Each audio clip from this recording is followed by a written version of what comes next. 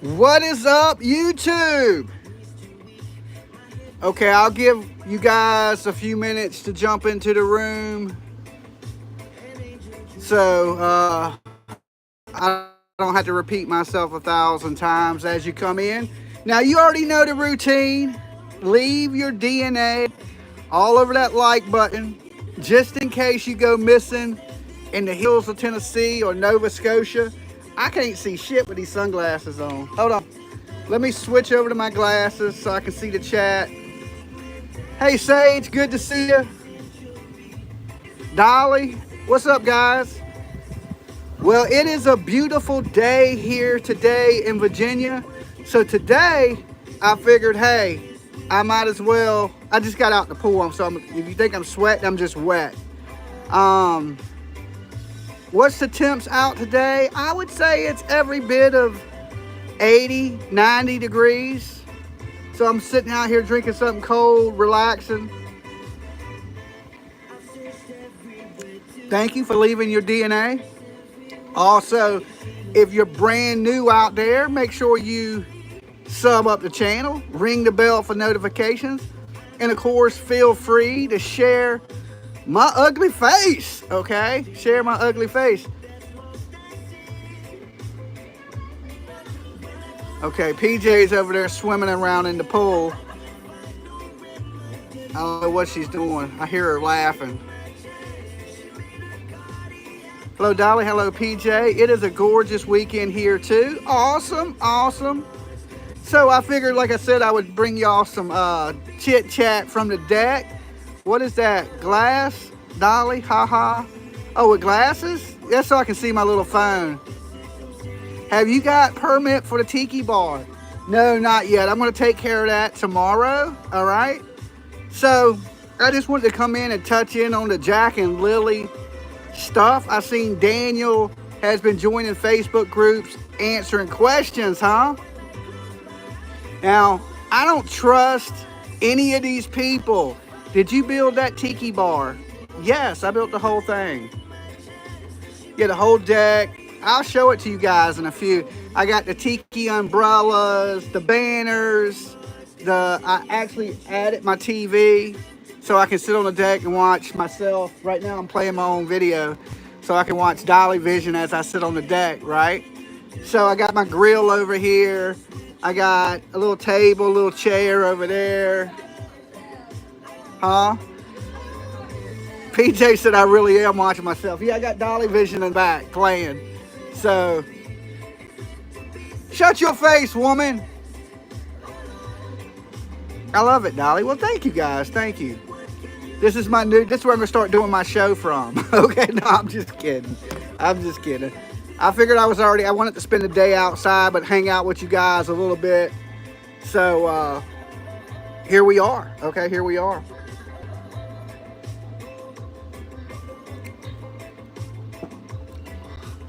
So, you know, we're going on 2 months. These kids are still missing. Not a sign, not a sight. You did an awesome job. Well, thank you guys. Thank you. I just got a notification. In Canada, racism is a thing against Indigenous people.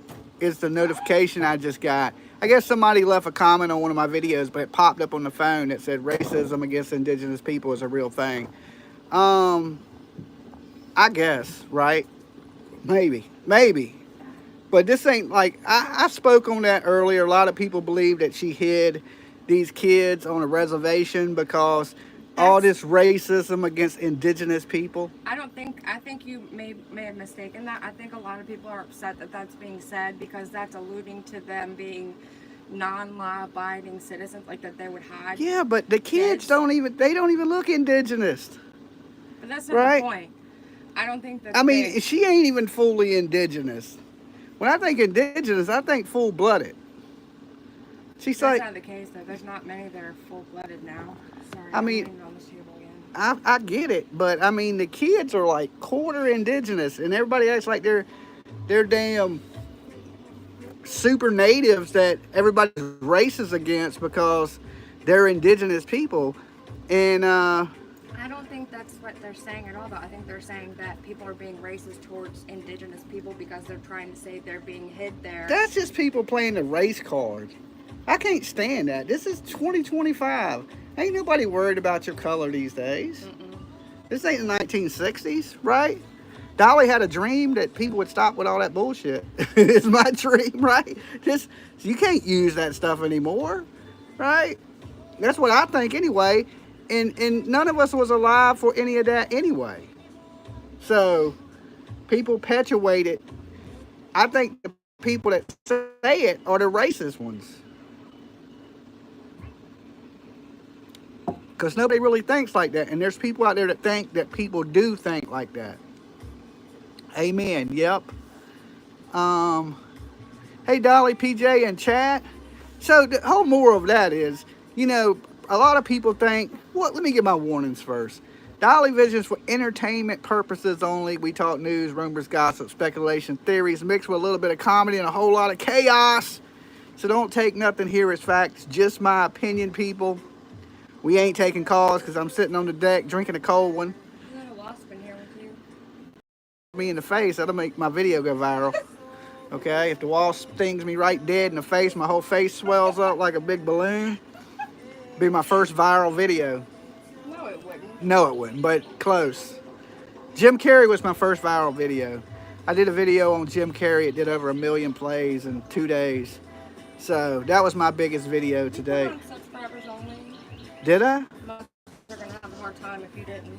No, I didn't put it on anything. Can't do it. I can't. I would interrupt them. Oh.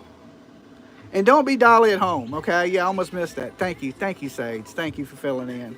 But you know, trigger warning for all you sensitive people out there.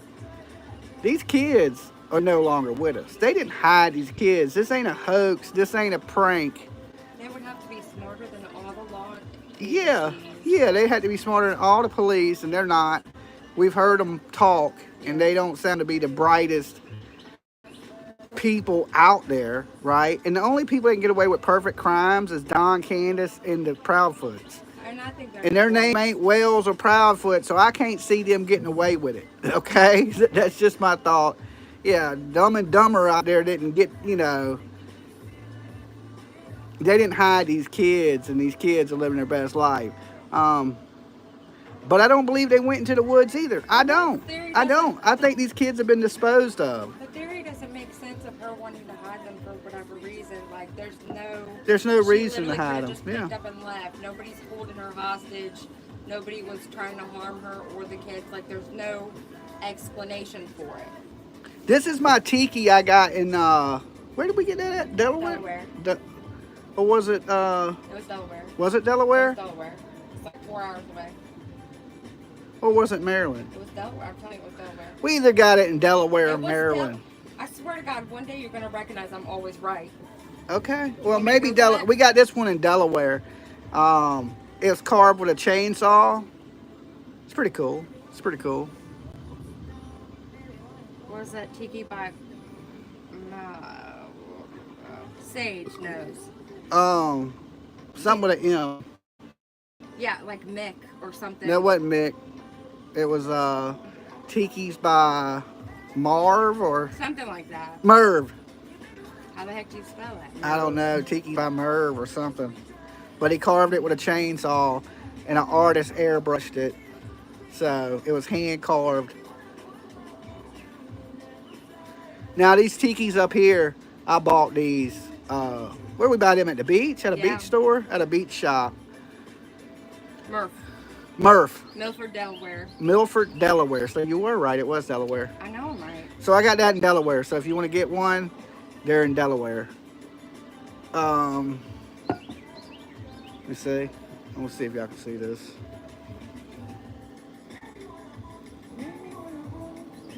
That's his website? Yes. Okay, Tiki's by Murph. So it was a cool little roadside attraction. No, and the only reason that I know that is because I was talking to the chat live while we got there, and I was like, where even are we? Hello, does anyone know where we are? And then I had to put the locator on. Yeah, well, we were riding to Boston for the Karen Reed trial. This is off topic, but we're going to be a little bit all over the place today. We were riding to go see Karen Reed, and we were just talking about tikis, right? We're like, we need some tikis. I want to build this tiki bar, and, because I was building onto the deck and stuff like that. And we just happened to pass this roadside attraction that was like, All these tikis out yeah, it was like 1 million tikis. And they had some really big ones. They were expensive. That was a whole ass tree in the front. Yeah, they had big trees carved in the tiki, big tiki bars. And then when I seen the tiki bar out there, then that's when I really wanted to build a tiki bar. And I was going to buy one, but it was really expensive. And PJ was like, you done built the whole deck. Why don't you just build the tiki bar? And I was like, I don't know if I'll get around to it. Or usually when I start stuff, I don't finish it. And but I got it done. I have to say, I got it done. It's still not completely finished. I haven't put the shelves in it yet to hold the liquor bottles, right? Or like, my fridge. It's just the basics right now. So I did get all the straw stuff hanging from the top. I did that, last night? Yeah. So, and we've added to it. I got my little grilling area over here. I don't know if y'all can see. Got my grill, my little layout chair. We're underneath the little canopy now. It's pretty cool. I broke my floaty. Huh? I broke my floaty. You broke the float. My butt's too big. Oh. And it fell through the hole, and then I just ripped it the rest of the way. But I wanted one where I could lay out completely anyway. Okay, so back on track. I get squirreled quick, right? The kids, not with us. They're not hiding the kids. I believe the kids were put into a vehicle, but I don't think they were put into a vehicle healthy, right? Nobody's seen these kids since then. And I believe that, Malaya and Daniel have given inconsistent statements since the very beginning of this. The only statement that Malaya gave was very scripted. Like, you could tell. He mirrored everything she said. Yeah, I know. They said the exact same things. And then once they separated, they started giving opposite. Like, he was the one that was awake and she was the one that was asleep. Versus her saying that she was awake and he was asleep. I guarantee you, if you put this camera on you and you told everybody what we've done today, It was and then the same. no, and then I went somewhere else and didn't hear it, and I told people how the day started, You're going to tell it from your perception. It's not going to be the same. it's not going to be the same. Exactly. But it's going to be the same. Like, we went swimming. Yeah. The basics, but yeah, but it's not going to be like, at 11 a.m. we woke up and went swimming at 2. And yeah, then we... exactly. Or, it's just like that. If we were to describe our pets, we wouldn't describe them exactly the same. We would describe in a different order, and you wouldn't mention the cat. I just think that they had time to discuss it. Like, I don't know if them kids made it home that Thursday night. They definitely did, because either Malaya's mother or his mother or Belinda, who I'm not even really sure, she hadn't seen the kids in a year or two, so I'm not really sure how.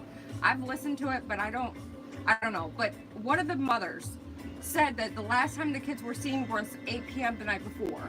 When you listen, I'm sorry, I'm shaking the table. When you listen to the dispatch, they say the kids were last seen at 8 in the morning. Right, but they're calling at 10.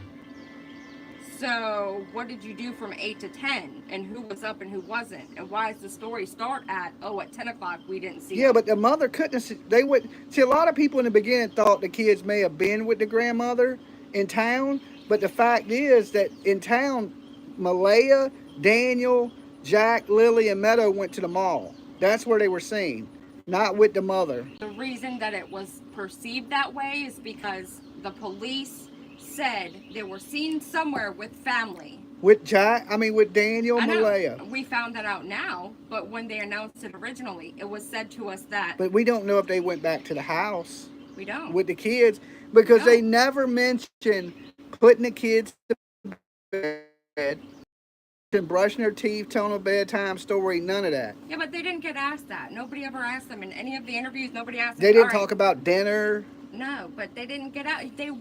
They're not looking at it as if they were missing that night. They're looking at telling the story, like you said, scripted, A, B, C, D. This is what happened. We woke up, they were gone, period. Yeah, so they had from Thursday night, something happened to them kids Thursday night, and by Friday morning they had got rid of them. And when he got asked if he had a party, he said no. And then the lady was like, did you have any kind of gathering? And he said, no, not that day. And he has like a smirk on his face. And I was like, does that mean like... Yeah, he even smiled when he said he passed a lie detector test. Like he was proud of himself. I think that was a weird... He might be on the spectrum or something, because the way that he answered questions was strange. When he was asked about emotional stuff, he said the chemicals in his brain were like something strange. Like you or I wouldn't respond that way. Like, how do you feel about this? You'd be like, I'm sad, I'm angry. You wouldn't say the chemicals of my brain were processing massive chemicals. So like the way he was responding, he was kind of like, you have to take that into consideration. Can y'all hear her pretty good, guys? I'm yelling, I feel like. Didn't ever see the car. PJ, that stuck out to me also. So I take it, yeah, they can hear you. Yes. Okay, good. What? Oh, geez. Yes, yes, yes. He said chemicals in the brain. Weird. I don't know. The whole thing to me is weird. And then he described the lie detector process, like the testing. Like, I've never heard anyone actually describe the process of taking a lie detector test. He's like, I sat on the pads that measure your... Like, he described every aspect to everything in that. What was weird to me is he said the first question was, did you kill Jack and Lily? Usually they get a baseline. Yes. They ask you your name, where was you born, so they know what's truthful. And then they make you answer, like, for me, when they did it to me, they were like, all right, is the wall white? Yes. Is the floor brown? Yes. What's your name? Ivana. How old are you? And then they say, it's the sky purple. Like something outlandish that you, and then they tell you to say yes to it, so that they can tell what the baseline is of all the answers prior that were truthful, and then they give you the one that's a lie that they want you to lie about to measure the difference in your heart rate. Yes. Yeah. And it is like he said, there's a cuff, there's a finger, there's something underneath your butt, there's something by your feet, there's like 15 different components to it. And it was kind of cool how he described it, but I think that's just how his brain works. He's like more into like the mechanical aspect of how things work, even like the human body. But still, there's stuff that he said that's not... We only got 334 likes. I can see the likes on my phone, right? So that means you guys hit that, take a second, hit that like button for us, right? I think I got a sunburn. I could have just not come and hung out with y'all, right? Then you'd be enjoy my day. Listening to me, yeah. I'm going to be doing some grilling here in a little bit. I'm cooking some chicken up, all right? This is Cooking with Dolly. This is True Crime with Dolly.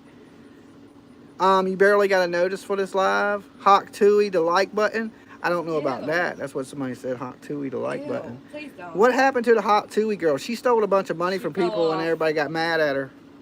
She's disgusting. Everybody got a grift these days, even the Hawk Tui girl. That reminds me, like, is there anybody actually going door to door putting flyers up or activating for these children? And why are we doing money collections? Do we know? Because I'm curious.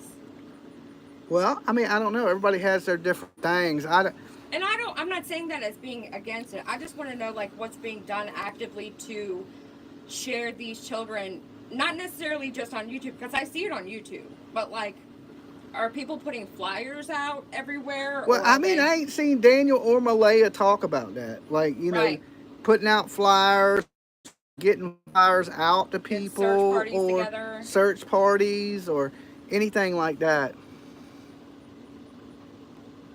I'd like to see Nobody saw the kids being put into a car. Yeah, I know, because everybody there knows what happened. I believe Daniel's mom, Jamie, ain't that it? Jamie, her name? I don't think so. Jenny. It ain't Jenny, it's Jamie. I thought it was Jeannie the way it was spelled. I thought it was Janine or something like that. But I believe Daniel's mom knows, he knows, Malaya knows. And if anybody talks, somebody's going to prison, so they're not saying nothing. Hey, little Texas tornado. Janie got a gun. Oh, okay. Janie. Hello, Dolly. Hello, Cindy. Good to see you. This is just not going to play a playlist no matter what I do. Do you want me to restart it? Or? I guess. Okay. Yeah, I think everybody on that property knows what happened to these kids. And, you know, the other people, they just need attention. Like, a lot of people are going on world tour right now. And, like Motley Crue. They just need attention, right? They ain't got nobody to talk to in Nova Scotia. They're in the middle of nowhere. So they're like, let me get on YouTube and just talk. Well, that's why. But I don't believe any of it. I believe the people that are talking, they're going off hearsay, and it really don't matter what they say. Listen, I have to say this before I go in and get a drink. Grab me one while you're in there. Okay. We've seen these types of cases a billion times. Casey Anthony, Katie, Chris Proudfoot recently, Summer, her parents. It's almost like the same scenario the entire time. The dad will come up on YouTube and push some type of storyline he wants the internet to repeat. The mom will sit on the side not doing nothing. And it's like, we're expecting new results somehow when this is literally what we've seen over and over and over and over. There's anytime that somebody comes up within the actual family to talk, it's for a reason. Yeah, they're pushing a narrative. Right. Bingo. Yeah.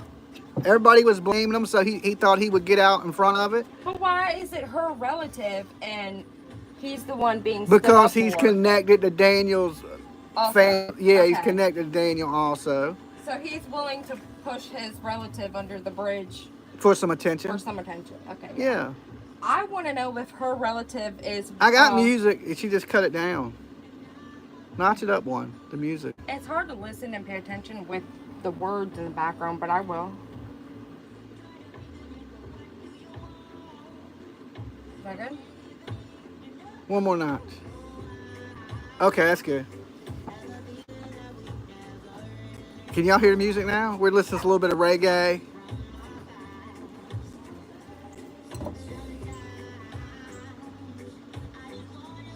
So, you know, the whole Durwood thing, he's getting all his information from Daniel and Daniel's mom, which me are suspects. So why are you going to believe anything that people that are suspects have to say? And then, of course, Malea's mom and her friends are pushing the narrative that Daniel did it. They're both pointing the fingers at each other. I seen something about Virginia Beach.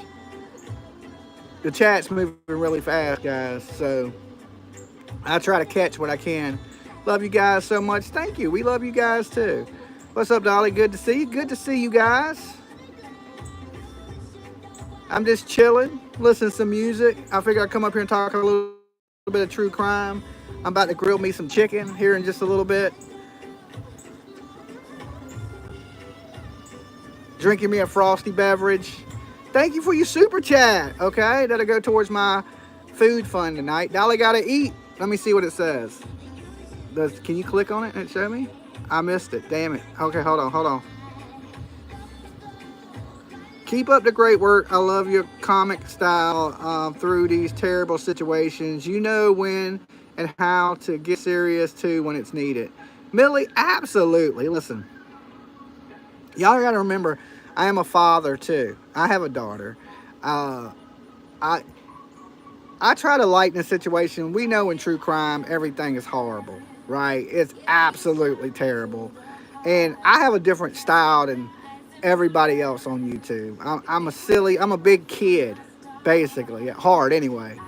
And when I need to be serious and grinding in the woods, looking and sleuthing and doing all them things, I do it to the best, right? I think I'm good at what I do, and I like to joke around and have a good time too, entertain a little bit along with it, right? It can't be all doom and gloom. I mean, it can, but then you'd be Duty Ron. You know, it's one of these really like boring ass channels, and I don't want to do that. I don't want to do that to you guys. PJ's the bartender today.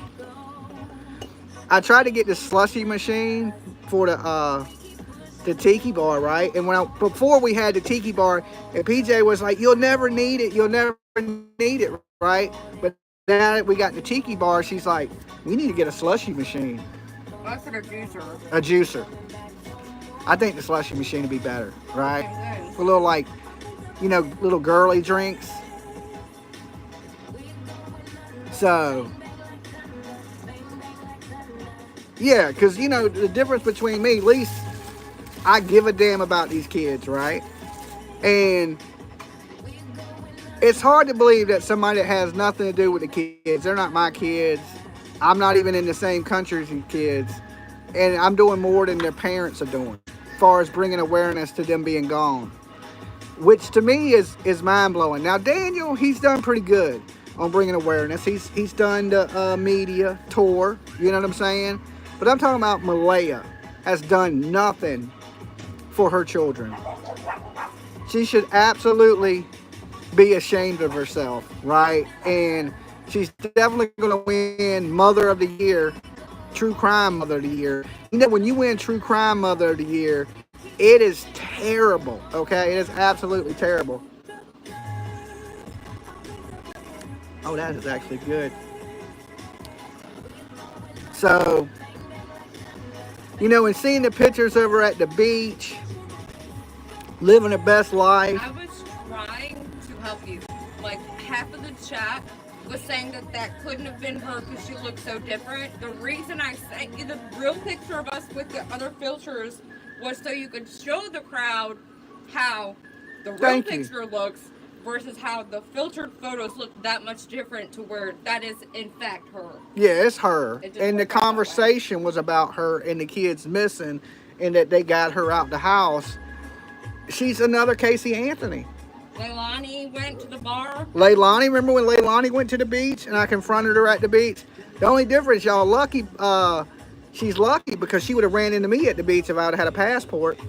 I'd have done tracked her down and been like, where's the baby? You guys know I would. Same way I did Leilani when she ran to Tybee Island. And when me and PJ was in Georgia, we stayed in Tybee Island. It was nice, wasn't it? Mm-hmm. It was really nice. It's a really nice place. So if y'all ever get a chance and you in Georgia, go visit Tybee Island. It is beautiful. When we were down there, it was dead. It was off season. Off season, nobody was there, which I made me like it better. Yeah. Because it was quiet. It was like the beaches were empty. We were out walking around. We went to Stingrays where Leilani was at. And it's, you know, it's the same place where I ended up on Court TV. They showed that clip on Court TV of me running up on Leilani screaming, where's the baby? And, you know, you're a baby killer and all that. And I was about to knock that biker dude out. For getting in your bubble? For getting in my bubble, right? Because he reeked of liquor. Right now, I was just thinking, dude, I will hit this guy one time and he will just crumble like nothing. And everybody thought I was scared, right? All the haters thought I was scared. But what they didn't know, there's 2 police standing there. There's 2 police there the whole time. They never said anything to us, the police. They just watched. That's the last thing you needed to do was have an altercation where you're gonna hurt somebody I else. wasn't, but I didn't want to have to hit him. I know, that's why you were telling him to get away from you. Yeah, I didn't want to have to hit him. You know what I'm saying? Because I thought he was going to come up and try to do something. Now I'm going to end up beating this old man pretty bad. You know what I'm saying? That was my thought in my head. That's why I was screaming at him to back up. Because it's only a certain point. I ain't going to let you get in range to hit me before I fire off a shot. You've got that button of activation. Yeah, and I just felt like he would cross the line. But he knew not to cross it, right? He backed up. Yeah, he stopped the advancing on me. And you go from 0 to crazy real fast. I know, I do. I can't help it. I mean, you at least gave the warning.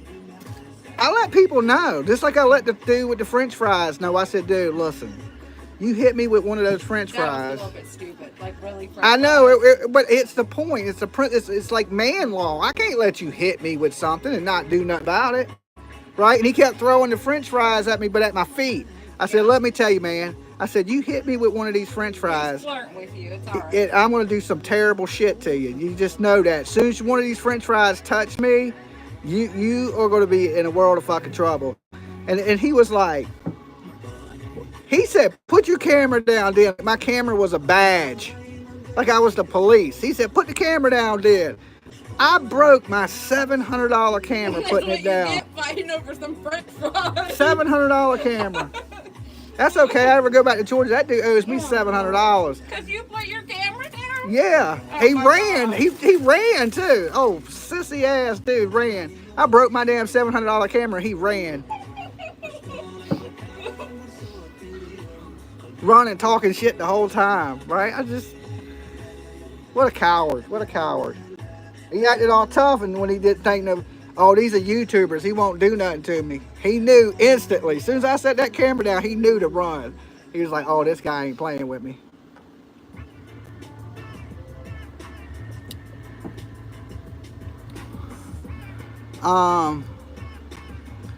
Yeah, I gotta stop dealing with baby killers. Maybe that's what it is. But you know, if I would have had a passport, I would have tracked down damn Malaya and been like, where's our baby? Went all crazy on the beach and made a scene. Candace didn't act like that when we met Candace. But I want to know where the baby is still.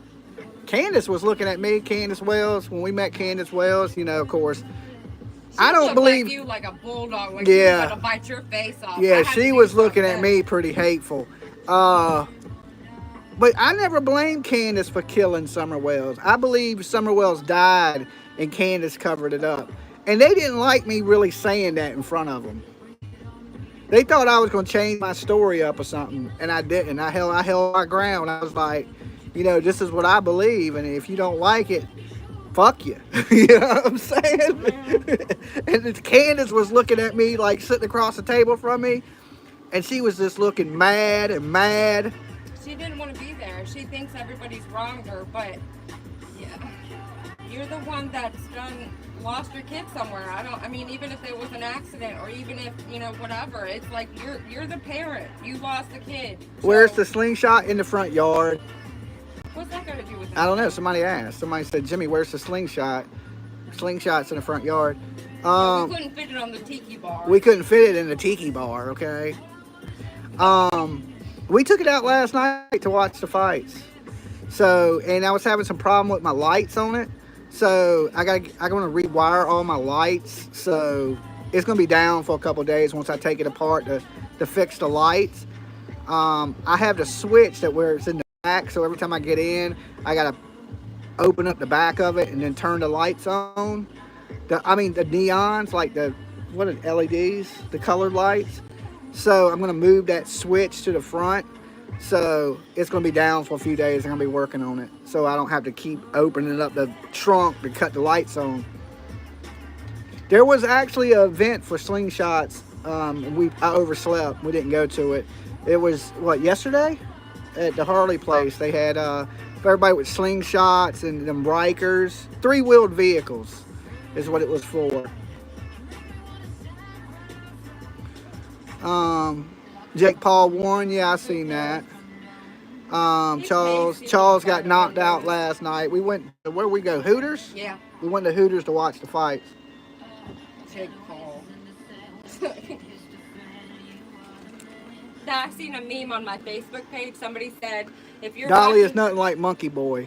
Definitely not like Monkey Boy. That dude ain't even a real person. His hair ain't real. His face ain't real. PJ's looking at me like, shh, I didn't bring it up.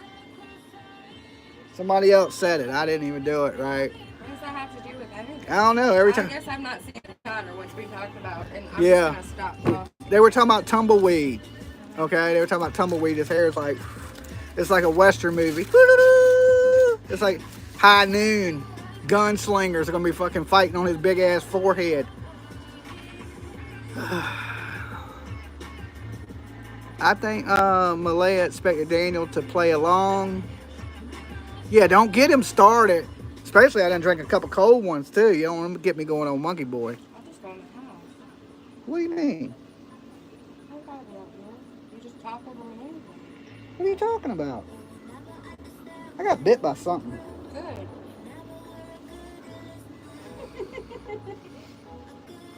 I would love to meet you, Dolly. Your voice is yummy. My voice is yummy. Who was the culprit that said that, right?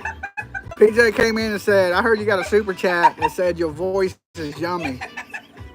It's like somebody out there likes rednecks, okay? Rednecks are in. It's a new thing, okay? Get me beat up for something I didn't even say.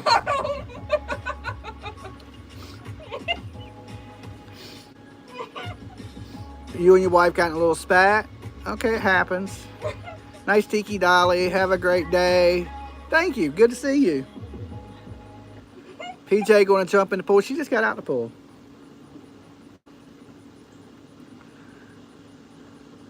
And I did get my lights hung last night. I don't know if y'all can see them. You can't. But I got all my string lights hung up last night. So we're going to put some colored lights out here too. We just ain't got them yet. There's rednecks here in New York. Awesome. We're everywhere. We're everywhere. Tiki Bar looks great. Watching from Arizona. I wish Nancy would cover Lily and Jack. I do too. You know, I wish anybody big would cover them.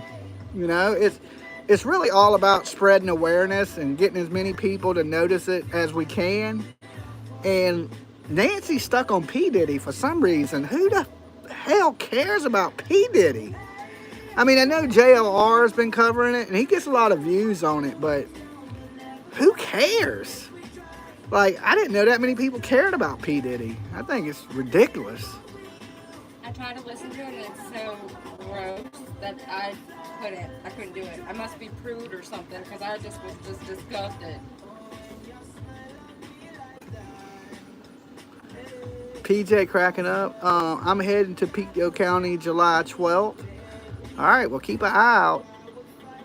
I'm still waiting on my real ID to get here. And then probably Monday, I'm going to go try to get a passport. Me and PJ have been planning our trips. Well, talking about it anyway. So we're doing... We haven't made up our mind if we're going to do CrimeCon yet. If they put Karen Reed on that list, I'm not. Me and PJ are definitely going to be in Idaho. I'm definitely going to be in Florida. I think Florida's too hot for PJ, she said. So, I'm going to be in Florida. I mean, if it was March, I'd go. And we may skip CrimeCon this year. It all depends. We looked at everybody that's there, and it's the same people. They wouldn't let you have a booth, but they've got the exact same people that hardly had any following. Like, I literally compared the page where it shows you everybody to like the buttons and the stickers that I got last year, and it was literally the exact same set of people. Yeah, it's almost the same people as last year, and they did Dolly dirty. Said I was too controversial. And then there's rumors that Karen Reed's going to be there, and I'm not supporting that. There's rumors, but she hasn't been announced. I said rumors. And here's the thing: what's more controversial than Karen Reed? I know. And Nancy Grace is like their head person, and Nancy's controversial. Look at all the stuff she said about Casey Anthony, Top Mom. I don't know that she's even coming this year. I know, but what I'm saying as far as controversy, right? And all them other people that are there. I know. You know, like even Annie Elise and the Sophie Long shit. Yeah. You know, and I'm no more controversial than that. Mm-mm. So, I mean, I got arrested one time. And then it was dropped. So, ain't you innocent to proving guilty? And I wasn't proven guilty, right? But I'm the controversial one because I fight for missing kids. I'll go to jail over some missing kids. Makes sense. And then when I wrote back trying to get an explanation of any kind, they just basically said we have the right to do what we want, and that was it. So, I mean, there's not even really a way to get an actual explanation. And it ain't like I'm some little tiny true crime guy. Them channels they have up there are teeny tiny podcasts. I know. They don't even have YouTube channels, a lot of those. I do way more views than a lot of them people do. I don't get it. Like, did I piss somebody off that's in their crew, or I don't know. You can't be real. If I was a suck ass, I would have a booth at CrimeCon. And I don't want to suck up to people. I want to be real with people. You don't get appreciated when you're real in this world. That's what we got in the society is some poor snowflake can't. I say know. nothing or Everything's you so hurt their feelings. PC, and everybody they get butt hurt all easy, and nobody wants the truth. I'd rather somebody tell me something than pretend like it's not happening or like pretend they don't see me doing. Like I'd rather be better every day that I wake up. Like if I'm doing something, I'd rather somebody tell me than be worried. It about ain't what that I'm they're doing. jealous. It's just that No. they have a different, like they're goody people. Yes. That's exactly Right? what it is. Everybody in true crime got money, and they don't want my broke ass there. Shut up. I swear that's what it is. They just bougie ass rich people. No, I don't agree. Look at the prices of everything. Oh, I know. It's overpriced. Look That's at the another prices of reason. everything, and look at the people they're rich people. Yeah, that's true. Do these rich people want to hang out with my broke ass? No, I guess not. You know what I'm saying? They But don't. you damn sure had a crowd surrounding you the whole time last year, so why I wouldn't know you? they don't. The viewers do. It's just the people putting it together are bougie. The people are not bougie. Well, It's that's why they didn't believe that we got what we got. where's the broke YouTubers? We need to make our own shit. Where's the little dogs?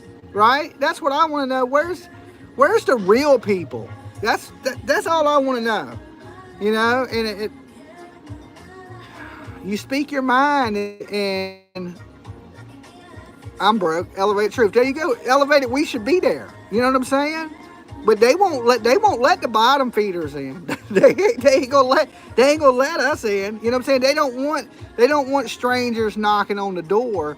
They don't want the evolution of what's coming, right? Like, yeah, y'all bigger than me now, right? But Dolly's growing. I'm growing. And one day, you know, hey, I'm gonna be right there with you. And I'm already doing the numbers. I'm doing more numbers than they do, clearly, right? And still no respect. I'm like the Rodney Dangerfield of true crime. No respect, right? But I don't do it for that, but I like to be included. It hurts my feelings. The little bit of feelings I do got. I'm like, damn, I'm not accepted by my equals. We all love true crime, right? How come I can't take part? You don't have feelings. Because I'm in the three-piece suit and fucking, I say the F-bomb and start your own crime con, Dolly con. PJ said the same thing. She said, let's just rent the event hall, start inviting everybody. And that's great, but then I'm including myself, right? I like to feel appreciated. You know what I'm saying? Like, hey man, you did a good job. Thank you for what you do, right? No, I don't get that appreciation. All these fake ass people get to be a part of it, and real people don't. It sucks, right? It totally sucks. It's like I'm not accepted by my peers. Dolly, you're handsome, and look, and I got a yummy voice, okay?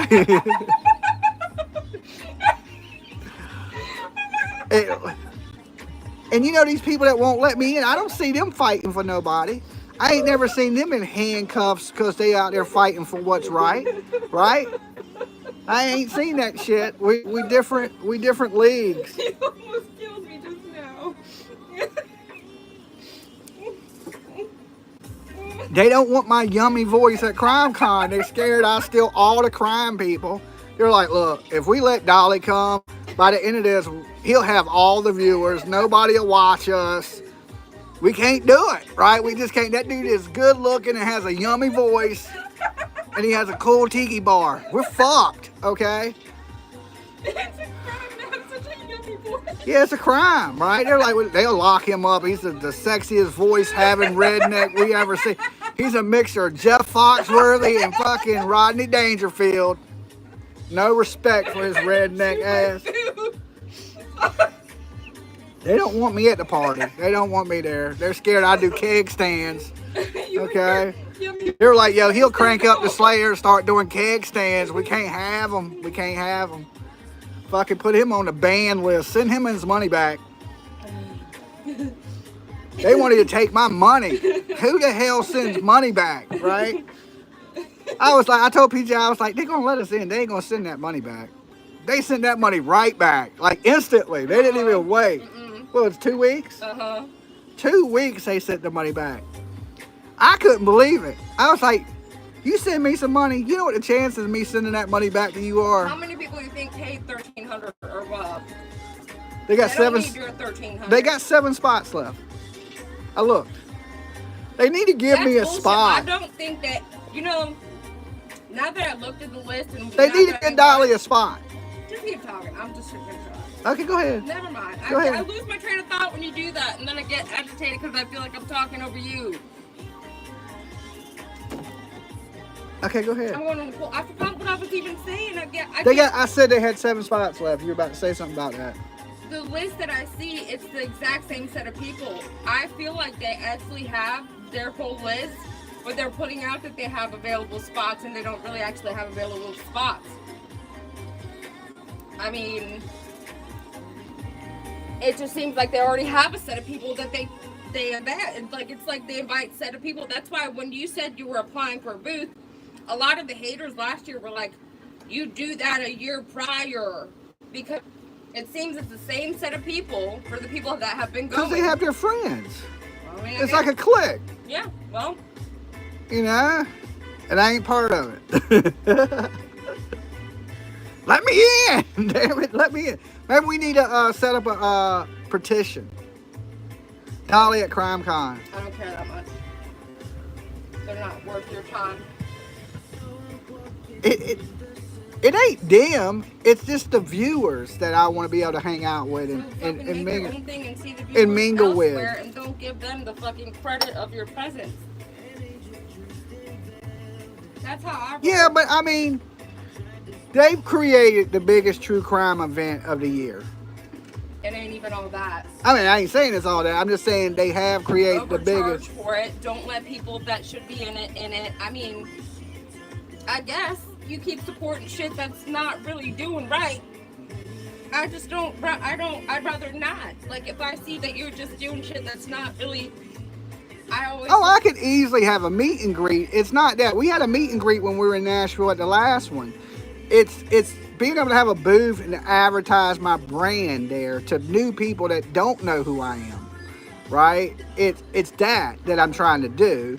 It's the advertising of new viewers, you know, new people that may not know who Dolly is. They learn who Dolly is at CrimeCon. And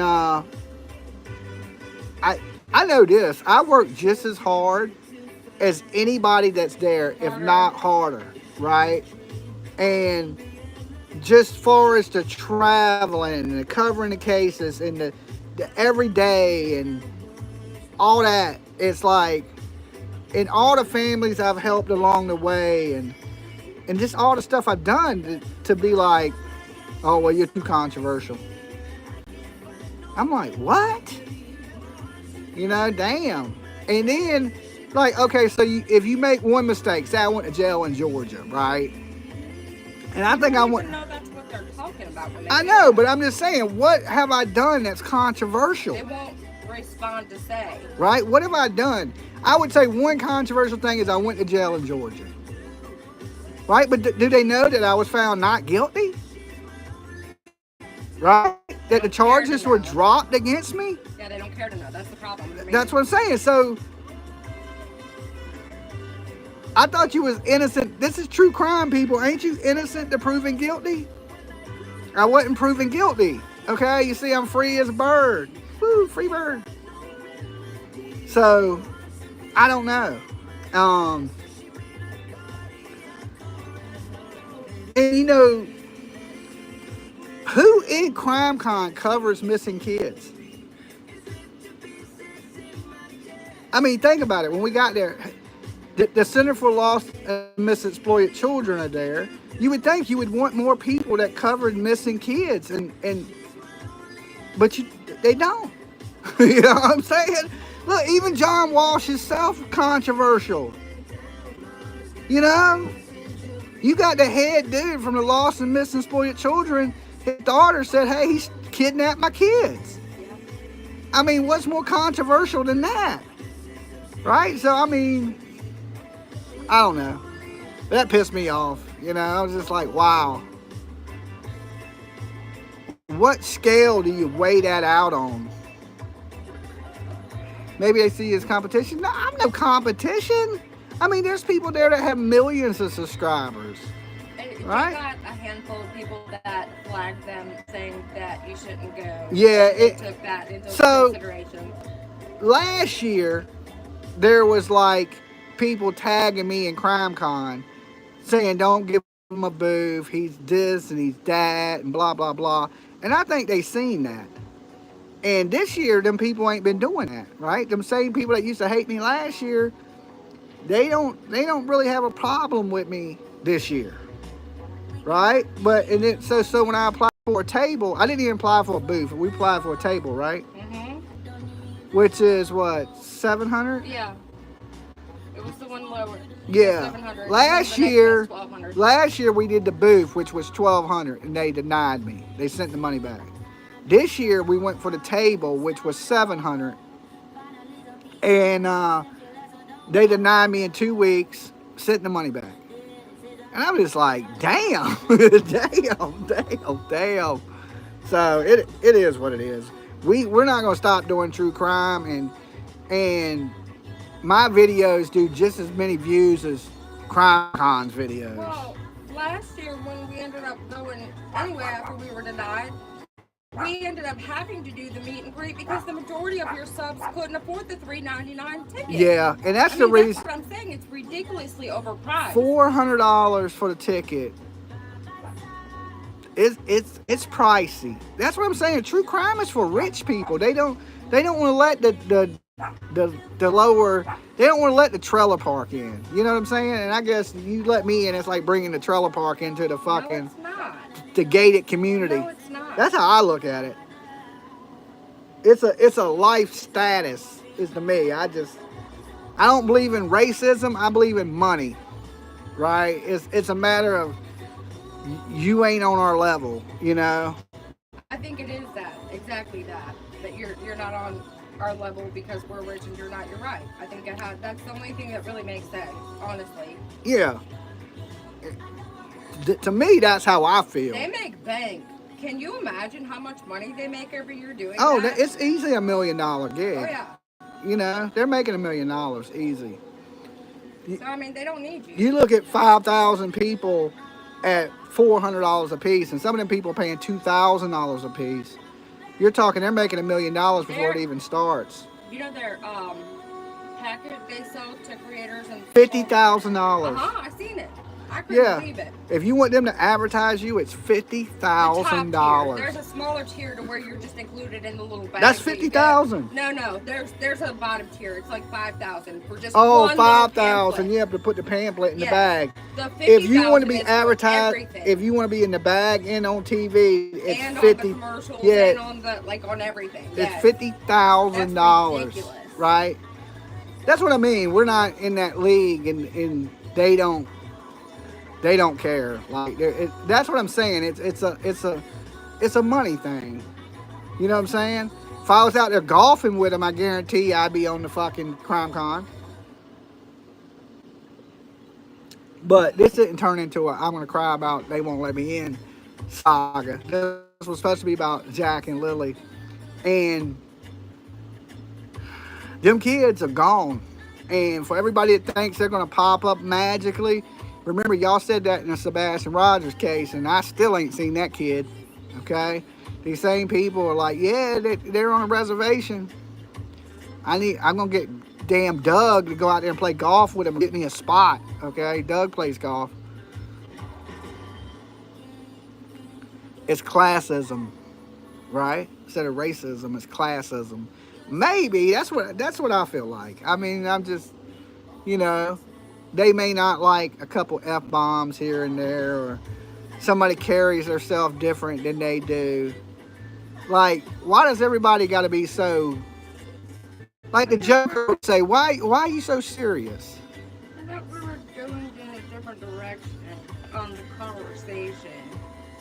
I know, but somebody said it in the chat. And I'm just saying, you know, even in the Batman movie, like, why so serious? It's just frustrating. That describes Dolly. You know, like, why do you got to be so serious all the time? Because there's not really a way to go around it. Like, you can't call them up and be like, hey, yo, what's the deal? Like, why? The hell if I can't. That? Like, I well, see. I mean, go ahead and do it. I couldn't do it. I tried. I see you outside. Catch me outside, fool. Wait till I see one of y'all, okay? Wait till I see one of y'all in public. I'll be like, hey, you know who I am? All right. Thank you, guys. Thank you. So the kids are gone. Hey, will you grab me a drink out the fridge?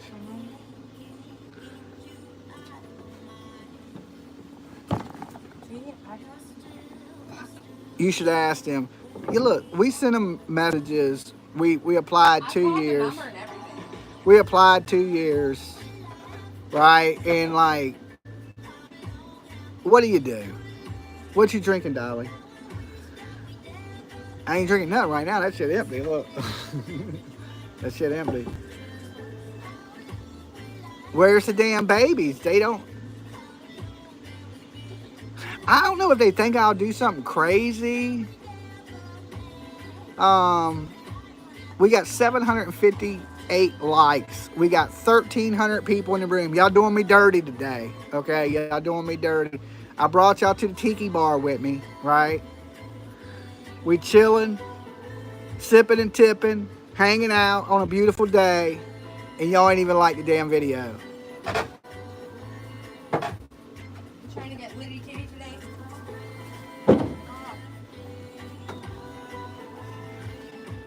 So I'm trying to get Liddy Titty. They let me on damn Crime Con. No, I'm just kidding. I'm just kidding. What happened? Ooh, I didn't even know I had that. I know. That's how I brought it out. I figured you forgot. That's too strong. I'll be in there asleep. I drink that. You're gonna be asleep here in a second anyway. You done? When's the last time you had beers like this? I only drank 3.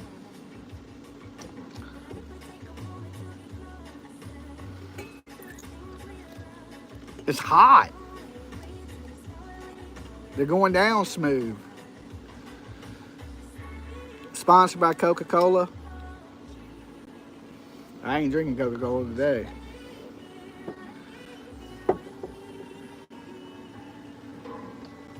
I'm gonna pour a full glare. Don't do that. I'm kidding. I'm kidding. Hey, I don't think you can get. You got to be drinking liquor to pull a glare, right? He'll be like, "Can't read," and be all hammered. Why does he hate women so much? Who, the glare? Yeah.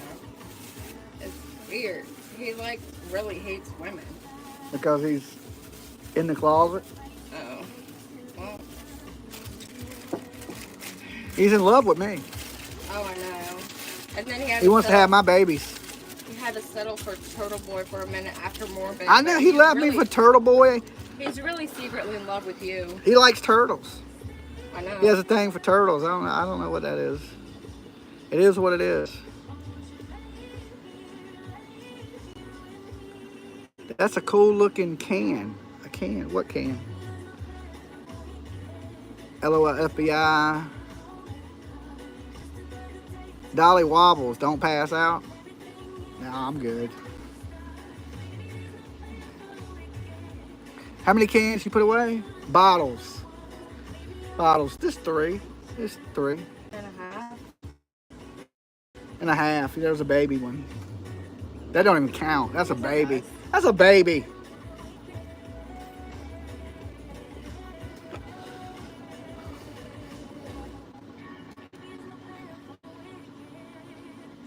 Dolly, pan the camera so I can see the deck and pool.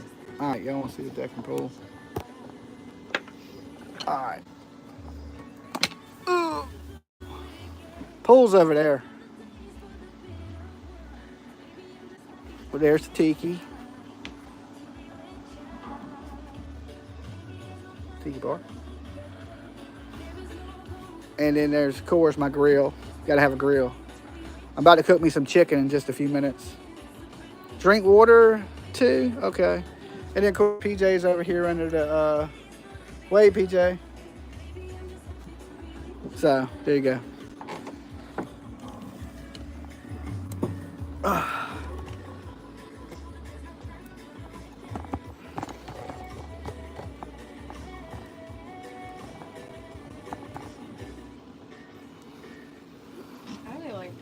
songs on this whole playlist. Sorry. Awesome, thanks. There you go. Grand tour. Good job. Yeah, we got a little chill area. Now, if it had AC, it's a hot day today. How much is there to cycle? How many acres you think my yard is? I seen it on Zillow when I was doing that tap horn. 3.2. It's big. My No, back. I think that's only this part, so it's not all of the. That don't count the lot I Right. own over there. I own another lot too. So I owned a lot that my house sits on, and I owned a lot that sits next to me, and I owned a lot that's over here. So my backyard is pretty damn huge.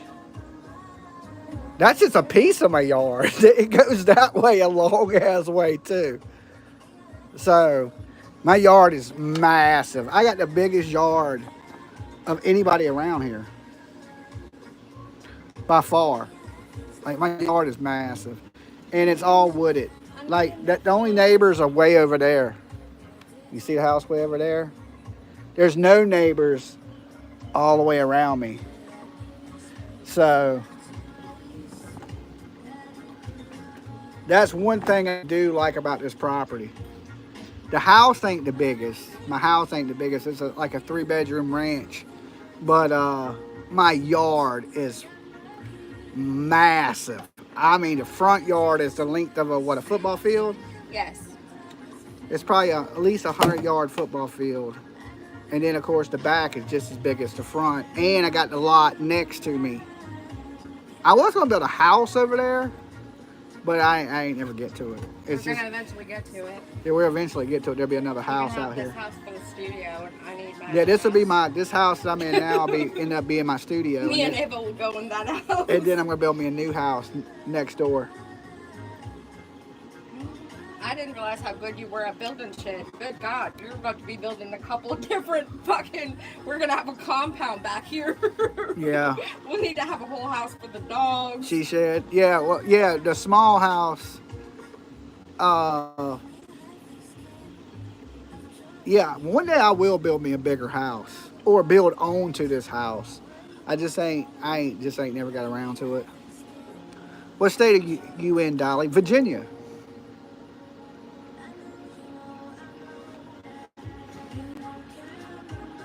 Have your own con. I do. It's called I'm a convict. No, I'm just kidding. We're going to have it at San Quentin. You don't even have a felony. You can't. I say know. you're I'm a playing. convict. I'm playing. That's why they probably won't let me into crime. You don't have a felony though. Like I at know. least fucking pick somebody that's got felonies. I know. I was kidding. I ain't a criminal. I ain't broke a law in what? 5 years? 3 years? The bullhorn was the last little petty thing, grabbing that bullhorn.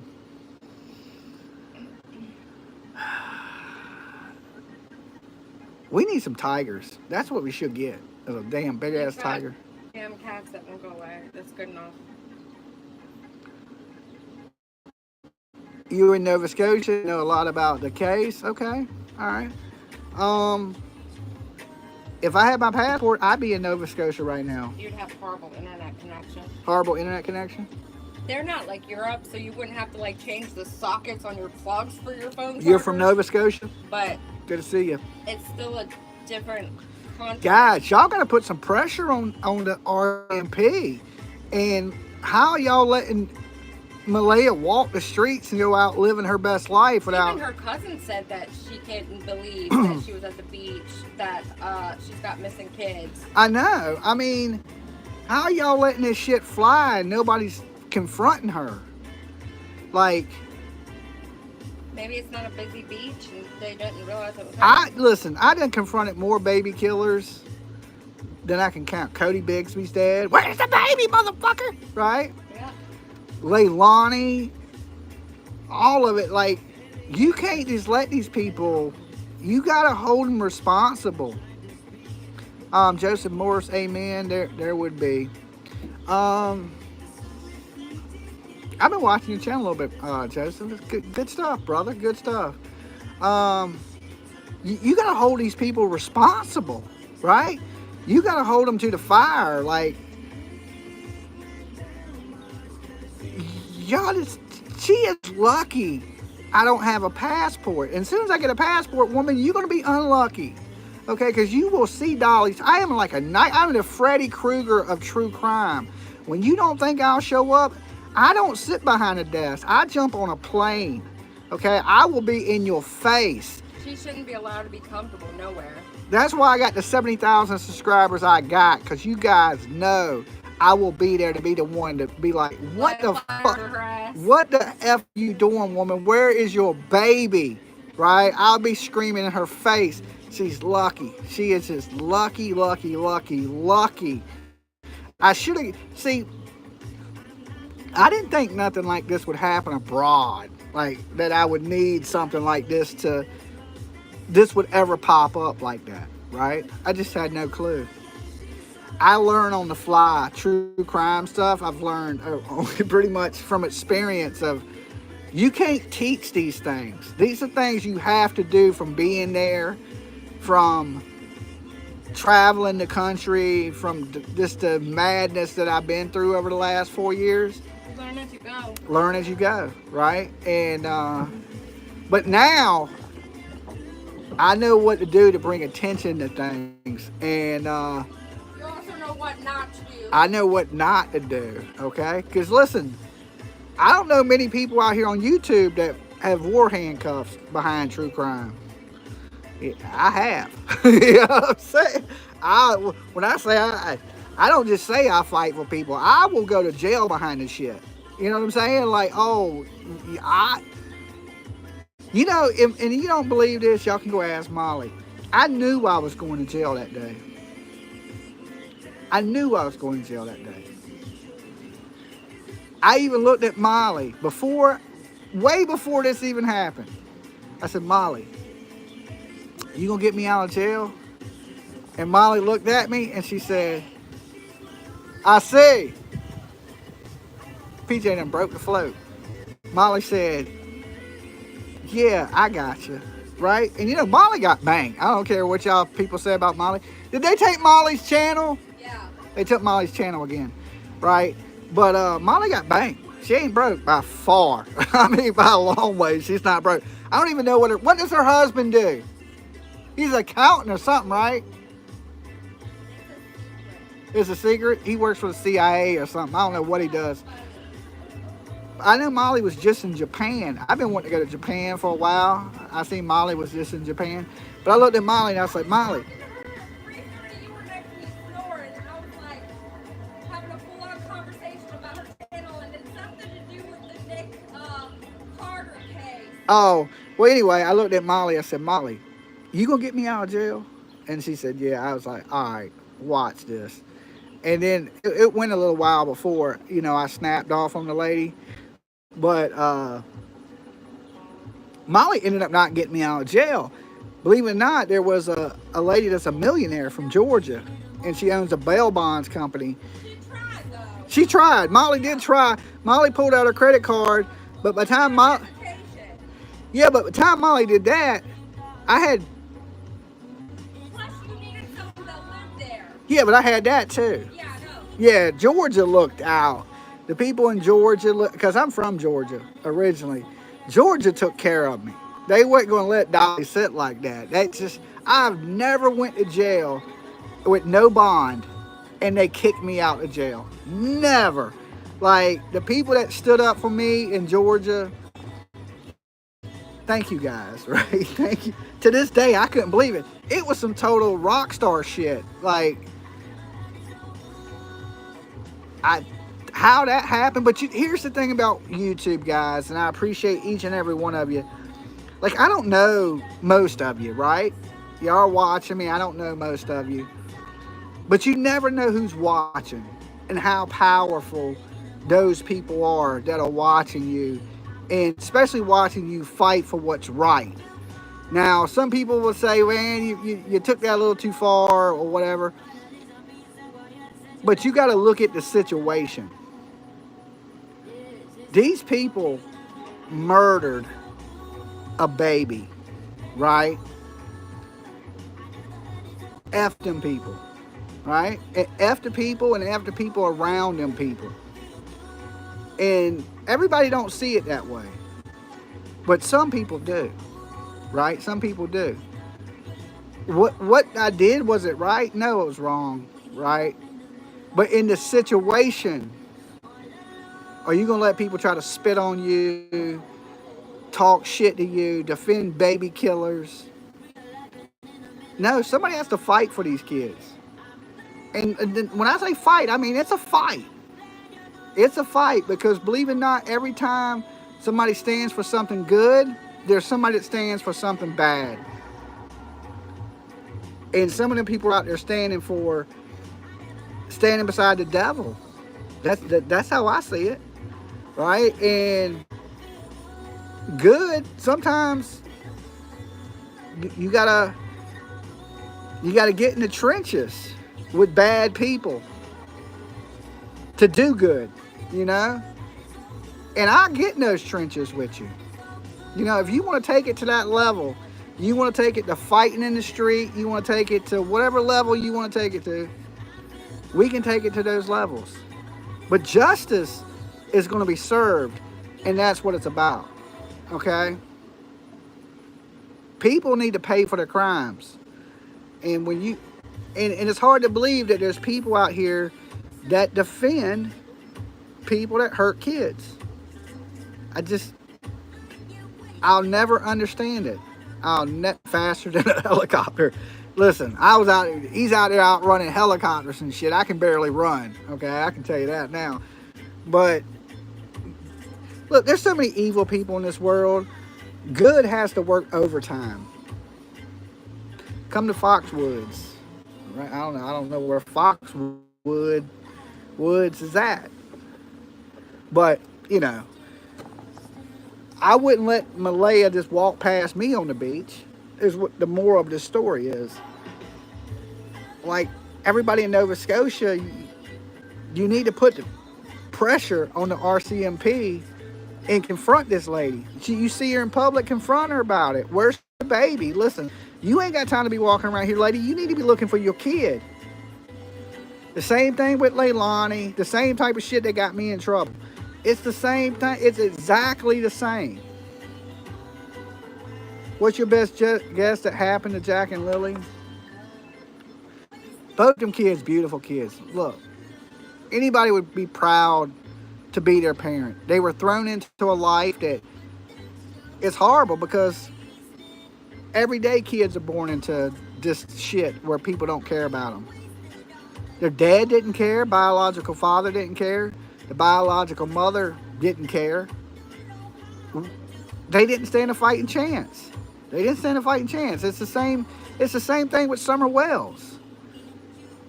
The bad thing about being born is you don't get to pick who you're born to, right? Like, I was born into a crazy ass family. You don't get to pick what family you get.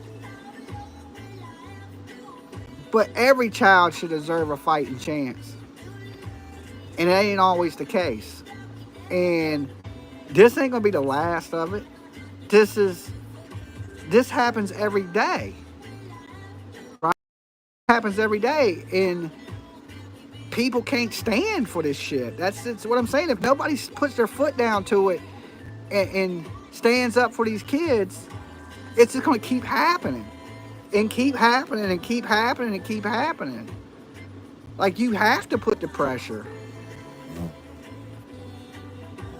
Dolly, did you go to church today? No, I got a wasp flying around my head, though. I'm about to get stung in the face as I'm talking to you guys. Evil is terrible. Like, and I honestly think it's drugs when people get to this level. Like, because at some point, Malaya wasn't always bad. You know, and we've seen her family and her friends, according to them, they've seen dramatic changes in the last 19 months.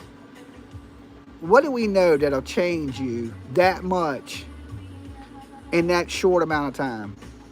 Drugs, right? Drugs will change you. I don't know if it's prescription medication or she's doing you know, whatever she's doing. Something's changed in her life dramatically, either through depression or anxiety or whatever, or not being able to cope as a young woman with 3 kids. Okay? Any parent out here will tell you, being a parent's not easy. It's not an easy gig. Like, it may have been easy for some people, but for the average person out here, being a parent is hard. It's responsibility. It's paying the bills. It's feeding your kid. It's the making sure they're on the bus stop, making sure they're dressed, making sure they're clean, making sure they're taken care. It's a lot, especially for young people that may or may not be ready for that. Even 1 kid. But you take 3 kids, I couldn't have done it. So when I see people, like I tell this, I seen a girl in Walmart. She was pushing a buggy full of 3 kids. The kids were climbing out the buggy. It was like they were overflowing, like screaming, tearing shit off the racks. And I looked at that girl and I felt so bad for her. She was a young mother. And I was like, God, I couldn't do it. You know, like, and some parents can take it. Listen, I ain't saying that it's too much for everybody. Like, it would have been too much for me, right? Just too much for me. I couldn't have handled something like that. And that's why I didn't have that many kids, right? Because I knew I couldn't handle that. It was hard enough handling 1 kid, most likely 3 kids, especially 3 kids. And let's just say 2 of those kids have special needs, like they're saying Jack and Lily did.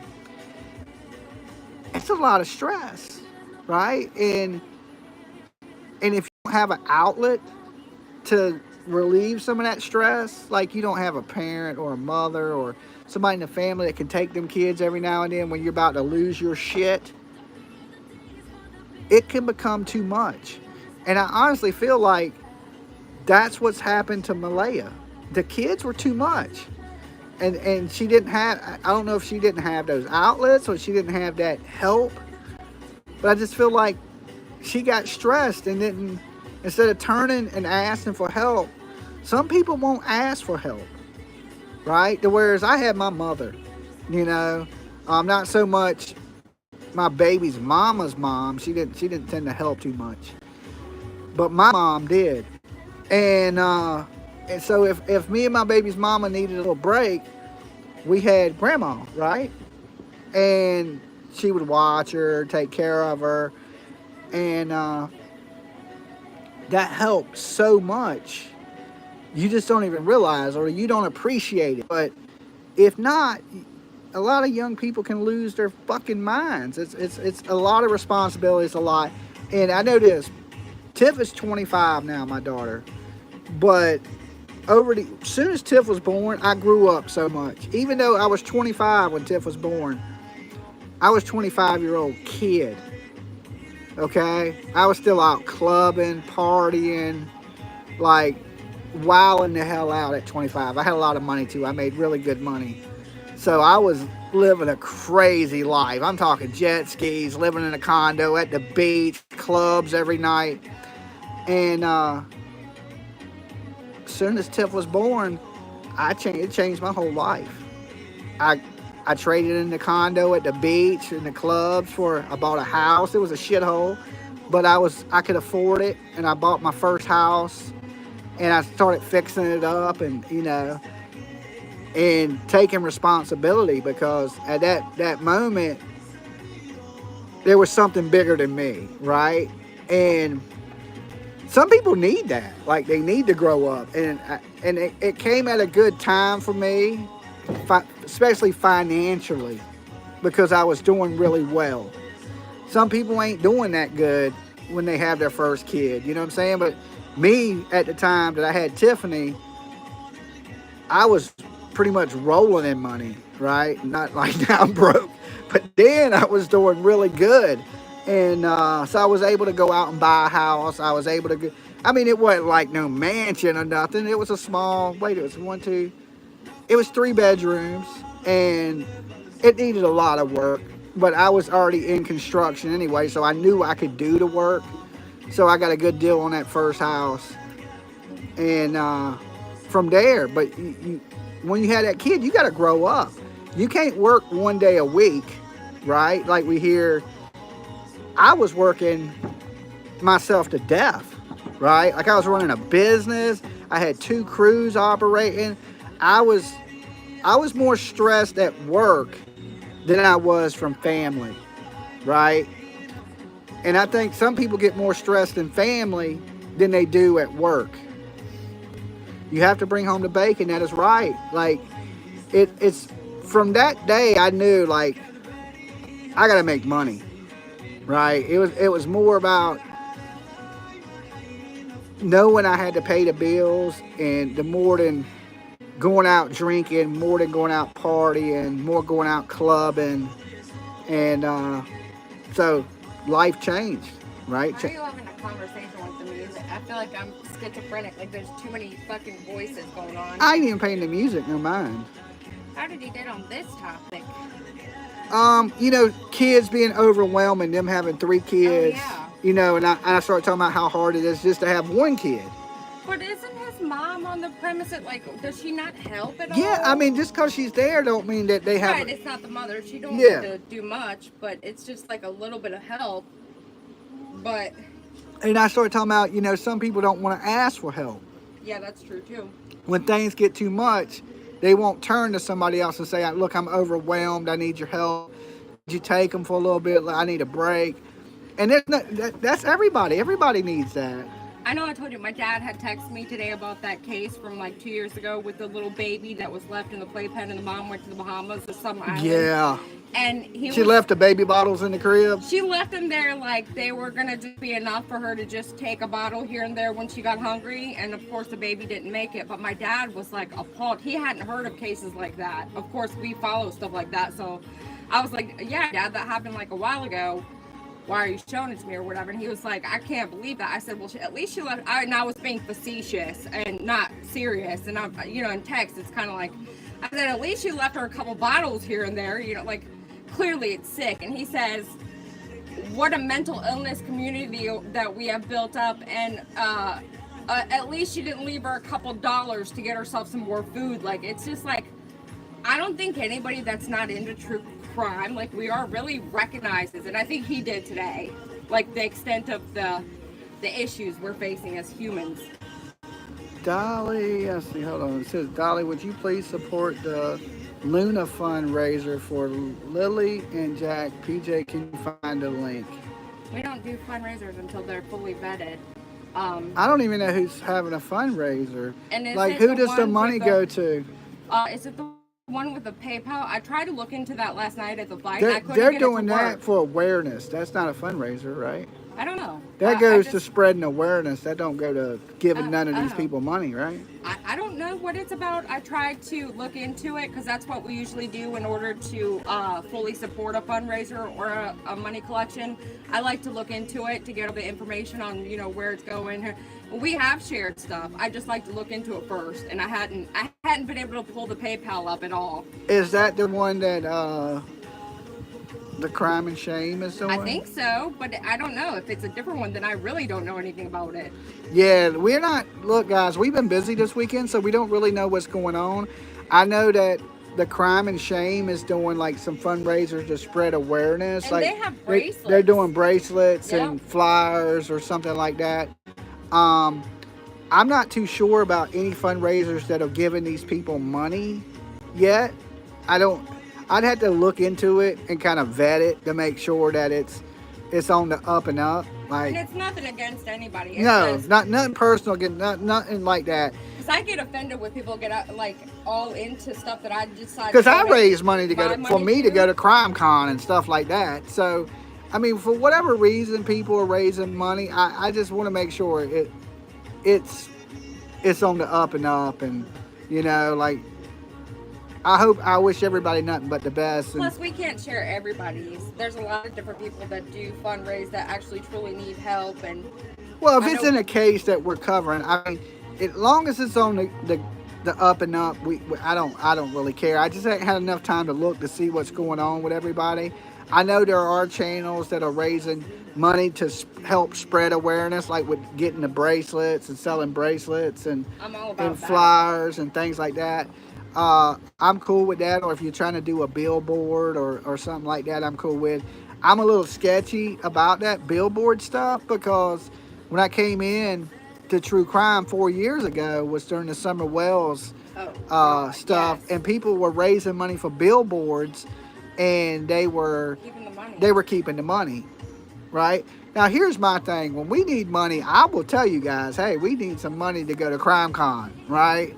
We're trying to get a booth, or we're trying to go there. We got to fly there, and I'll probably raise some money for CrimeCon if I do go, right? Because it's That's so only because when expensive. I go, I have to miss work and stuff, and then it's Yeah, expensive to like, but travel we'll for the tell you, two of hey, us. we need this money for this. We won't say we need money for something we're not raising money for.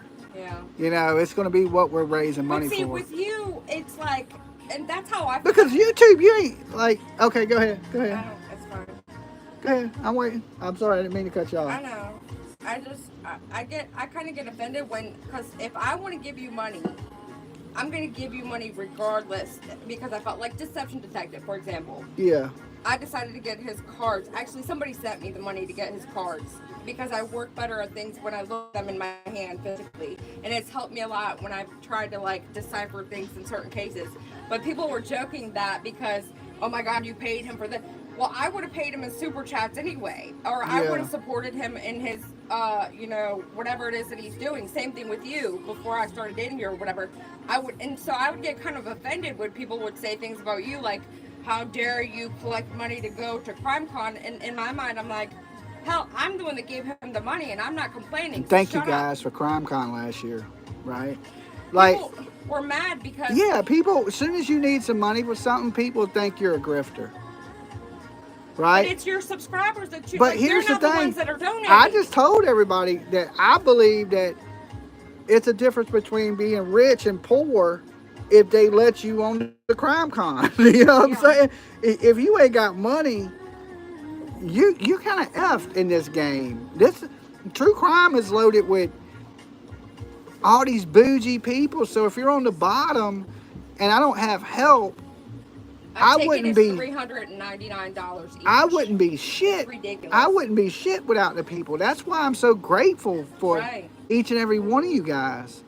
Right? So grateful. Like, changed my life grateful. Like, You have the best group of people following you. I mean, and they've started following over to me. I have my base set of people, but I've just seen such kind-hearted, just I think extremely generous people. if you're real with people and you're They just, get- yeah. it's the real, like real. get it. Look, I come from the hardcore metal era, right? Of hardcore music. And it's about honor, respect, dignity. And real recognizes real. And I truly believe that. Like, it ain't just music, it's a lifestyle. Right? And I grew up in that whole hardcore thing of family, friends, respect, honor, right? And if you have that, people will see it, and they'll help you. They'll know it's genuine. And like, if we've done so much that we wouldn't be able to do Oh, I know. if I've it been wasn't. so blessed to get to come with you. That was I literally cried when I came back and did my first That's what stream I'm after saying. CrimeCon. If it wasn't for the people, I would have never got to go to that, ever. right? So that's what I'm saying. We would have never been able to afford that. The Yeah. trip, the whole experience of it. We lived that because you guys helped us, right? Yeah. That is awesome, I've never been right? able And I just to tell go people I feel somewhere. blessed all the time. Like, if I need something, I'm going to tell people this is what we want to do. I need your help, and not one time have you guys let us down. Never. Whatever we've needed, whatever we needed to do, whatever we're doing, people have backed us 100%. But it's not like we're up here asking for a boob No. job or like. No, nothing crazy. And it's Even though I'm pretty sure people might even help with that, but that's just because people. why you want a boob job? It's the first thing that came to mind. I don't know. I'm just saying, no. But as far as true crime I know. and what we've done in true crime, people they've supported us 110%, and for that I feel totally It's blessed, and amazing. yeah, you know. But in that, like I tell people, I didn't choose true crime. True crime chose me. So, and you guys have backed me through this, and we're gonna keep pushing. That's just the way it is. So there's no need to come up here and take money and or something else when you can be honest and say, hey, look, we want to do this. We can't afford to do this, but with your help, we can make this happen and push forward. And my whole thing about that is, if you're doing the right things and you need a little bit of help, I support it 100%. If you're trying to buy a Ferrari, let people know, hey man, I'm trying to buy a Ferrari. I need $10 because I've been telling PJ I want to do this social experiment where there's this spot where homeless people stand, right? And I want to get out there and hold a sign that says I need parts for my Lamborghini. Something crazy that where I don't need money, but it's just a sign like a homeless person that I just want money. I just want it. I don't have a reason like the, I wanted to say something where it shows that I have more than you, and see if people give me money, like a social experiment. And like, you know, I need parts for my Ferrari, or I need money for my Lambo, or something crazy like that, to see people's responses to it, because people are weird. Like, they'll give people shit that don't need it, But that's but the because people that do need it, they won't help, it's all about how you carry yourself. right? It's hard to explain. Like if I walked up to you and said, hey man, I'm out of gas, loan me $5 to put it in my tank, I left my wallet, people are likely to give me $5. But if a homeless person walks up and says, hey man, I'm hungry, you got $5, people be like, I ain't got shit, I can't help you, right? It's weird. It's like I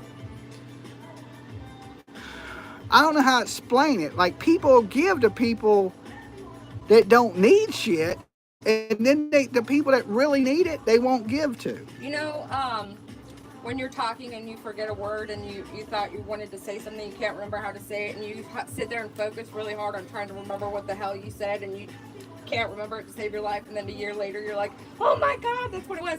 When you try way too hard, it's like you don't get it. I don't know how to explain it either. It's So, like a cat and mouse thing. yeah, like a lot of people, when I give money to, I've had friends to be like, when I give money to homeless people, they'd be like, Dolly, why you do that? All they're going to do is buy drugs with that money. Or they're going to go drink with that money. And They might need a drink. they may need a drink. I was like, hey, motherfucker, you ever been homeless? Like, if you was living on the street, You'd probably want a drink too. you would probably want to drink too. Remember we were at the beach last week, and there was the two sets of homeless people, and the one Yeah, I was couldn't get a dude. He was laying down with his sign. That's exactly it. I couldn't do it. We both gave. I didn't even see you reaching for your money, but we both gave the first guy money. And Yeah. the second guy, we both literally. I was like, "Don't look down! Don't look down! Don't look." Like, Because he was laying down, he had the sign propped up on his belly. Right.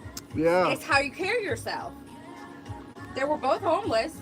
Yeah, they're both homeless, you're right. And we gave both of us gave one dude money and didn't give the other guy nothing. Nothing. And he looked worse off if you think about it. I just didn't like how he was holding the sign with his belly. I didn't like how his feet were out and how he just looked like he was just a piece of shit. Like, It's the way he was laying there. I didn't like how he carried himself. I just didn't. Something about it didn't feel. That's what good. I'm saying. That there's a certain.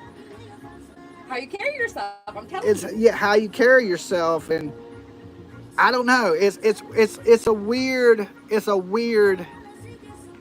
I don't know how to explain that, because I We believe both felt it though. I believe in helping your fellow human. I do too. Like, I don't But have if you're a lot. not willing to sit up and hold a sign or fucking act like you want to be on this planet, it's almost like. Well, he was drunk and he was laying there with the sign on his stomach, and that's crazy because I wouldn't have thought about that unless you said that. But me and PJ were walking down the beach the other day, and we walked past a homeless dude, and he had a smile on his face, and he was just sitting in a little chair, and he was sitting in a wheelchair. yeah, and I didn't even notice it was a wheelchair. It was a I just wheelchair. noticed he was sitting. And I reached in my pocket, gave him some money. PJ gave him some money. And I was behind you. I didn't even see that you were getting money. I was reaching for money. Well, I don't usually carry cash on me. Right. It's very rare that I have cash on me. And we walked down about a block and a half. Yeah, it wasn't even 2 blocks. And there's a homeless guy, and he's a big fat guy, right? He didn't look too homeless. He looked like he ate good. I know that. And he had a big old belly, and he had his sign laying on his stomach. And I looked at him, and I was just like, I didn't look down. I saw him out the corner of my eye and just kept walking. Didn't look down. Right. And I kind of looked at him and like, look, it's horrible to judge people because we're not supposed to judge, right? We're not supposed to judge, but we all do. We all do. It's just one of those things we do, and even I try not to judge people because I know I'm a couple bad decisions away from being that guy. I've always thought like that. Like, this could be me. I agree and I don't agree because I don't believe it's me judging. But I have him. a super hard work ethic. But right. I do know that you can zig when you should have zagged. You should have sat up. Yes. Yeah. I don't think that's me judging him. It's just you could have made the little teeny tiny bit of extra effort to look presentable a little bit. That's all it was for me. Or not look drunk. It just looked like he just was. It looked like a drunk holding a sign. Yeah, I was just like, I had to walk around. Yeah, so I didn't give that guy nothing. No, I didn't give him shit either. I didn't give him nothing, and he may have needed. You always give people. Every time we drive by anybody out on the street, you will literally. Do you have $1? Let me go dig. So I'm digging through my bag trying to find a damn dollar or something.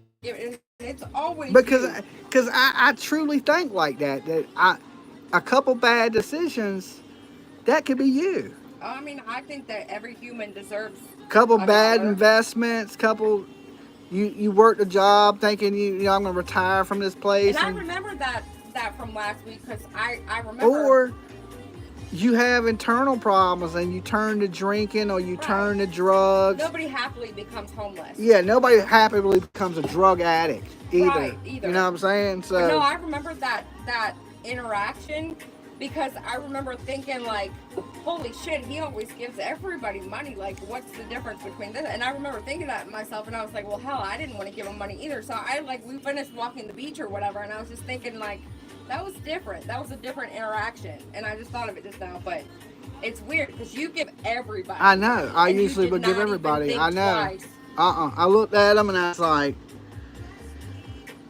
and maybe he needed the money the worst, but he didn't look like it. He didn't look like it, and like I don't care if you got 2 arms and 2 legs. Everybody says you got 2 arms and 2 legs, you can work, right? But then you gotta have a place to take a shower every day. You can't be stinking if you're homeless. How do you shower? Like, there's different things.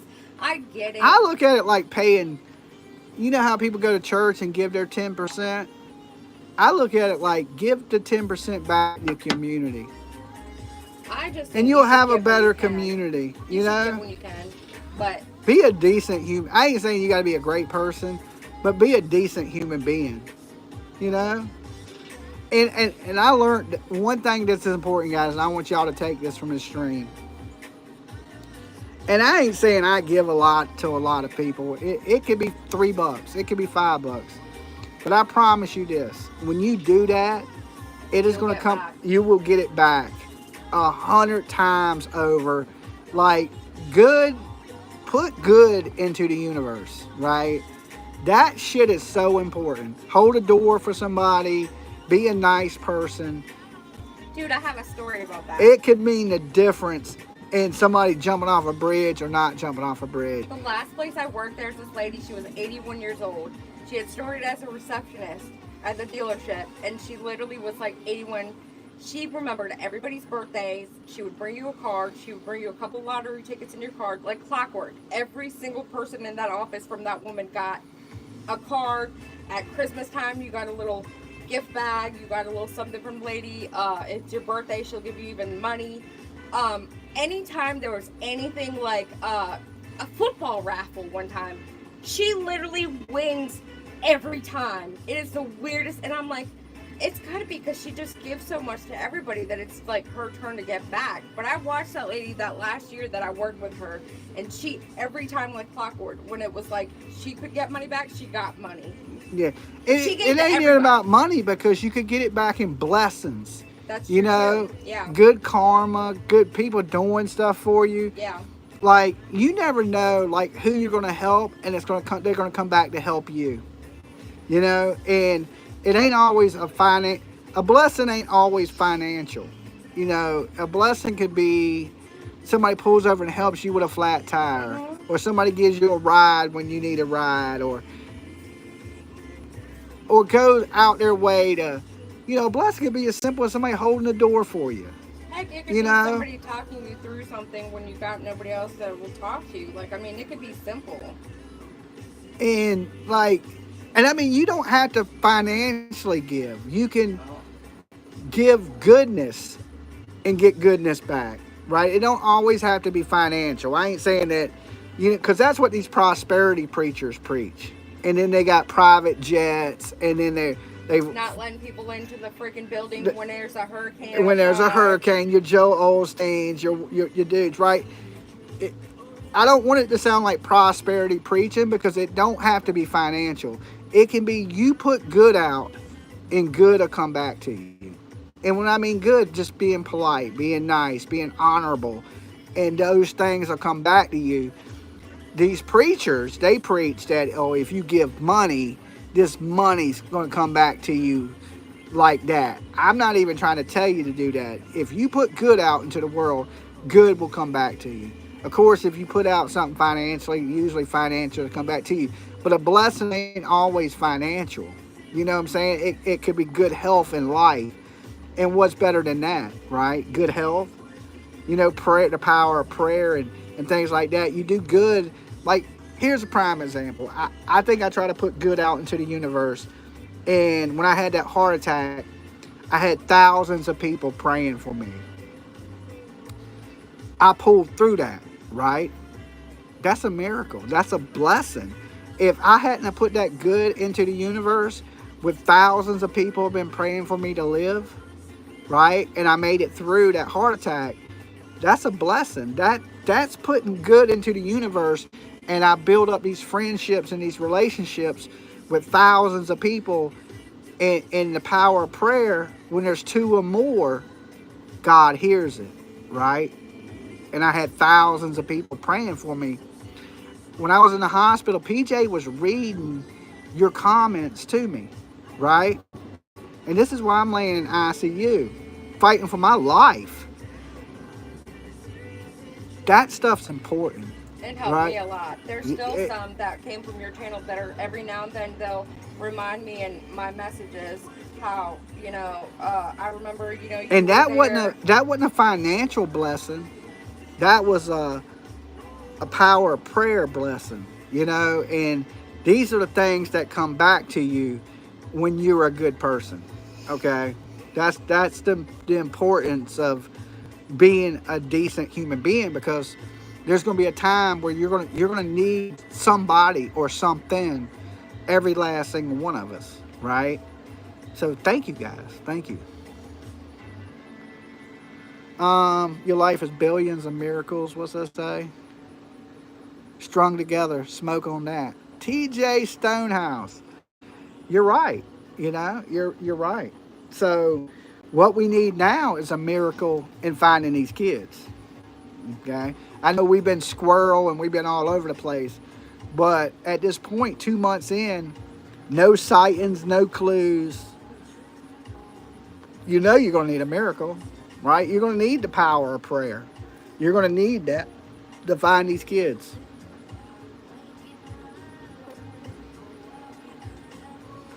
Chatty Jen said, I remember how I felt when I heard you about your heart attack. I prayed hard. Thank you, Jen. And I swear to you, I appreciate every minute and every one of you guys. It makes you, it's weird that you got to have a scare to really appreciate life, right? Because when you're laying there and you don't know if you're going to make it, right? You know, I literally told my daughter when she walked in the room what I wanted her to do with my house, my finances, what you're giving your last request in this world. right? You don't know when I go into that surgery, am I going to make it or I'm not going to make it, right? Things are scary. When I was in there, they had a priest. What, he wasn't a priest. He was what was he? He was a preacher. He was a preacher, but he wasn't a priest. What is it called when oh my god. He gave me my last rites. The I remember him giving me my last rites. God, what is it called? They have chaplains. A chaplain. He was a chaplain, and he was going over my last, the last prayer with you. You don't know if you're going to make it, right? There's one thing in this world we're not promised tomorrow. We're not. None of us. No matter what. Like, even today, I'm not promised to be here tomorrow. I felt just as good as I felt today, on this beautiful day, as I felt when I had that heart attack. Right? No different. Felt exactly the same. You just never know.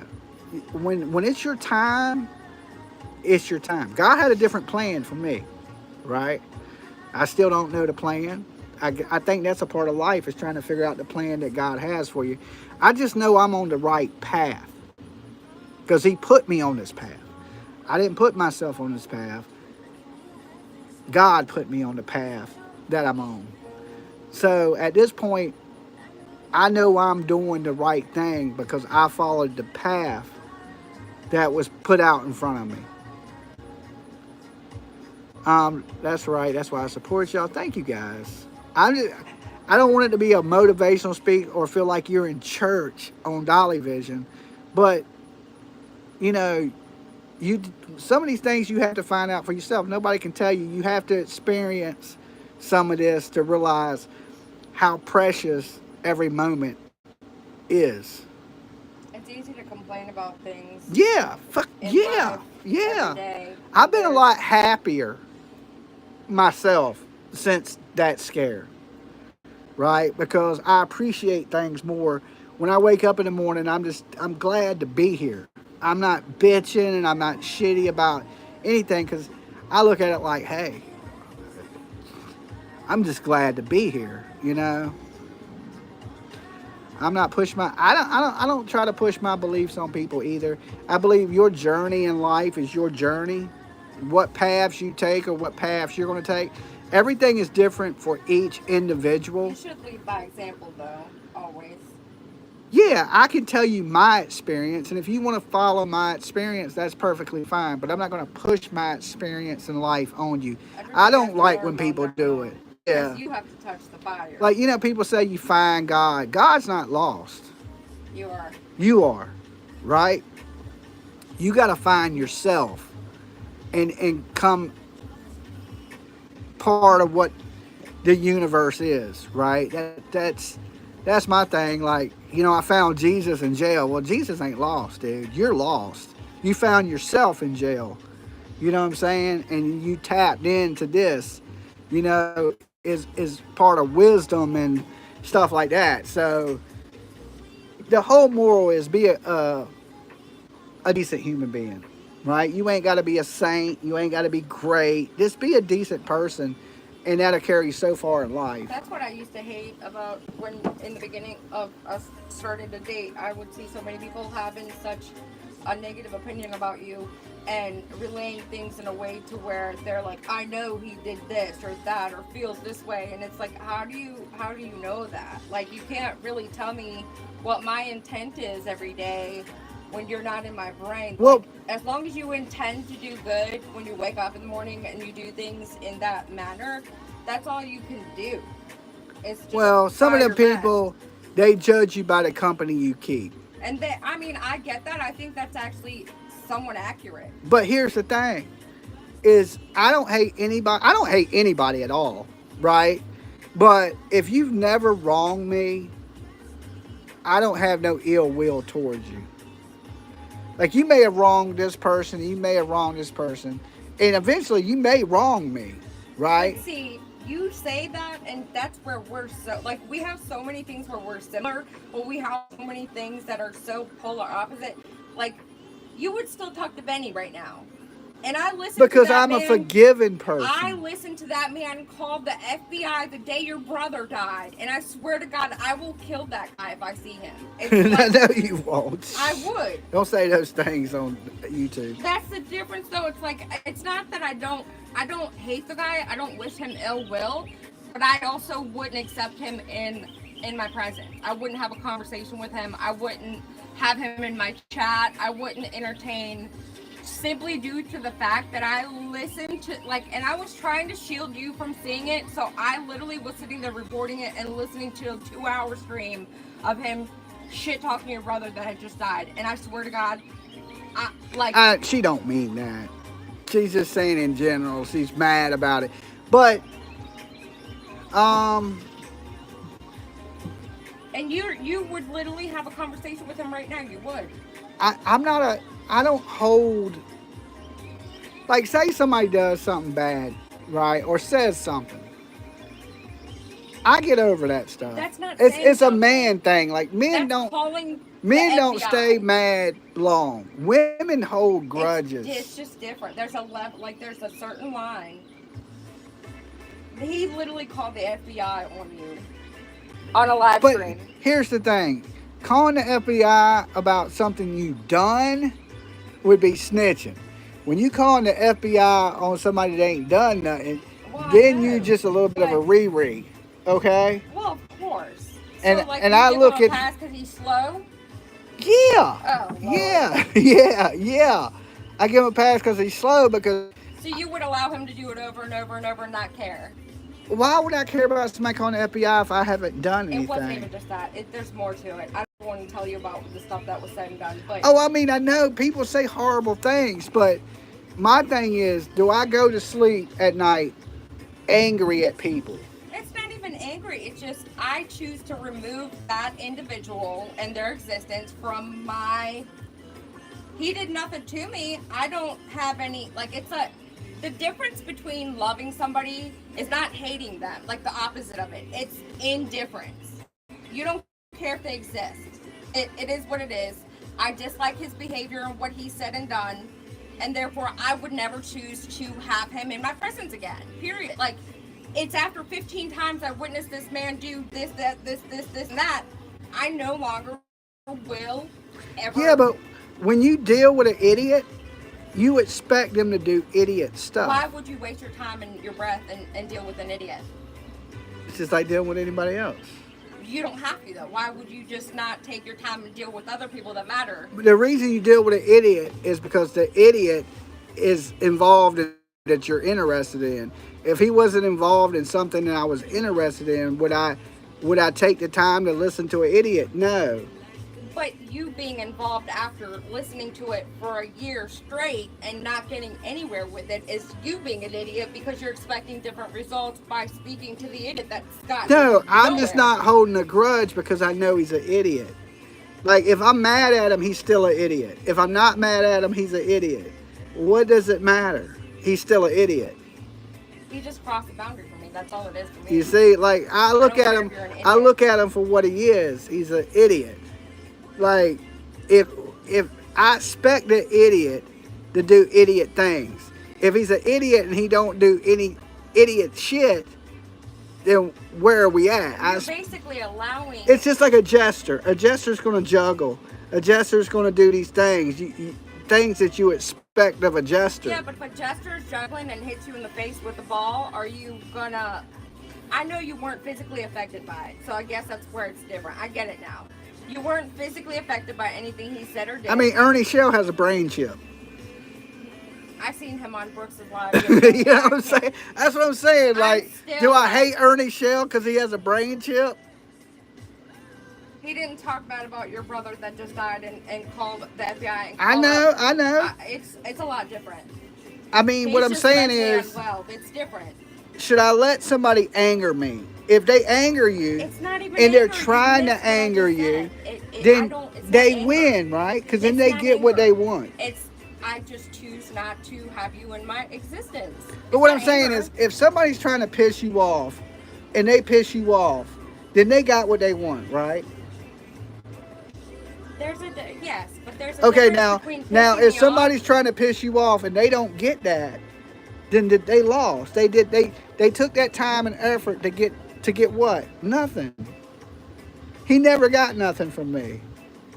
There was a time where that group of people were getting a lot of people against you and your channel. Maybe other So, people against me, but from me, he got nothing from me.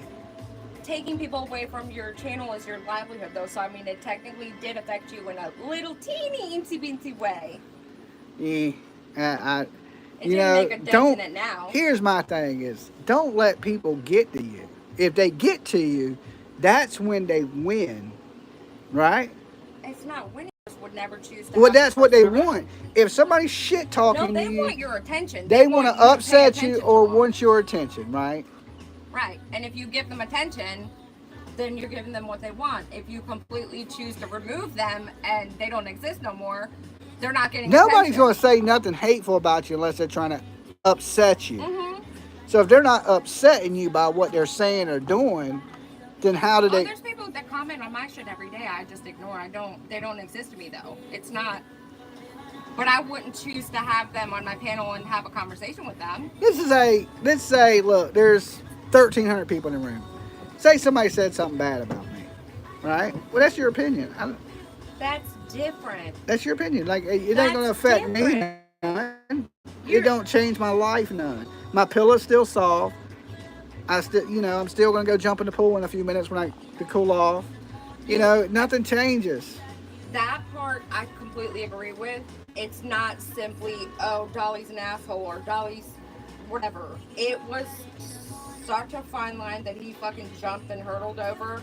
Oh, It's I mean, not he's a words. disgusting human being. But my thing is, if you stoop to somebody's level, right, or you have to notch down your intelligence to hold a conversation with them, right? Like, even when I entertain Baby Gap, right, I wouldn't entertain his ass ever again either. I notch down my intelligence like 30 levels to even play with him. And I'm going to give you this last argument on that whole thing. And to me, The it's only thing just that's valued playing. to your life on a daily basis is time. Money don't matter. And you know why? Time. It's only time. So you wasting time. But with you know why losers I play? Why I play? is wasting your time. It's entertainment for myself. Because I know my level of thought is so much That above makes sense. his That makes sense. that it's almost entertaining to It was me entertaining. It was entertaining to everybody else. to So to mess with him. I would have been wrong to not. You're right. You're very right, because I would have never entertained it. When I seen it was happening, I was like, what the hell are we doing? But then listen back to it, it was funny as shit, because he looked so stupid and slow and so drunk. Like, if I wanted to have a really deep, intelligent conversation, could I have it with that guy?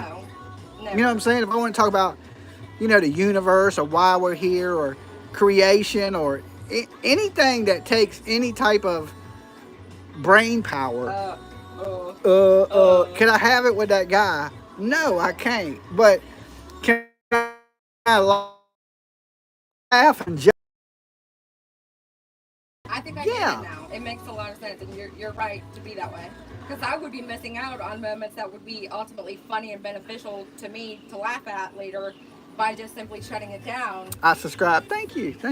So that makes a lot of sense.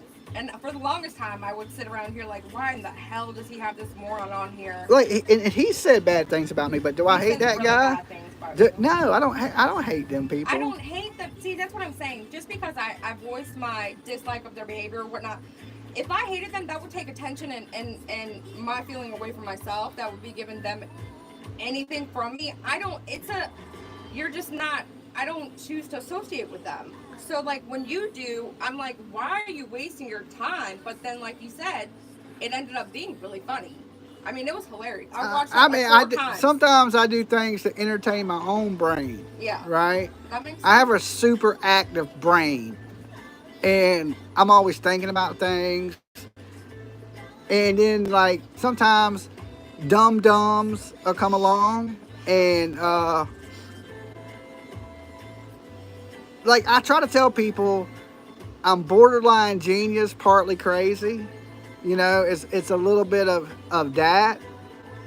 But one thing I am is a deep thinker, right? And sometimes people that ain't on my level are entertaining to me. Like, I don't know why I would do the things I do, but I do. And like, no, it actually makes a lot of sense. and if I got mad at everybody that said bad things, like, I'd be mad at all kinds of people, and I don't harbor that type of madness. So you're still referring to being mad. I'm not mad. It's not. Or any type of anger. I don't Not hold anger. that. I don't hold that. It's just you're on a lower level than me. So I like to. I'm a snob. I'm like I'm not gonna meddle with peasants. It's a lower level class thing to me. Like if I don't want to associate with you because you're a shit person, I don't. It's not anger. It may sound. I get passionate when I speak, so people think I'm like angry. I'm not angry at all. It's like we're literally hanging out with you. You are. We're just discussing. Like I wish I could get back in the pool, but I'm too burnt now to even be comfortable in the pool. Are you a Capricorn? No, I'm not. I'm on the cusp of Leo and Virgo. The 23rd of August. That's a cool looking backyard. Thank you. I'm not done yet. I got my cornhole and my horseshoes going up. I got to cut the grass over here. The grass is growing kind of cool. Kind of long. It's getting kind of high. But I don't want to do it with a lawnmower because I want to put a rock through my pool. So I need to weed eat it. And my weed eater, I got to find a battery charger for it. So because I got an electric weed eater. Yeah, I don't know why you would have an electric weed eater, but I got one. And so I'm waiting to find my battery charger for my weed eater. And I need to cut the grass around the pool. But I'm still building on. Like, I've been adding and just adding. Like, it's going to be like Mr. Miyagi's yard soon. It's going to be a fucking deck with a bridge and fucking a fish pond and all kinds of stuff when I'm done. I already built the fish pond. I just don't have it going right yet. I'm going to put me some koi in it, so it's just been so hot that I've took a break. Well, I did some last night. I did lights. I know I was sweating so bad last night. I hung a bunch of lights and stuff last night. I still got a bunch of stuff to do. But it's been giving me something to do, and PJ was right when I built the Tiki bar. She was like, look, it'll give you something to do. It looks better that you did it. I think it looks better too. I think it looks a lot better than the one that I was going to buy. I do too. And that one was $2,000. That's why I said, like, you'd be crazy to buy something where you could literally build it yourself. Now, we got some money into this deck, though. This has been costing me, but wood's not cheap. Like, I wish wood was cheaper. I'd build me a whole bunch of stuff. Wood is expensive. Good Lord. I thought this shit grew on trees.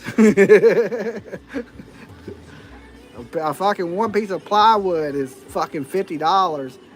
A damn 2x6 is what, like $9 a piece? All I have on my feed on Facebook is this Ilya Taporia knocking out freaking Charles, and oh my god, it just looks bad. What happened with Caitlyn Harp's boyfriend interview? I wrote them, and I was supposed to chop it up with the sister. I think she got, not the boyfriend's sister, the husband's sister. She got tied up. I got tied up. And right now, they haven't found Caitlyn Harp. I thought you said it was Caitlyn. They said it was Caitlyn. The original girl said Caitlyn. Oh. But I swear it's Caitlyn. Katlyn, I think it's spelled, so I don't know. That's how usually people spell it, Caitlyn, so I don't know. It's either Caitlyn or Caitlyn Harp. She's still missing. She hasn't been found. She's a young woman out of Pennsylvania.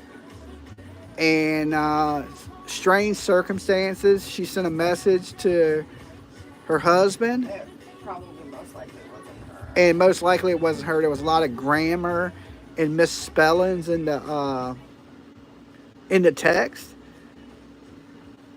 And it looks like another Mata case. Me and PJ were like, what? That case is starting here soon, also. Last year we went up there, and that you know when things are supposed to be like meant to happen. I think we were meant to be there. I don't know what it is, why, but it was just like we were meant to be at that spot at that time. God works in mysterious ways. It's like it's magical. You know, we were there to help them, and it was just like everything lined itself up. Like, I don't know why. Like, I can't explain it. Like, it's just like, but not even to be a religious. I know it's Sunday, but God puts people in certain places for certain reasons at certain times. And I just felt like that was one of them situations where we may have not even have stopped there. Right. You know what I'm saying? But we did on our vacation. We took a day out of our vacation, and it was like we were meant to be there. And as far as Mata, like you said, the case starts just coming up here soon. August. And this is another case. This is another case like Mata in DC. And it was so good to see how that community, it wasn't even like her close friends. That she didn't have no friends. It was the community. It was the community. The community came together demanding answers. And like, I have never seen nothing like that. No, me neither. We were at a press conference with government officials there with us. Yeah, government officials, senators. And like they didn't, their generator died, and we just happened to have a generator with us. Right? Like, that's what I'm saying. There's reasons why you're there, and God puts certain people in certain places. And we were on vacation, right? So we were like, okay, we're going to take this day off our vacation, and we're going to go search for this woman, do this story on this woman. It just happened to have happened. Like, and I learned so much how powerful a community is when they come together. And like, so many people can learn from the Mata case of how to go about searching for missing people and demanding answers. Yes, credibility or some kind of like produce a sign of life somewhere. And if you can't, and if you're the parent, they forced the arrest. Yeah, they did. They forced the arrest of Mata's husband, and maybe Caitlyn Harp, or so they can learn from that case that, hey, look, when these people go missing, we need to reach out to people powerful than the police. And we need to reach out to their bosses, because if the police ain't doing nothing, you need to go above and beyond the police. And that's what Mata's friends and community did. From the freaking governor, even. Yeah, and the senator. Yes. You know, they went to senators and governors, and they went because they were mad at the police and saying the police ain't giving us the answers we went. And they went above the police and invited them people out to the press conferences and had them up there speaking, and that put the pressure on the police. And then the police arrested Mata's husband. And then they did the search of the house and found pieces of evidence. Like, if that ain't a prime example of how you do things, and like, knowledge is power. It is. You know what I'm saying? Of how things should be ran and how things should be done, and how you see different groups do things differently, and what works and what don't work. Like, shit didn't work for Seth Rogers, right? For a reason. For a reason, right? He didn't go beyond Sumner County. I think there's different reasons for the fact it didn't work, but I don't want to get into that. But yeah. He didn't have the whole community backing him. He chose to surround himself with sets of people and then shut out everybody else, right? Whereas Mata's people were open to everybody. When I stepped out that truck, people couldn't even speak English. Nope. And they were walking up thanking me for being there. Namaste. Right? Everybody, thank you for being here. Thank you for the support. Thank you for coming out here with us. Everybody. We literally just walked up to the crowd of and people. And they were glad we were there. Wanting to hug me and yeah, stuff, like, glad you were there. Thank you for being a part of this. Thank you to everybody that wants to find answers for this woman. They were grateful, right? And that's the difference. Like, when I showed up in Tennessee for Sebastian Rogers, I was cussed out, threatened, You know, there was a big difference, right? And that shows you the answers. Mata got a arrest and got justice, and justice is coming for her. To where Sebastian Rogers went missing, and there's nothing. Yeah. You know what I'm saying? That's the difference. That it's the community and it's the effort that's put into it, and you don't see that in every case. I don't hardly see it anywhere. Where have you seen that before? That was the first time I've ever seen that. But you got to learn it somewhere, Well, yeah, right? of It's an course. experience, right? Like every case brings different knowledge and different experience in this. If if me or you went missing, we know we would carry it like they did. We'd reach out past that. If there wasn't no arrests and wasn't answers, and we wasn't getting what we wanted to hear, and we wasn't getting updates from the police, we would go over them. We would step right up over them to senators, governors. Uh, I don't know why people are talking about medications in this chat. You're not on nitroglycerin, so I don't know why you're telling him to keep his nitroglycerin. But we don't mention medications in the chat. yeah, It's frowned upon by YouTube. yeah, definitely. So chill, people, chill. That was the community. Hold on, let me see what They're that said. like yoga community. Um, we didn't have TikTokers online, please, etc. involved, in my opinion. Um, When people are saying, Elena is in the chat here. She's doing the fundraiser. She's the one that did the vigil. Elena for who? Lily and Jack. She did the vigil? I believe so. Well, That's good what they job. said. It was beautiful. I like the lanterns. We did the same thing for Summer Wells in Tennessee. I bought all the Japanese lanterns, and they're tricky to get up in the air, boy. When you ain't never lit one, if you ain't from Japan, I don't know about messing with those lanterns. They burn the whole city down, right? So we're in Tennessee, right? And we're doing the Summer Wells vigil, and I wanted it to be beautiful. I wanted it to be nice, something special. And so I bought all these Japanese lanterns. And you light them, and you got to let them fill up. And then once they get really hot, they'll float. But at first, they don't float. So if you don't really know how to do them, they're kind of tricky, right?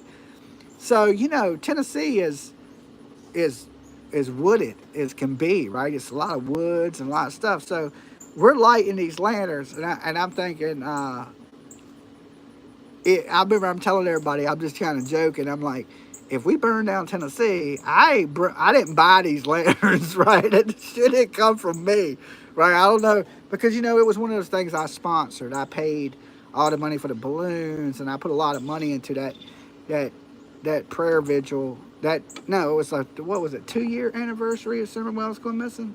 It was 2 years. And I just invested into it because I wanted it to be nice. So I spent a lot of money on a bunch of different stuff and was supplying it. At first, I wasn't even going to go, and then I ended up going.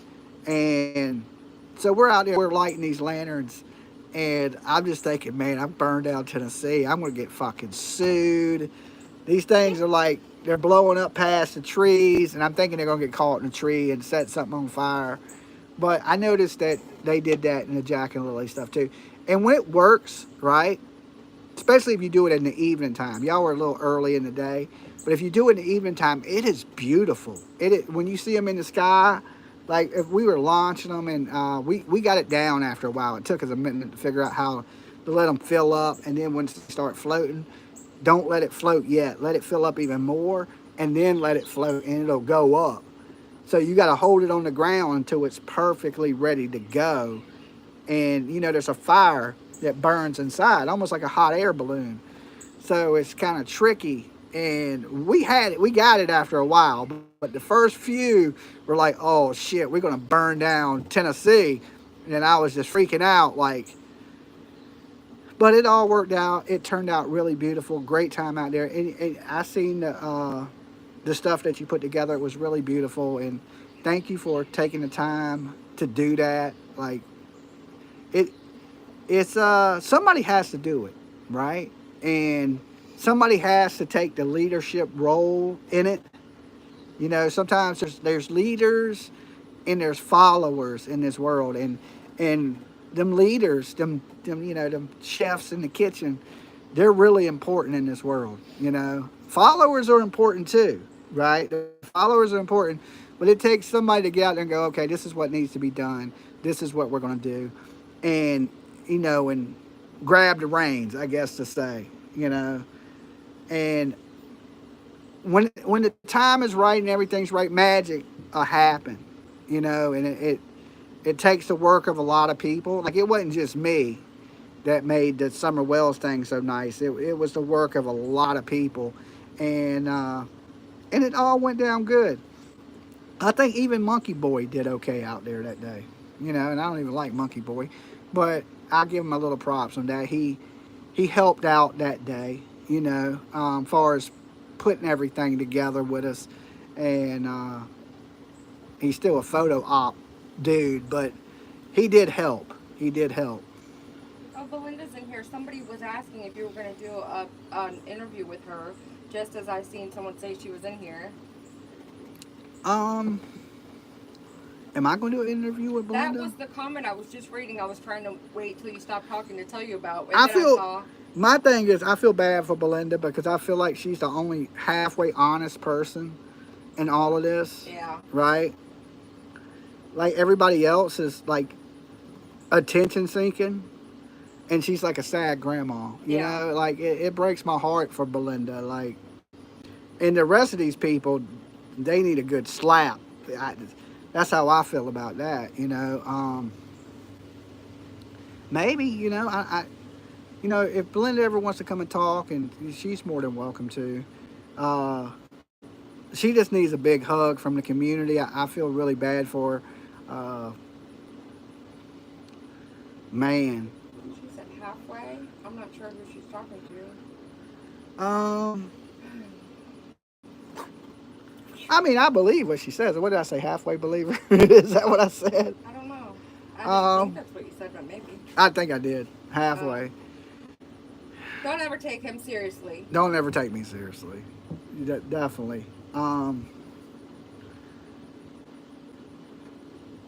We need a miracle.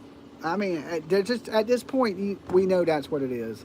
So many people want to sell us on these kids or with us, and they didn't do nothing bad. It just makes no sense. Why though? Like, she had nobody after her. So why would she just hide the kids? These people that are doing this and they're pushing this narrative, they need to be putting pressure on the RCMP to make an arrest. Like, we ain't gonna stand for these kids being gone and nothing being done about it. That's what needs to be said. And I understand that people are taking Daniel's side and they're believing Durwood, and hope is an easy sell. Doom and gloom sucks, right? And trust me, like I said, I'm a father. I wouldn't want to hear these things. And I know Belinda don't want to hear it. No family member wants to hear the worst. You know, nobody would. It is the most horrible, terrible thing ever. But justice needs to be served. Answers need to be, somebody needs to be held accountable. Right? We can't have nobody being held accountable. That's not acceptable. It's not acceptable. If something was happening to my kid, there's going to be fucking answers for that. Right? Because I wouldn't just stand silently in the night like this. A mother not fighting for a kid ain't how it goes. Any normal parent is going to fight tooth and nail to their kid, and they're not. They're neglecting their child. And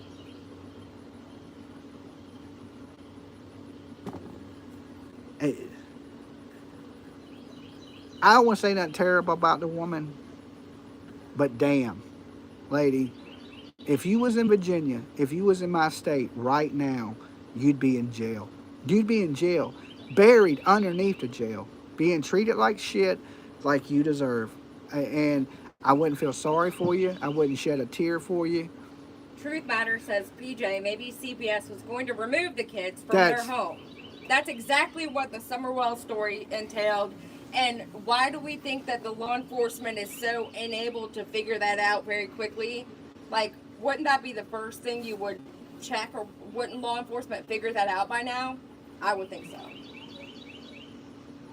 Do you want to take over for a second? Come sit here. I'll be back. Where are you going? Oh, okay.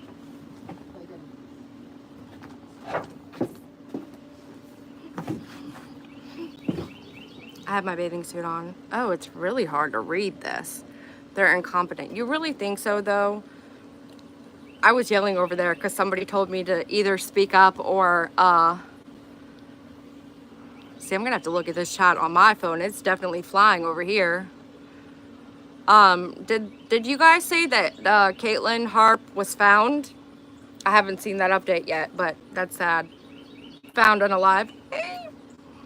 I got a nice suntan today, and I was about to go back into the pool, but when I was in there the last time, I literally feel like my face is melting off. So yeah, I figured I'd just come out here and sit under the umbrella, the parasol.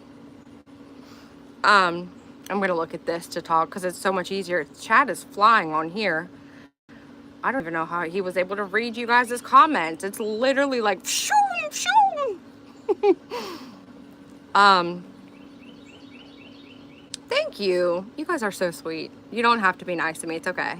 This is Dolly's channel. No one else see Daniel. Anyone else see Daniel at Walmart yesterday with a chick, cousin, new woman, cop, question mark? Oh boy. I mean, he's the one that got left.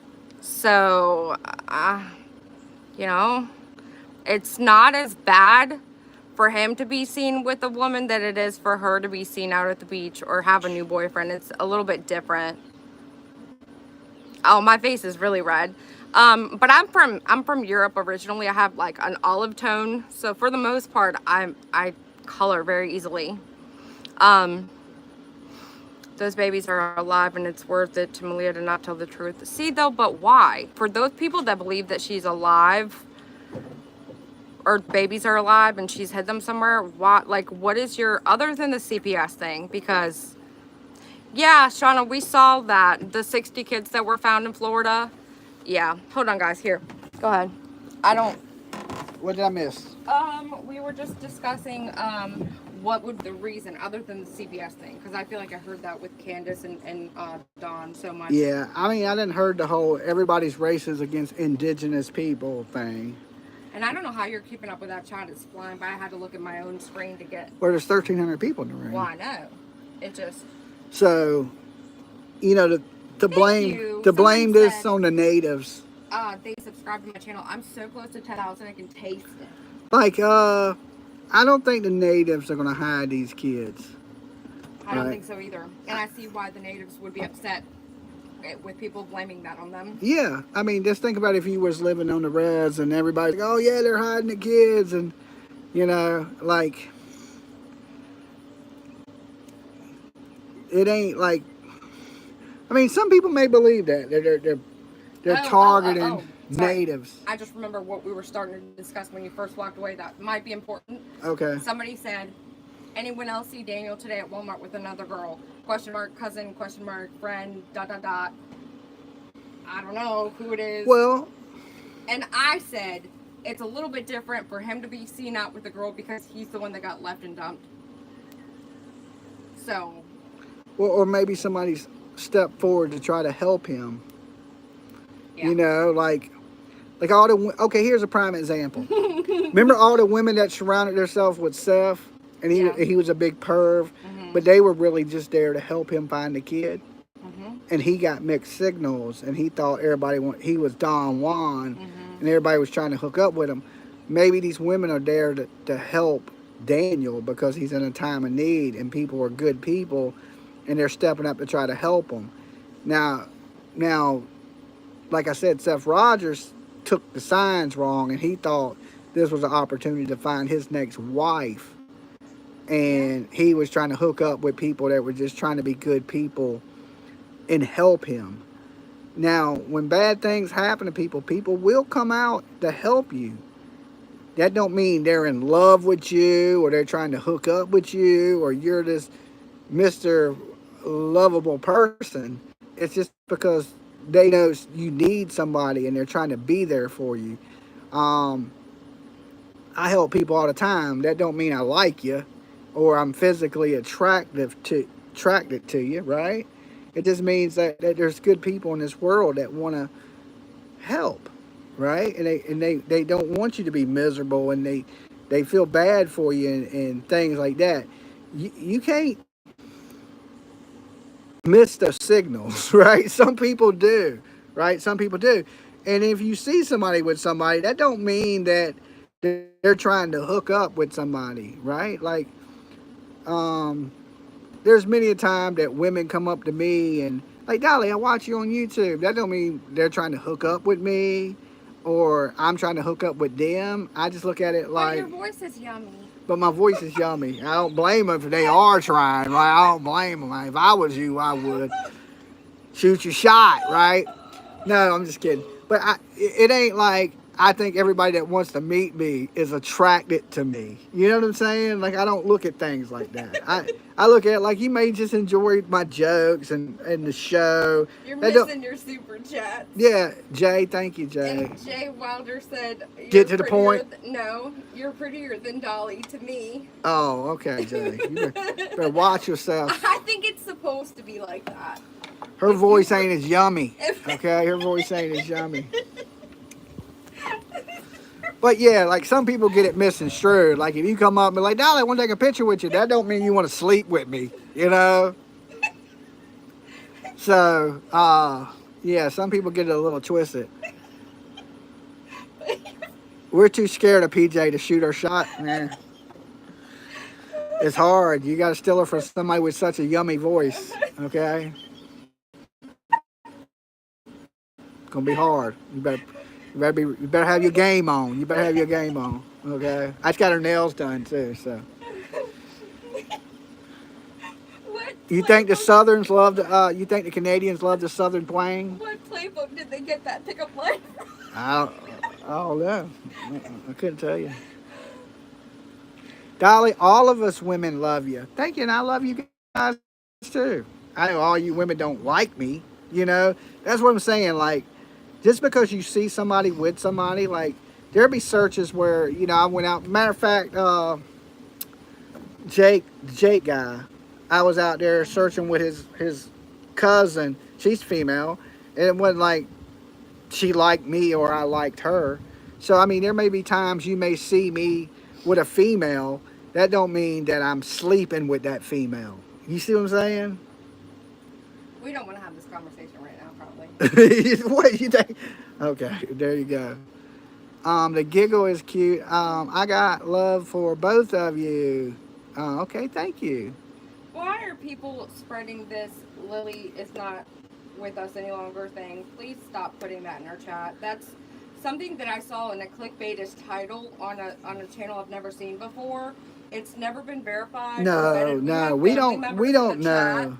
Please don't say stuff like that or repeat stuff like that. Yeah, we don't know. Let's keep hope alive. I mean, truly, statistically, we know what the odds are. You know, we got to be real.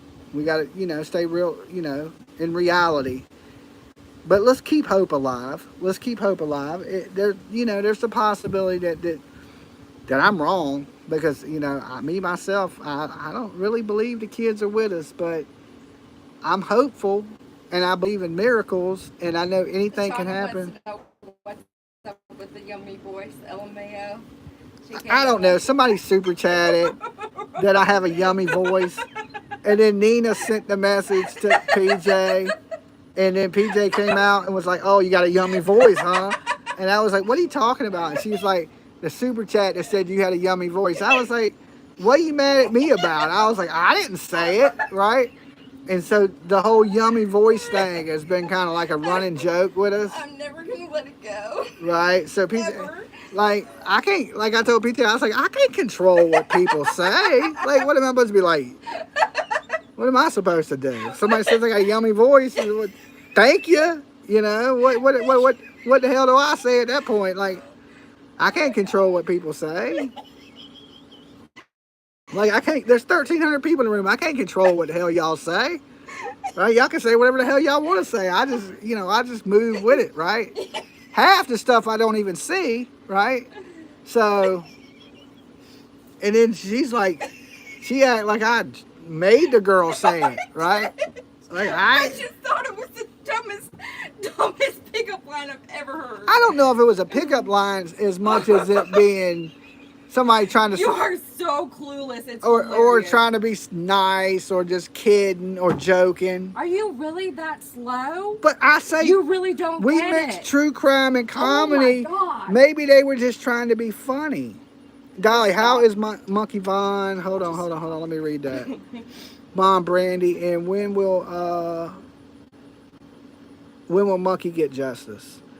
That's a good question. I mean, PJ would probably be the best one to tell you on Brandy. She talks to Brandy every now and then. I haven't talked to Brandy in a while. Brandy's sick. She's just sick, and we pray for her every day. And she was told by the DA that they were going to hand out charges, that they had the charges all written up. She saw the charges, the affidavits, and we're still at a standstill. So I told her that me and Dolly were going to come out in the Idaho time frame of Brian, and we were going to handcuff ourselves to the trees in front of the DA's office and, you know, hopefully get the things moving. Is that what you told her? We're going to handcuff ourselves to trees? I did. Handcuff you to a tree. That's how you protest, for real. Is it? Handcuff yourself to a tree? Something. In Idaho? I mean, if we're going to be out there, and but we're going to be in Boise. And I mean, that's an hour and a half from Fruitland.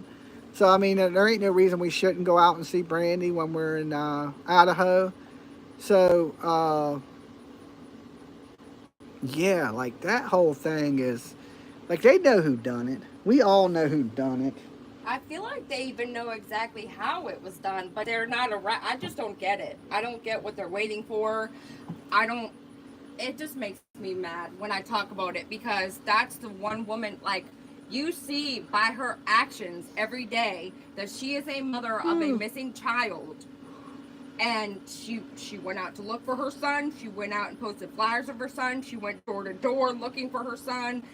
Every single thing that you expect to see from a mother that is actually grieving and trying to find her child that she's been told now is unalived. It's just like she's the model version of it. But we're still sitting here waiting to get justice for this poor baby, and it just makes me upset. Like, really, how do we get about some justice? Like, how do we get it? What do we got to do? The mom to plan? Is that what we're going to call that? Well, the whole Brandy Neal situation is Vaughn, she got married. Oh yeah, well, Brandy Neal, aka Brandy Vaughn. Her family, good people. You know, I had the pleasure of sitting down with them when I was in Fruitland, Idaho. I flew out there. I hung up flyers. I put up a big banner for Michael Monkey Vaughn. And I went and interviewed Brandy, and I sat down with her family. And they're all nice, sweet people, right? And they live in a beautiful community in the middle of, like, cornfields. And it's like, you would think the Amish live there. It's like, you know, just fields and nice houses and a really nice area. And you hear somebody talking? Yeah, I was just looking at you, like, where was that coming from? But I've been hearing that neighbor behind that fence. Oh, okay. Often lately out here. Okay, that was awful loud. I was like, it sounded like he was talking from behind me. That's why I looked that way. I heard it that direction. And they live in a really nice neighborhood, and you would think nothing would happen, right? It's pretty pleasant out there. So, but that just shows you no matter where you're at, there's monsters around. Even in Nova Scotia, like, we can't rule out that there's a monster lurking amongst Daniel and Malaya. But if there was, you would see a mother acting different, okay? Her actions tell us that there ain't a monster out there because the way she's acting. Brandy, it took a toll on her health, right? Over the last few years. I met Brandy 3 years ago. 3.5 years ago. I flew out to Idaho. Oh yeah, Fire and I said when Brandy said she wants to be buried with her son, it made me cry. Yeah, like, so when I flew out there, I think the second time I ever got on a plane was fly out to meet Brandy and to help her put up flyers. Because Brandy came into the chat room and I said, Brandy, I'll do anything to help you. And she said, will you help me put up some flyers? So I flew all the way to Idaho, all the way across the whole country to go put those flyers up. And that's what I did. I went out there, I put up flyers. And I sat with her and her family. Tyler's dad. I met the kids. And I just felt so horrible for Brandy because, Brandy was at work that day. And I asked her, I said, Brandy, did you think this ever could happen to you? And she said no. I feel so bad for Tyler. He has to live with the fact that he took his eye off the board for a few minutes and he was gone. Like, I can't even imagine. And you got to know that puts stress in their relationship, and that the stress of Monkey being gone has put stress on the Brandy, which is her health has deteriorated. Brandy was like, she wasn't like, she's lost so much weight. It makes me. I didn't even show you. I didn't want to show you. Like, it makes me sad to see it because, like, Brandy made me cry. Like, I can't be around her without crying. And there ain't many people, like, I think it's the empath in me, like, I feel people's pain and their sorrow. And she was so destroyed that I knew, like, it is something I couldn't explain to you in a million years, the pain this woman feels. And it's every day. Like, we're friends on Facebook, so I see everything she posts. And every day is something about Michael. And she knows the exact date, the days it's been, the minutes, the time. It breaks my heart, guys. Like, I want justice for Brandy Neal so bad, like, so bad. And if it comes, we're going to be there for Brandy. Don't worry. Like every Christmas oh God, she has gotten so skinny. Oh my God, it breaks my heart. It breaks my heart. It just hurts my heart soul to see her. She don't even look like the same woman. In 3 years, she's like a skeleton of herself. She's like the first person to text you, like, chin up, you got this today. I know. She will never realize how strong she is. Right? She is a strong, powerful woman, and she is what a mother should be that's missing a kid. To me, she is the poster child for missing kids of what a mother, a real mother, is supposed to be like. So, don't start crying. It is what it is. It's that heartbreaking. Right? Like, and people think this couldn't happen to them and their families. And then when her daughter read the letter about how she had parents and her mom suffered with addiction and then her brother went missing. I mean, it's just so sad. Like, why does that happen to some families like that? You would never imagine something that horrific happening just because your child got out of the house. That happens to people all of the time. I know, but there was monsters, and they're just out living their life. Yeah, the boogeyman is real. The boogeyman is real. And for anybody that thinks that the boogeyman is not real, I know we tell our kids all the time, the boogeyman is not real, the boogeyman is not real. Don't lie to your kids. The boogeyman is real.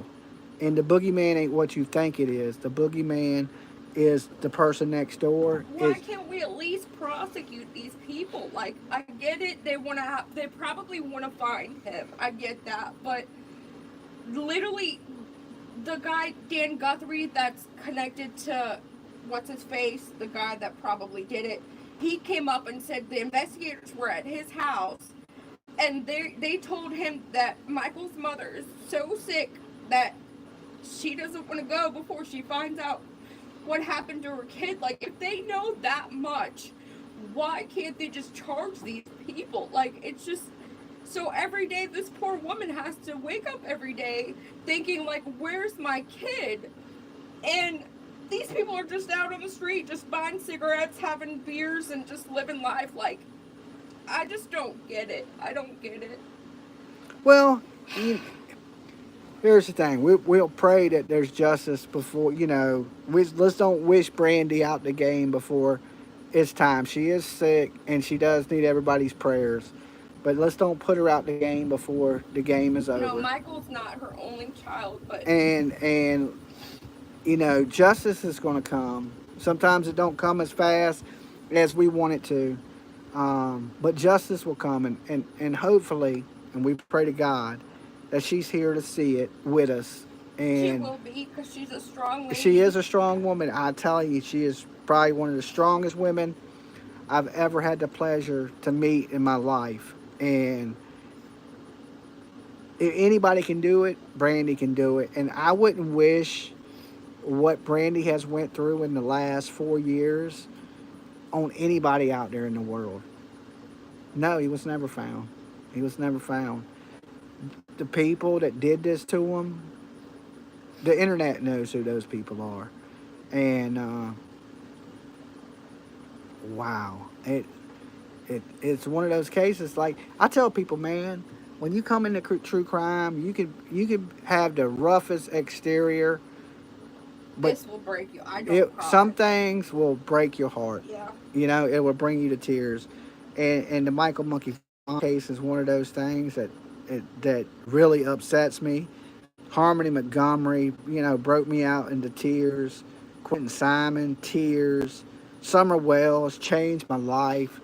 Like, if you think you can come into this stuff and it ain't going to affect you, you're wrong. And I'll be the first one to tell you. It true crime will change your life. It'll change the way you look at things. It'll change the way you handle things. Like, these people matter.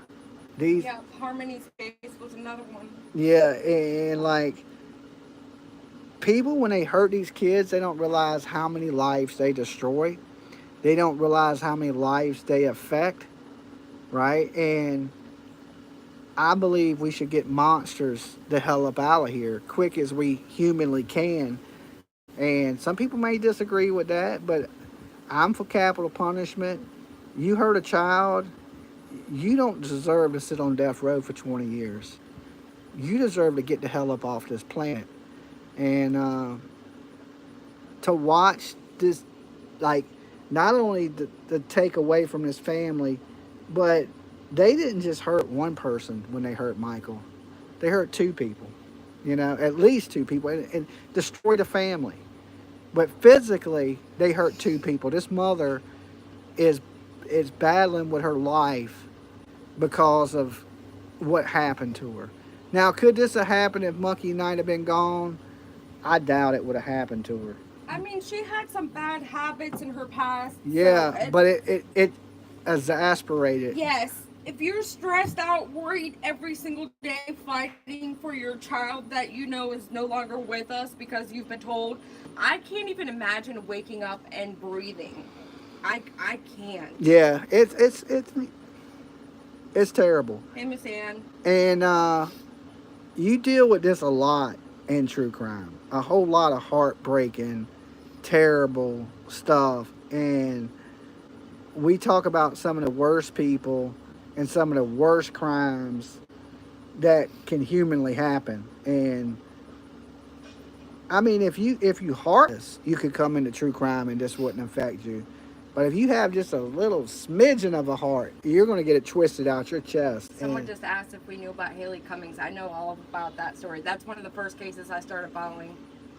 I don't know the case. It's about a little girl in Florida. She was 6 years old. Her dad's girlfriend was watching her and her brother, and the dad was working night shift, and suddenly in the middle of the night she's calling him to come home, and 911 saying she's gone, and they never found her.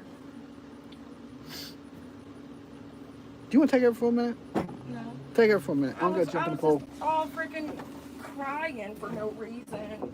You're getting in the pool. Yeah, it is hot.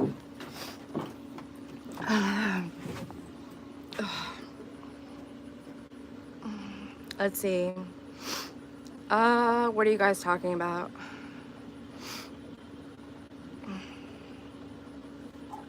Oh, the stepmom did something to Haley Cummings. Who here knows about Haley Cummings?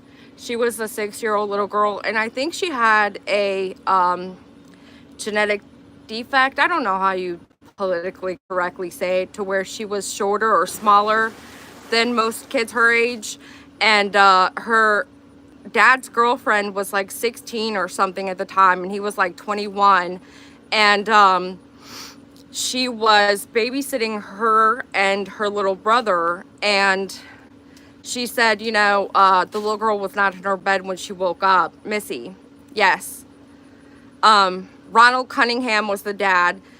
Misty Crossland or Copeland, or I just remember her as Misty Cunningham, because he married her, and I really think that he married her trying to get information to figure out where his daughter was. Thank you. But they never, I don't feel like they ever got actual fire and ice. Thank you, love you too, you guys. I'm not very mushy, so like if I see anything like that, usually I'm just like, love you too. It's weird to me, so don't take that as me being rude. I'm just not very good. Like, and if you give me a compliment, most of the time I'm just gonna be like, there, like I don't really know how to react. I would hope that I looked better than Dolly. It's not supposed to be the other way around. I know he wants to be prettier than me, but he's not. It's just not natural to be that way. But so yeah, Haley Cummings, that just really reminded me. It's one of the first cases that I started following, along with Natalie Holloway, and of course Kaylee Anthony. There were just so many different cases that I first got into, and that was one of the ones.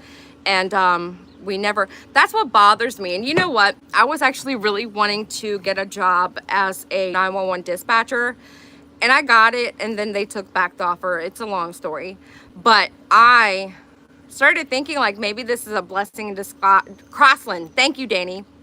I thought to myself, well, maybe it's a blessing in disguise, because like, what would I do if there was all of these cases where I would never know what happens, like in the end? Like, there was this one case, it was internship when I first became an EMT, and it was this young lady that had placed a paring knife in the middle of her, like literally right here, she had a paring knife sticking out of her chest. And I thought she was not going to make it, because when I transported, it took a little bit of time, and then I placed her in the hospital staff, and she was convulsing, and it just was bad. And I was looking in the obituary section for this poor girl for months. I just couldn't stomach the fact that she may possibly have not been with us anymore, and she made it. So I was really happy about that. But I just thought to myself, like, what if all of these cases that I'm into, and what if all these cases that I hear about never have any kind of outcome or ending? It's like, I don't know. I feel like I lose hope for humanity at times, because like with Michael's case, we've been told by Brandy, who's been told by the district attorney, that the charges are written up and they're ready to be handed out. These people are on hold. They're on notice that they're about to get handed these papers and get arrested, and then that was like 6 months ago. What happened? Why do we just come to a complete halt? Why do we not have answers? Why do we not have anyone behind bars? And the only thing I can think of is that they're waiting to find remains, because it's a lot easier to charge somebody when you have the remains. But here in, exactly, why warn them? That's a good question too. Why give them the warning? Now it's going to be harder to find them when you do go to look for them, to actually pick them up. You know what I mean? I don't understand. And these detectives and the DA and all that, they know that Brandy is sick. And Dolly's right, we don't want to put her away before she's ready. And this woman is the most fighter person I've ever encountered in my life. Like, and I'm not going to start crying. But there's a couple of days back to back where I don't know what was going on. I think it was something with my job, or I was having a hard issue with something in life. I don't even know. Guilty of crime. Did Malaya get arrested? Not that I know of. we're talking about different cases, so anybody that's coming in may be confused. But I was just talking about my relationship with Brandy Vaughn, Brandy Neal, Michael Monkey's mom.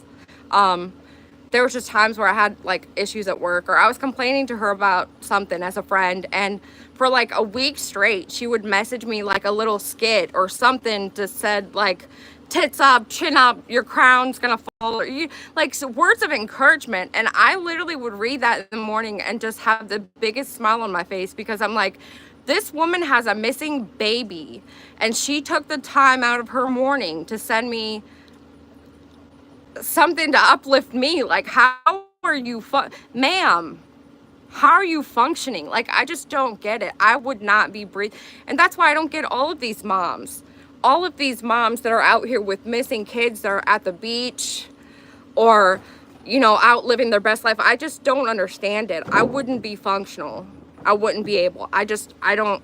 And I know people react differently, and I know people have different emotions and different ways they deal with stress or pain or anger.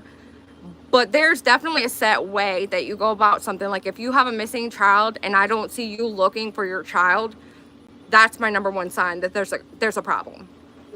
All right, guys. I'm about to get in the pool too. I'm getting back to being fully dry. But see, now that I think about it, all of the cases that we followed where the kid's not found yet or something's awry, all of the mothers haven't looked. I forgot to take my hat off. My hat's all soaking wet now. I was looking at you like, what are you doing? Earplugs work though. Hey Dolly. Hey, what's up, guys? The water's 90, almost 95 degrees. Oh, I know. I told you that the other day. It felt like jacuzzi water. Yeah, I know it does. It's pretty hot. I jumped in to cool off, and it felt like I was jumping into a sauna. Jen Soto should be behind bars, in my opinion. I agree. You are absolutely right. Malaya, you know, because, you know, this video is about Jack and Lilly, and it's not good. I mean, the title says it's not good, and it's not. I mean, we got people out here spreading misinformation. We got people out here pushing a narrative. These kids haven't been seen. They haven't been found. It's been 2 months. This is not good, right? We have a floating fountain. Yeah, and these people are not in jail. When it's clearly child neglect. I mean, in America, I mean, I can only speak for America because I don't know Canadian law and all that. But I know this: if you don't watch your kids here, and especially in the state I am in Virginia, you don't watch your kids, you get charged with a felony charge. Felony carries 5 to 10 years in prison for not watching your kid. Basically, criminal child neglect. And I know this: they're guilty of that just by the definition of it. Basically, it's the same if you left your kids in a hot car. You're not watching your kids. You're not supervising your kids. It's child neglect here. And we've seen plenty of people here go to jail. So when I see things like this, it almost amazes me that nobody's been charged with anything. And the RCMP has dropped the ball on Jack and Lilly. And basically, I hate to say it, guys, they failed these kids. They failed these kids. And I know people in Canada are like, Dolly, don't be so hard on our police. And, you know, but hey, they failed these fucking kids.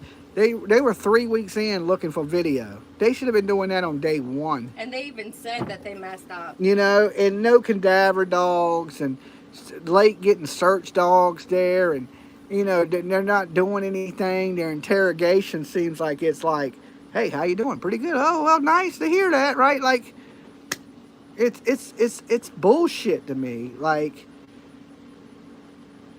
I don't know. Let's start torturing people. That's all I can say. I mean, damn. I mean, when it comes to kids, I feel the same way. Like, put them on fucking fire. So I don't, right? Like, it sounds terrible to say out loud, but like, at what point do we ain't gonna just sit here and be like, all right, your kids are missing. Who Dolly, cares? did they find the body in Pennsylvania? Let's don't wish death on the girl, okay? Somebody was saying that they found her, and then another person said they found her, but then Grendel, I think that's how you say that, said they hadn't. So well, here's the thing. Let's don't wish death on anybody. And I pray to God that she is alive and well. until we find out otherwise. I haven't been on my Facebook, but her sister is on my Facebook. She did add me as a friend. Um, and as far as I know from yesterday, they haven't found her. They haven't given up the search on Caitlyn Harp or Catlin Harp, however you say her name. But let's don't wish death on nobody. Let's Dolly, I am not. I pray she is alive and comes home soon. Yeah, like And look, nobody's updated that she's been found, so no, she's not been found. yeah, she hasn't been found, far as we know. Um, but continue to pray that she's okay. It don't look good because we're hearing about her. This has got squirreled us again. Okay, that the husband, this is his second wife that is missing. Okay, Oh. did you know that? Uh-uh. Yeah, this is the second woman What was that the they're first? alleging he killed. Where did the first one go? That I'm not too sure of. That's what I was going to talk to his sister about. Oh Lord, let's not repeat things that BHB is saying, please. Oh God, don't repeat nothing BHB says. What did they repeat? Tina Supernant said BHB said remains found on Vinny's old property. It's not in the news anywhere. Don't believe nothing that lady says. Don't believe nothing. Okay. Oh Lord, Betty is the one saying that, and Betty's heading there Monday to start her drama. Oh my God. The first wife overdose. Okay, well, I'll have to speak to the family tonight and let them know that that is going down. If she's talking about heading up there and things like that. Yeah, don't believe nothing that lady said. It's not. I just looked on all. Yeah, don't believe nothing she said. Okay, don't believe nothing That's she terrible. said. Why would you say that if she's not been found? That's terrible. That there's been remains found on. He's like, listen, don't believe none of that. Don't give that shit any attention. Don't pay it any mind. I She have said it was posted on Sister's Facebook. go to her sister's Facebook. Heather Lane is the sister. I'll check it now. Yeah, Heather Lane is the sister. I'm friends with her on Facebook. I haven't seen nothing like that. And I'm friends with Vinny's sister. I talked to Vinny's sister online. She got tied up searching, and I got tired up sleeping, and we didn't end up communicating like we were supposed to. 1 day ago, I have no updates. We have searched some locations, but nothing. Okay, We see? haven't heard no updates from police, but they are doing everything we all have thought about. We have a few more spots in mind, and there might still be a search party very, very soon at those locations.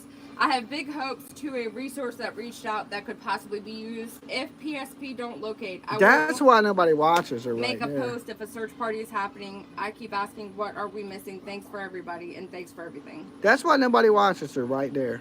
Misinformation, lies, you know, clicks and views. Clicks and fucking views, man. People will say the most hateful, harmful stuff. Like, the odds are this girl's not with us anymore. I mean, we know that, right? But why run out there and just be saying the things that they found remains on his property? And he's missing 2 wives. So, I mean, it's... Well, no, the first one OD'd, the chat said. And Yeah, was but found and alive. they believe that he did, might have, yeah. that he did something She's to not her. missing, though. You No, said missing. no. She's not missing. Sorry if I misled you. But no, she's not missing, but she did die. And they blame him for her death. And now Caitlyn's missing, and they're blaming him. And even his sister says that they're distant, right? They're not super close, and they don't agree with everything he done. And because his family's getting threatened right now. And his sister seems to be a pretty nice woman, pretty forthcoming, out searching herself. It's one of those situations where you can't really control what your family done. And that's her best friend, is the sister of Vinny's. Right, plus she can control how her brother is, what he's done. Yeah, that's I mean, what... she wasn't living in the house up That's with what them. she said to me. She's like, look, you know, Well, she said it in a post, but you know, I've talked to her, and she said that you know she really can't control what her brother does, and that they don't condone any of his actions. There's a lot of things they don't agree with that he does, and it don't look good. I can tell you that, right? It don't look good.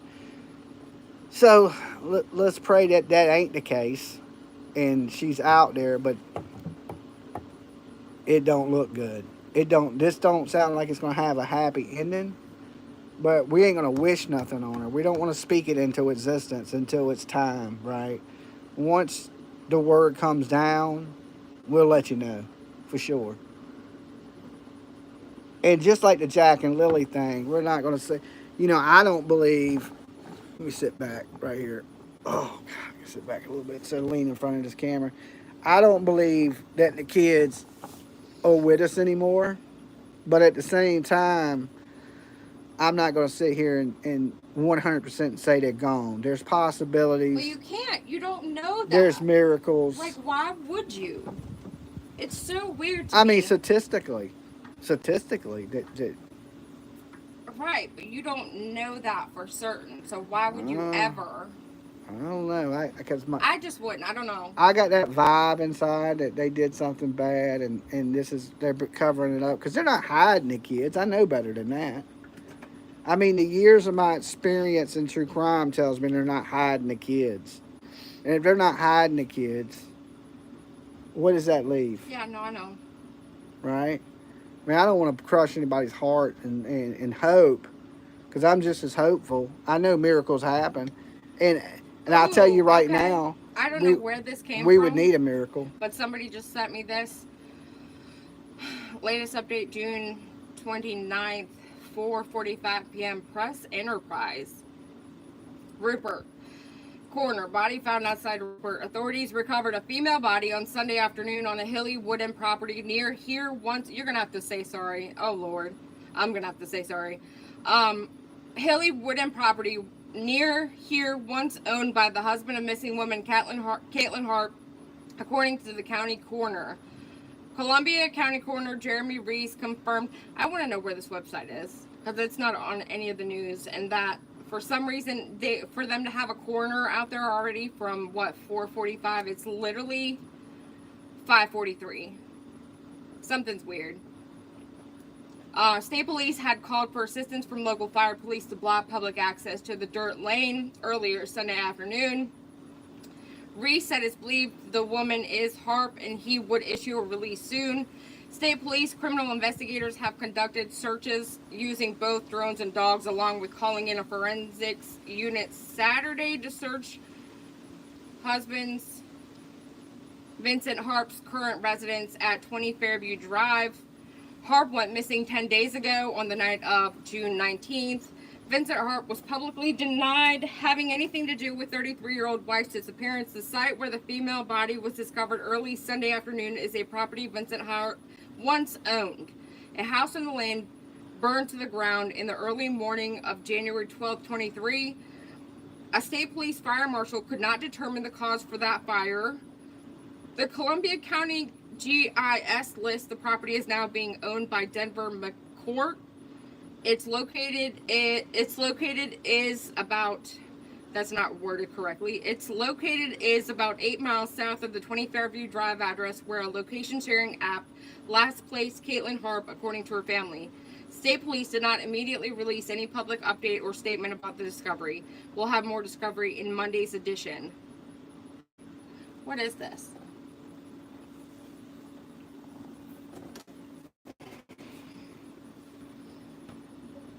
I would have to Google that and go from there, or try to ask the person for the link. But that would be crazy if that would be written up like that and it wasn't accurate. But there's nothing on any of the sites. There's nothing on Facebook. I Googled it and I then went to Facebook. So I don't know how they would know already, and supposedly just an hour ago.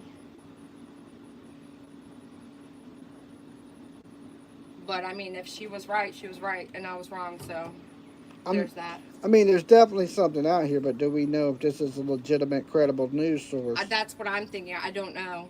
because I've never seen that before. And I mean, Press Enterprise. yeah. Let me look. Let me see if I can. I'll Google it.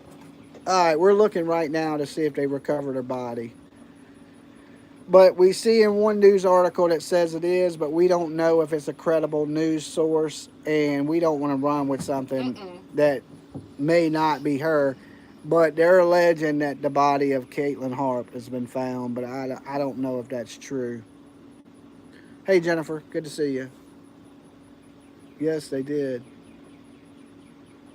Longview News Journal.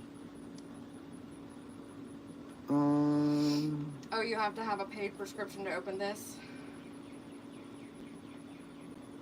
I mean, it would be in local Pennsylvania news. Local news would have it first, not some weird. It would be mainstream news by this point.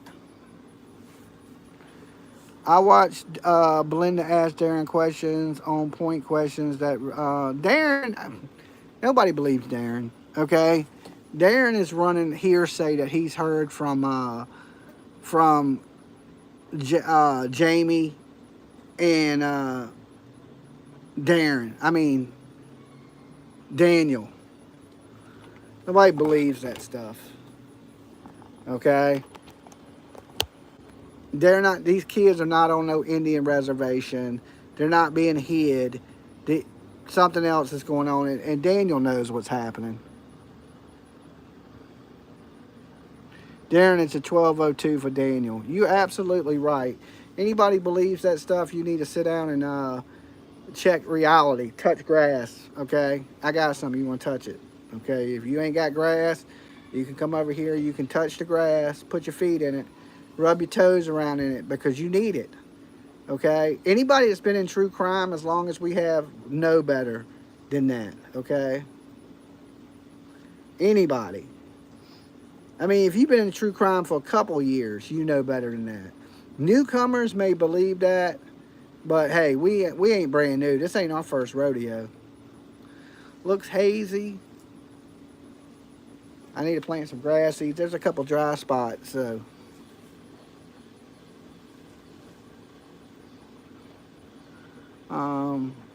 It's a pay site. The lady sent me the direct link to where I could see like the front pages of it, but when I click on the article to try and read it, it won't let me open it. So, I don't know if this is like a local paper for them, or I don't know anything about this. Yeah, I don't believe I mean, it's a wolf in sheep's clothing. It's possible she might be right, so don't like. I don't I'm know. not giving her a hard time. Like, you may be right. They may have found it, but we don't know yet. We will confirm when there's mainstream media confirms it. Or anywhere I can look up, like, and actually read fully. Okay, Longview News Journal. An hour ago, State Police coroner called to Columbia County property.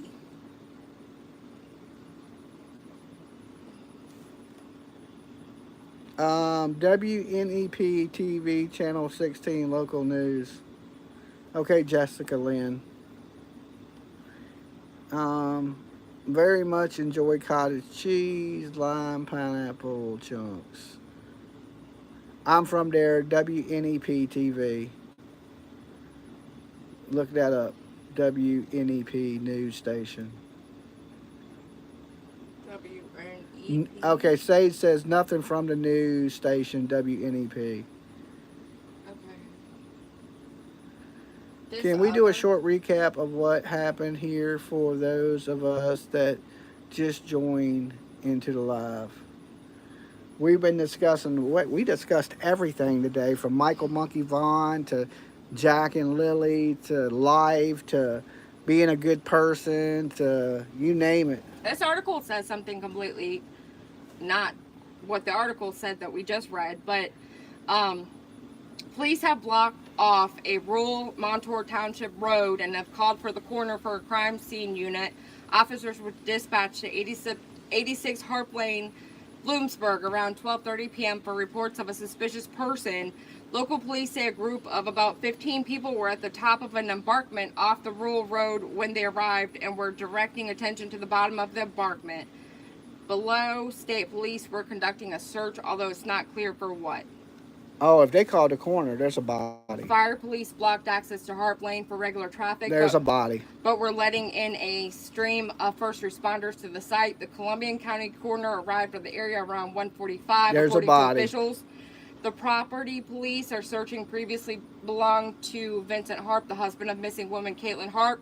Harp sold the property in 23, according to county records. Caitlyn Harp has been missing since June 19th. She was last seen at her home on Fairview Drive in Bloomsburg. They found her.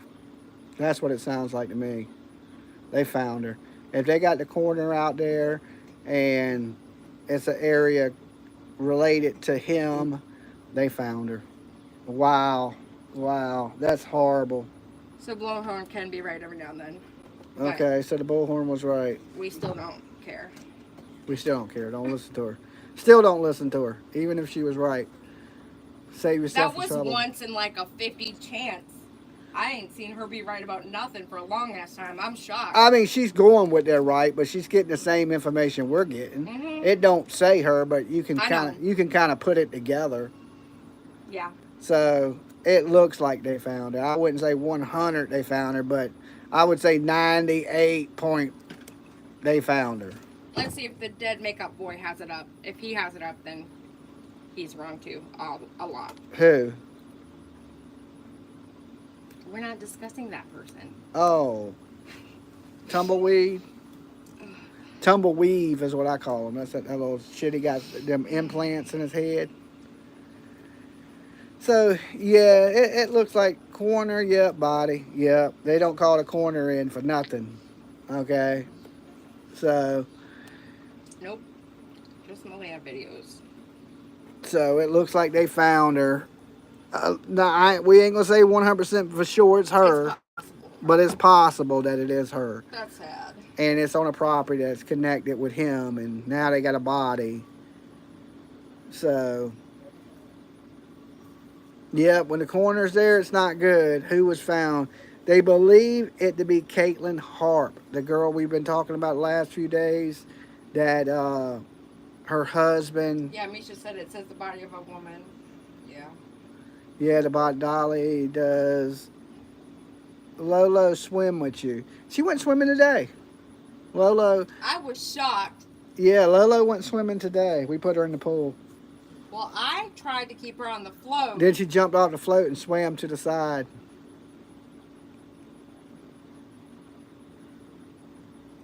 No way they're hidden with that much money involved. The body of a woman was found Sunday afternoon and the forest property in the Columbia County, the coroner's office said. Yep, and that is Caitlyn Harp. Not good. Not good, guys. That is sad. Like I said, I talked to her best friend, day before yesterday? And while we was at dinner, I was talking to her. And she was supposed to give me a call, but we got tied up. But we don't know the cause of death right now. Any update on Jack and Lily? They haven't been found. The mother... See, I knew that was going to happen. Tina Supernant was one of the ones that was saying that Betty had said it, and we were saying she had to be wrong. So that's kind of why I was trying to say, like, okay, she was right once. Okay, well, okay, every now and then. That'd be the first damn time she's ever been right. Be like, I'm surprised, like, especially. I just want people to know that we can admit when we're wrong. So. Yeah. You know, I mean, the media hasn't said it's her, so None of them. So she's just running what it is, but it most likely is. If it's definitely a property that's associated with him, it definitely is. I mean, it still don't mean it's definitely. I would say 98.9 is her, but I wouldn't say definitely. Oh, why is there bugs all of a sudden all around me? Love you, PJ and Dolly. Love your deck set up. Thank you. Thank you. Thank you. Thank you. It's about to be 6 o'clock.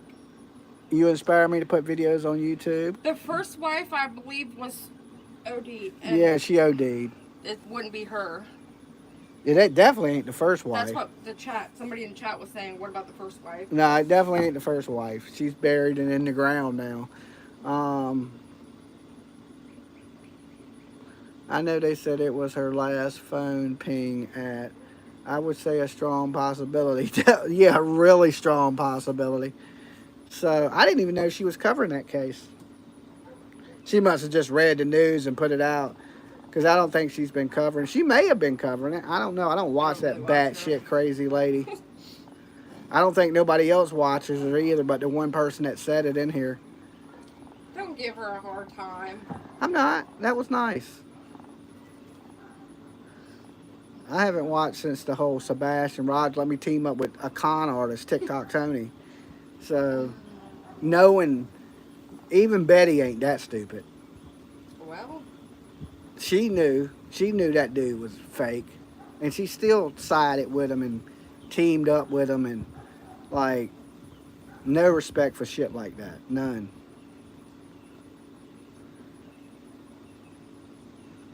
No, Betty didn't find nobody. Betty can't even find good hair dye. Okay. Jimmy! Oh my God. Betty didn't find her. No. I swear to God, you need a shot collar. I need a shot collar. Oh. Betty can't even find her roots. Okay. She didn't find nothing.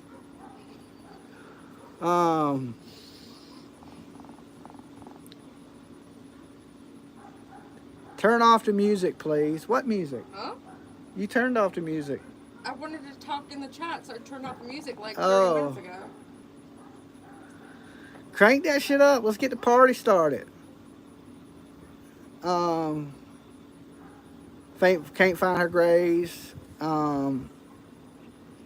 Betty and Brittany are twins. All right, we're going full Krama for a minute here, right? Oh God. We're going Krama. We're going Krama. Oh God. Betty's mom is pretty cool. I like Mama Bullhorn. She's all right. How do I get verbal communication with? That moves so fast. What? With you and PJ to get this resolved. Brenda Hold on, Bright. Hold on. Channel activity. What do you got that needs to be resolved? I'll cover my hair all the time. Betty's on vacation, heading in that direction. Yeah, Brenda, that's not something that we know anything about. You gotta contact your iPhone provider or something. 6 p.m. W, what's wrong? The comments that she had left on the stream where it started and what she's referring to, I'm guessing, because that's the comments. How do I get someone off my phone? Can you still see me by putting tape on my iPhone camera lens? And how does that work? I don't know how to get rid of it. And then she said, how do I get verbal communications? We don't know anything about that. Who's watching you on your iPhone? I'm kind of curious. That seems a little spooky. That seems like a little horror movie action going on there. That. What?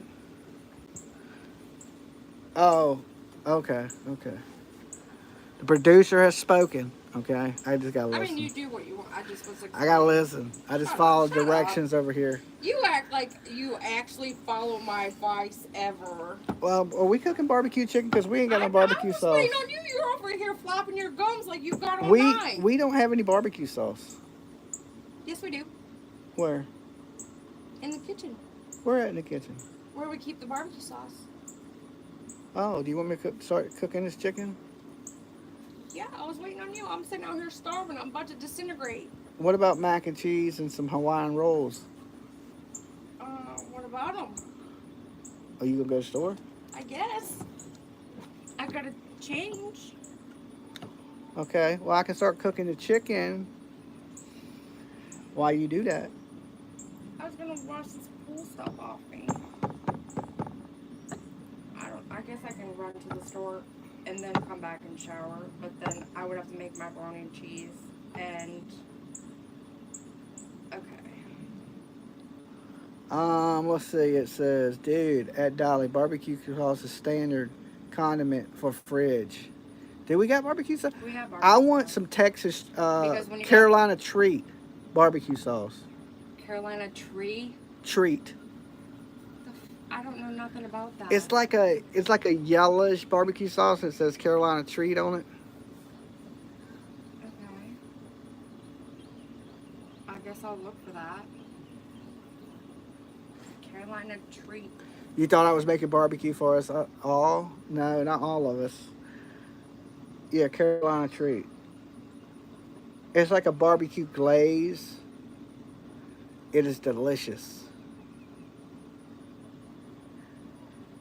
You said chill and grill. Well, all right. I'm chilling. That's for damn sure. You've been live for 1 to 3 hours. Holy shit. Have I? No wonder I'm like, what are we doing with our lives?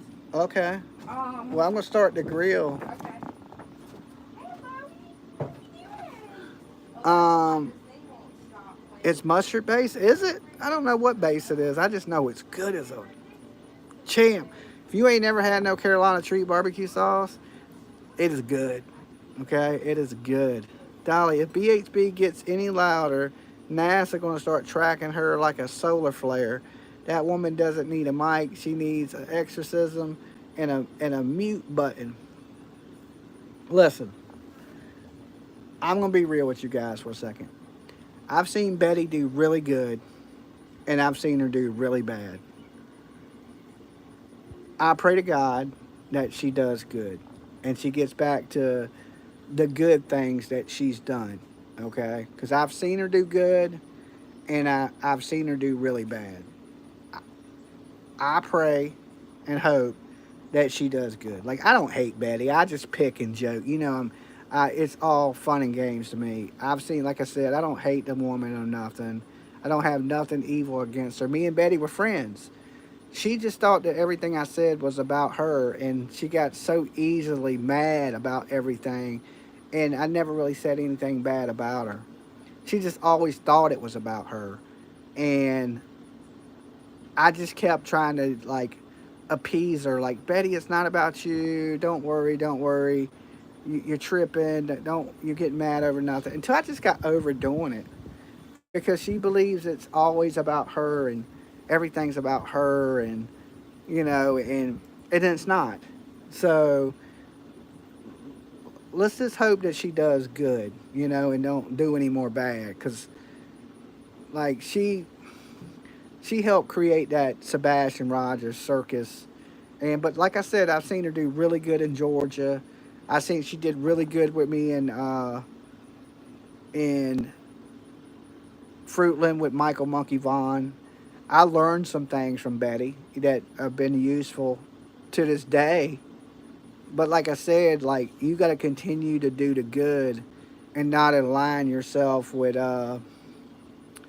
bad people. Like, I would never align myself with TikTok Tony. Bullhorn gets mad easy. Yeah, I mean, listen. She could be an asset or she could be a handicap. I guess it depends how. Dolly drinking? No, I drink like 3, but nothing like that. Not enough to make me defend Bullhorn Betty's bad actions right now. I need a keg out here with some keg stands for that. But like I said, I've seen her do really good and I've seen her do really bad, and she can do both, right? Like, let's just hope she does more good than bad. All right? Let's just hope she does more good than bad. Like, I think she's had her heart into some things, and like the whole teaming with Nick and TikTok Tony, knowing that they're all frauds, and Nick going to prison for fraud, right? And you still team with him? Like, I can't be your friend. I can't mess with you anymore. Like, that's clown stuff. Dolly will throw and, like, I don't hate you or not, like the lady like that or nothing like that, but I can't respect you.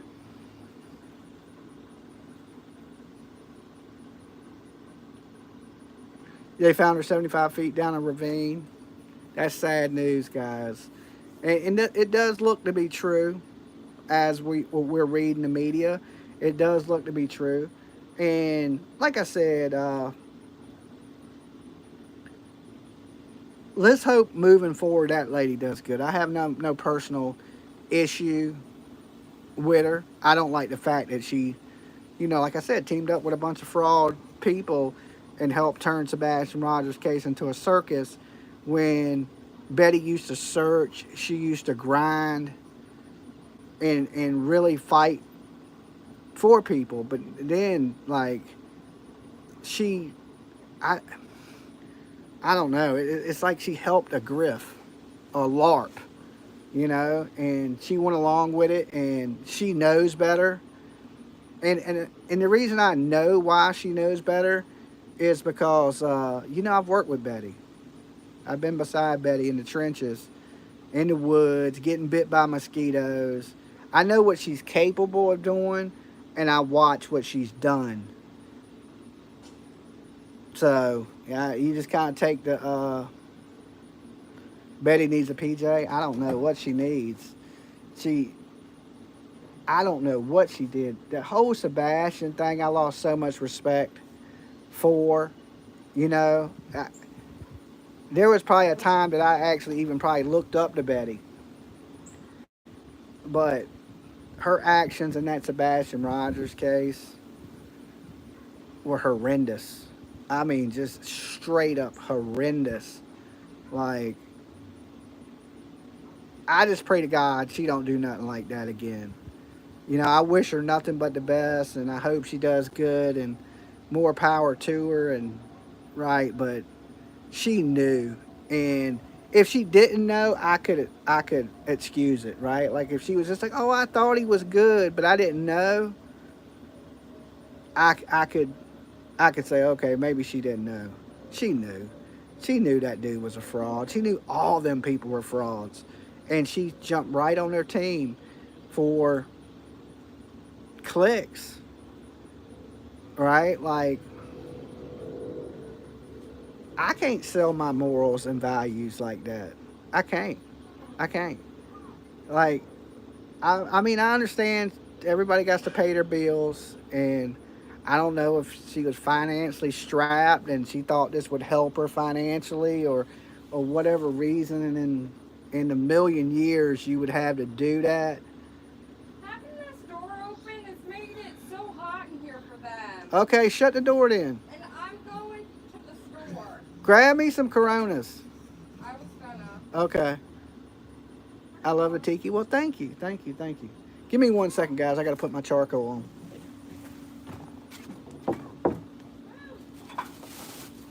Do you want to bring me that chicken out here? No, because I'm not even. Okay, I'll wait till you get back in. Oh, I was about to get new chicken. Isn't it frozen? I mean, I don't know. Oh my God. Move, dog, please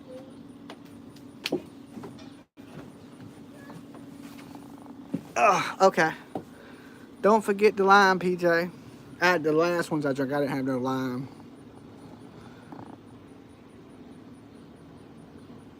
Sometimes you gotta get in with the people you don't want to expose them.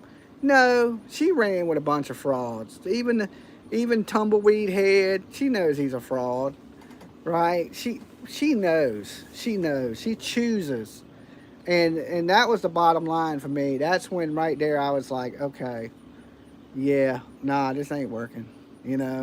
I'll cut my ties and do my own thing from these people, because I don't feel like they're real anymore. I don't. I don't feel like they care about the victims. That's just my opinion. I mean, that don't mean I'm right. That's just, you have a beer. Bring it to me. Bring it to me. I didn't know I had one in there. I don't know how I got one in there. I thought I crushed them ones I had. They went down smooth. Too good. Okay? Too good. But I don't even usually drink.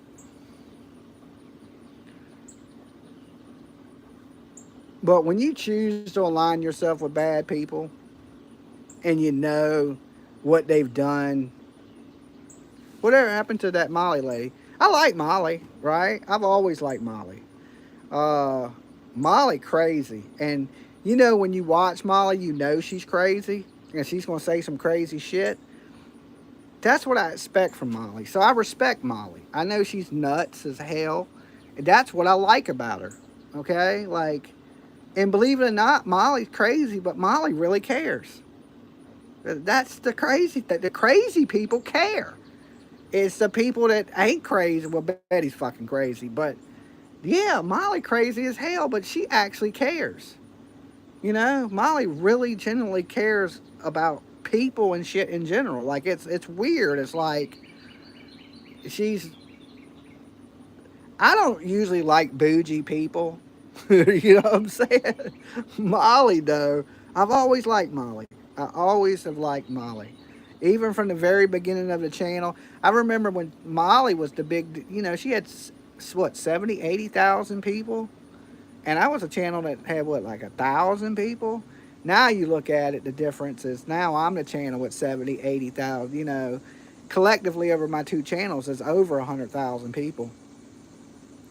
Um, but I was just a little dog, a little puppy on the porch. You know, we look back 3.5 years. Yeah, I ain't the little guy anymore, right? And but I don't forget my roots. I don't forget where I came from.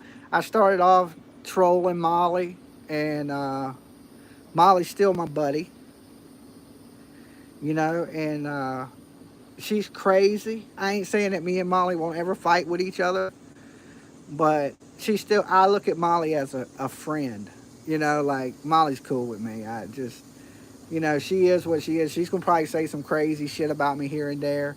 Um, but she don't hold grudges. It's YouTube to her, you know, and I respect that. You know, I can respect the whole Molly thing. Because she's like me.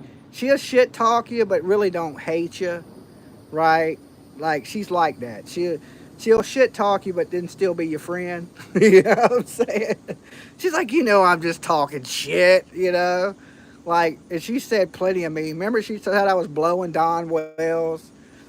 But me and Molly still hang out. We're still cool, you know. I don't care what she says. And I don't think she really cares what I said because I used to say all kinds of crazy stuff about her in the very beginning. And she, instead of being mad, she went along with it and she helped the channel in the beginning and stuff like that. She found humor in, I think, my retardedness. You know, I know some people don't like that word, but I'm saying it about myself. I think she found some humor in it, and she just kind of ran with it, you know. So uh, I I hate to see that people took Molly down, right? And it was a lot of people that she was cool with. She she she had that problem of picking bad friends too. You know, she was friends with Tumbleweed Head. And you know, now Molly will tell you, that dude, you know, he fake, right? Even, yeah. Did you grab that for me? What? I thought you said there was a beer in there. Yeah, and then I said I don't want the sound up, and then I was Is it still in there? yes, it's in the side thing on the side door. You get on my nerves. Oh Lord,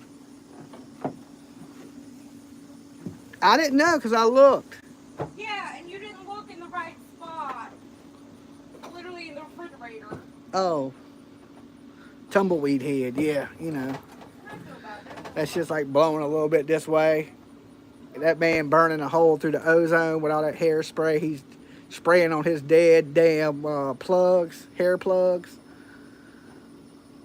Like, dude, you're 50. Just bald like a normal person. Just, you know, own it. Put a hat on.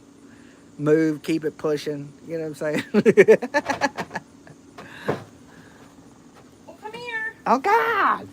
And can you hand me that little bag? Did you open it? No, but it's right Oh, there. okay. And hand me that little bag. I think you should. Thank you. I didn't know this one was in there. I hid it.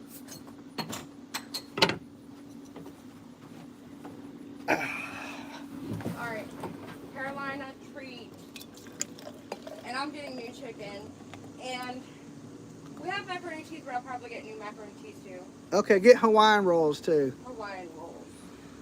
Yeah. Look, this dragonfly's just been sitting here all day. Alright.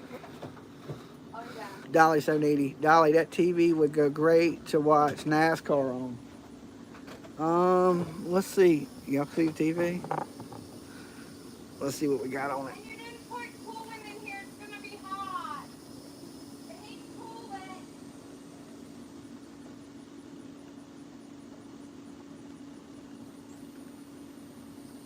What the hell?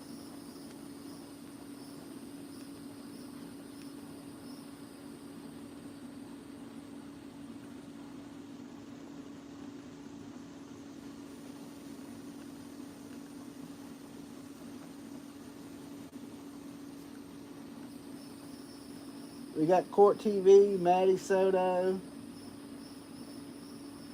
We'll throw some Vinny on. We'll throw a little Vinny on the background.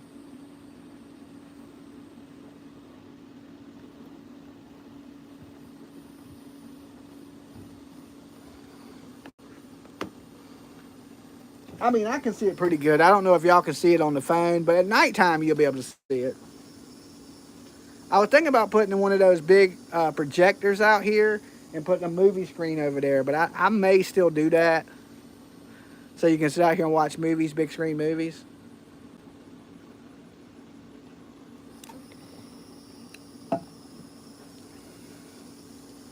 But I've been making it a little more, you know, chill. Loving a Tiki bar. Thank you guys. I mean, it's a pretty cool, chill area. I mean, I wanted to make the backyard. I've been working on the backyard for like the last 3 months. Like I'm gonna put in some pavers. I'm doing cornhole. I'm doing horseshoes. I'm gonna probably do the movie screen, and I just wanted to make the area because, like, usually in the summer I go a bunch of places and I spend a bunch of money. And I was just thinking, man, let's just make the backyard so cool that we spend time in the backyard. Like I was thinking about putting some putt-putt in, right? Because you see how big my yard is? It's huge. Like you're seeing this way, but it goes that way, like a long ass way, right? Because I own the next lot over too.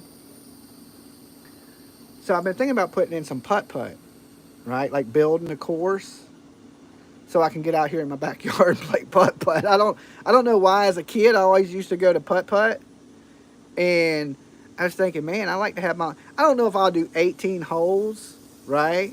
But maybe like 9. And do like switch it where you have to do it different. So it's a total of 18 holes. You'll have to run the course twice, but do 9 little putt-putt courses. You know, I was going to do them, frame them out, put the wood, the fake green grass, the hole, and like have it to where I can come out here and play putt-putt. I don't know, or I might do a little putting range. I ain't made up my mind yet, but I've been thinking putt-putt. You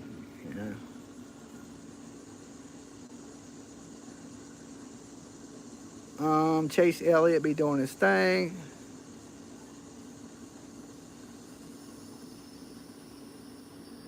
You want to turn your home into a place you want to be. That's what I'm saying. That's the important thing. Like, if you want to go to the bar, make your own bar. If you want to, like, you know, I've been just adding, and like, now PJ wants me to build everything. You know what I'm saying? Like, I was going to, like, have somebody come try to, you know, build some shit. And then she's like, you just might as well build it. And I'm just like, yeah, but I don't want to do it. You know, like, I can do it. I know I can build it, right? It ain't even no doubt. I mean, I worked at construction, you know, electrical, framing, roofing, painting. I mean, I know I can do the stuff. It's just like, I don't feel like doing it. You know? I just want to enjoy it. I don't want to have to build it. But so far, I done built everything. The only thing I didn't do is I didn't put the pool up. You know, because I wanted it level, perfectly level. And I didn't know if I could get it perfectly level. But then again, I leveled everything else. The decks, everything else I leveled. So, but I paid somebody to put the pool in. And then I built all the decking around it and the back porch. It's like tri-leveled. So, like you got the deck floor here, like low to the ground. See how low it is to the ground? And then you got my back porch, which goes up to the back door. And then you got my, the third level is the pool level. So it's like a tri-level deck. So, and then, so it goes 3 stages of the deck. And I'm probably going to build the third stage bigger. I build it small for now just to get kind of have a little layout area and to be able to get in and out the pool. But eventually I'm going to stretch that deck out bigger. And then I plan on building me another well, I use this one for storage, this shed here. But I'm going to probably build me one for my new studio. And then I'm going to put all my studio equipment in it and broadcast from there so I can clear up some of my house. It's just we're running out of room. I'm going to LA. And I'm going to LA this year. I just don't know exactly when. PJ needs a she shed. Well, we're going to kind of split it because we're going to do half of it my studio and half of it the office for dollysoap.com. Buy Dolly Soap. Because we need a little more room.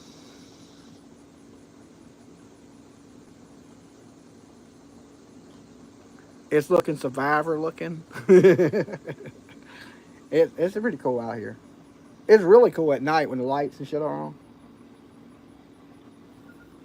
And all the tiki torches are going around the pool and all through here. I got all tiki torches everywhere. There's 1, 2, 3, 4, 5, 6, 7, 8, 9, 10 just in this little area. And then I got them all the way around my pool. And then I have a gazebo area, another sitting area over there. I don't never go in there, but there's a couch in there. There's like a little chair, and it's a gazebo, screened in. So I had like 2 sitting areas, this area and then the one over there. I don't go in that one much. I kind of built this. Well, I did before I built this one. I would chill over there and sit down and chill. But then I built this sitting area. And then I'm thinking about building another little area back there. I don't know. I just keep building on. I mean, you can sit anywhere, I guess. I got a sitting area here, sitting area over there. Just depends where you want to sit. Over here, out here, I got so many tiki torches because it's not screened in, right? So you got bugs over here, right? Mosquitoes, flies. But over there, it's all screened in, and I don't got, worry about getting bit by mosquitoes. It all depends on what mood I'm in. Summer camp with Dolly, I guess.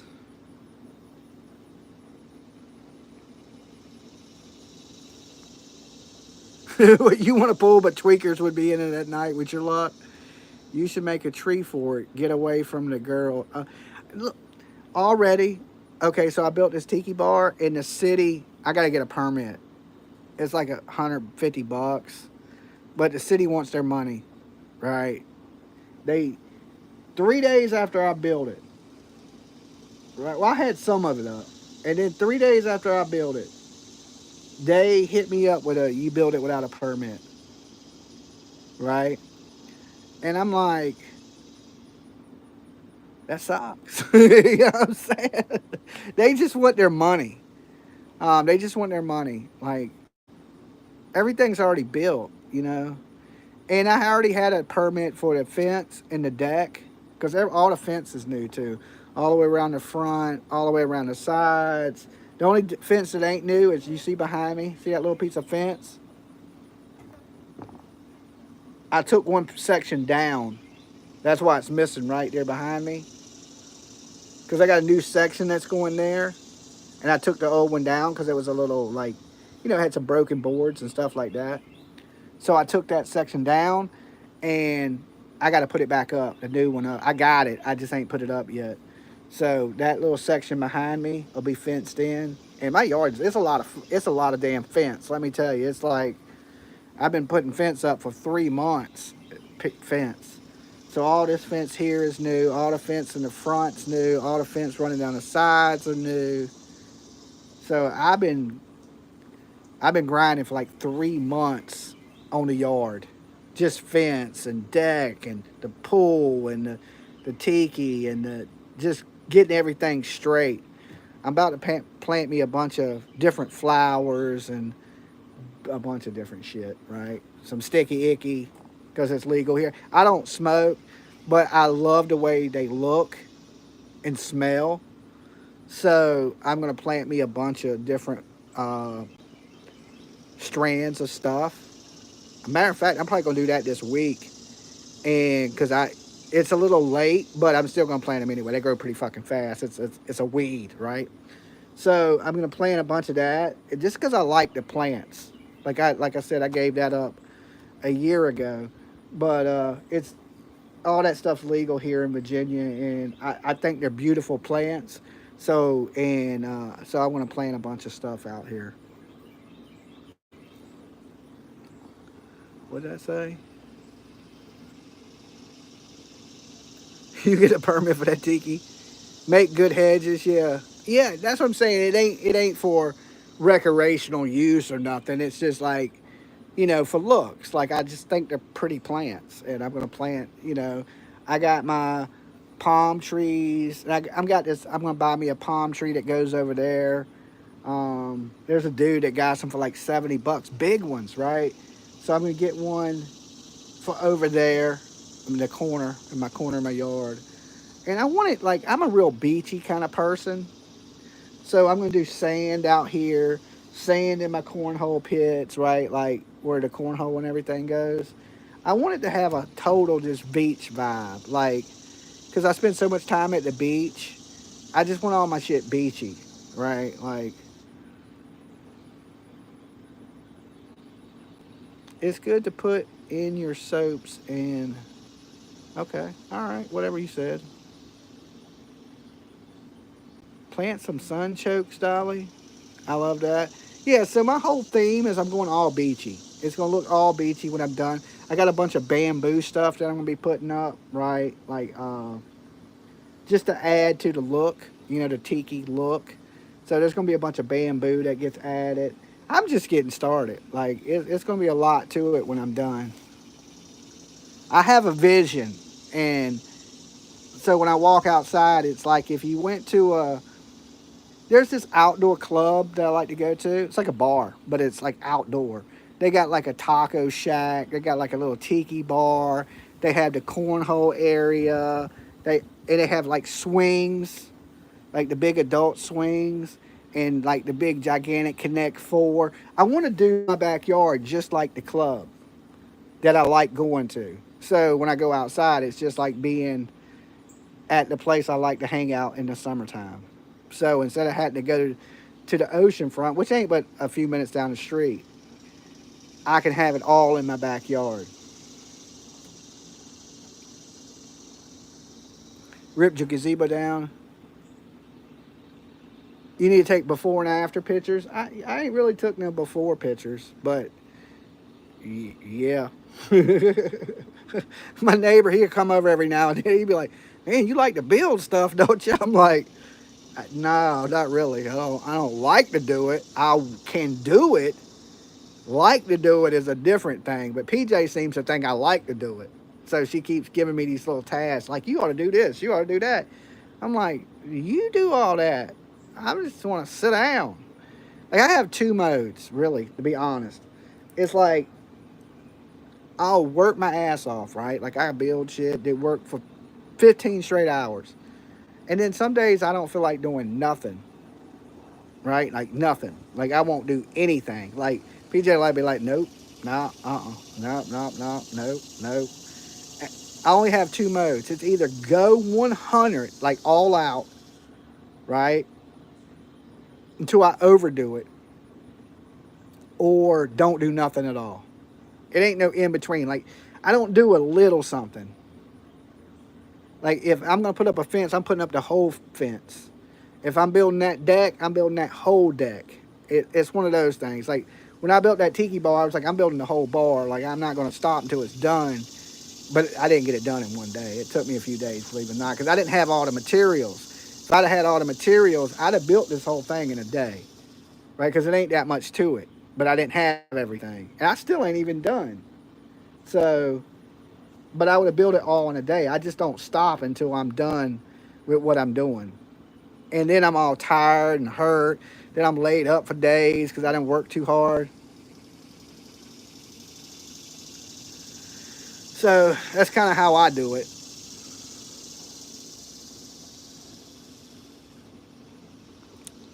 Compost your poo. What the hell? Dolly, don't forget to check on the grill. The grill's not lit yet. I just put the charcoal on it. PJ told me not to start it till she got back. So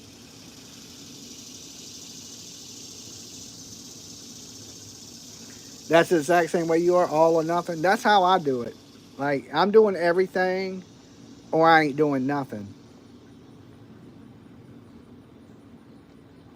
Yeah, I did it with the hurt tooth, the ear infection.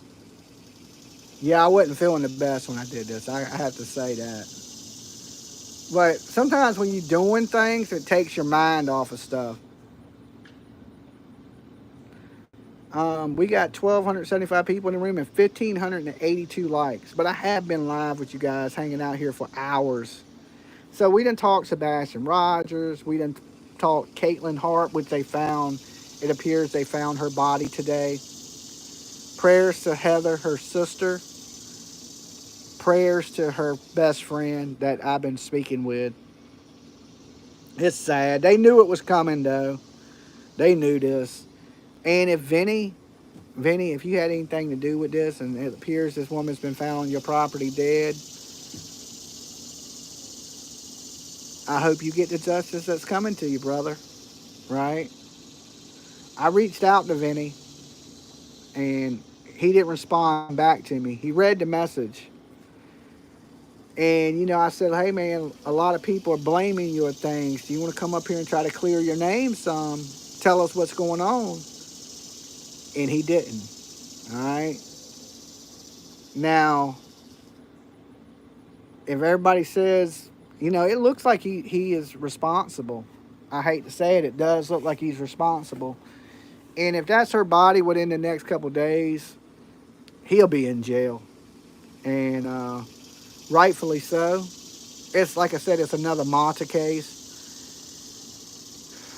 I think in the Jack and Lily case, I don't know if we'll ever find these kids. I truly don't. I just don't want to see these people get away with it. I truly don't want to see that. And if I had a passport, I'd be in Canada right now. I can tell you that much.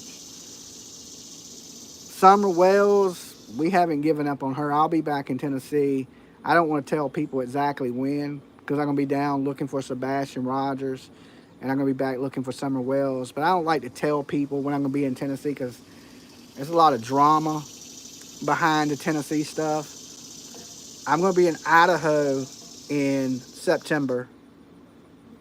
No, August. I'll be in Idaho. Me and PJ will. For my birthday. So it looks like I'm going to spend my birthday in Idaho. I'm going to be in Fruitland. I'm going to be in Boise. September, I'll be in Florida. I know that. That's pretty much locked in. I'll be in Florida in September. CrimeCon, we don't know about CrimeCon yet. I like to meet some of you guys, but I told PJ, I was like, all this money we would spend on CrimeCon, and with them not giving us no respect. Colorado would be September too. I just don't know if I want to go. If we could take a cruise.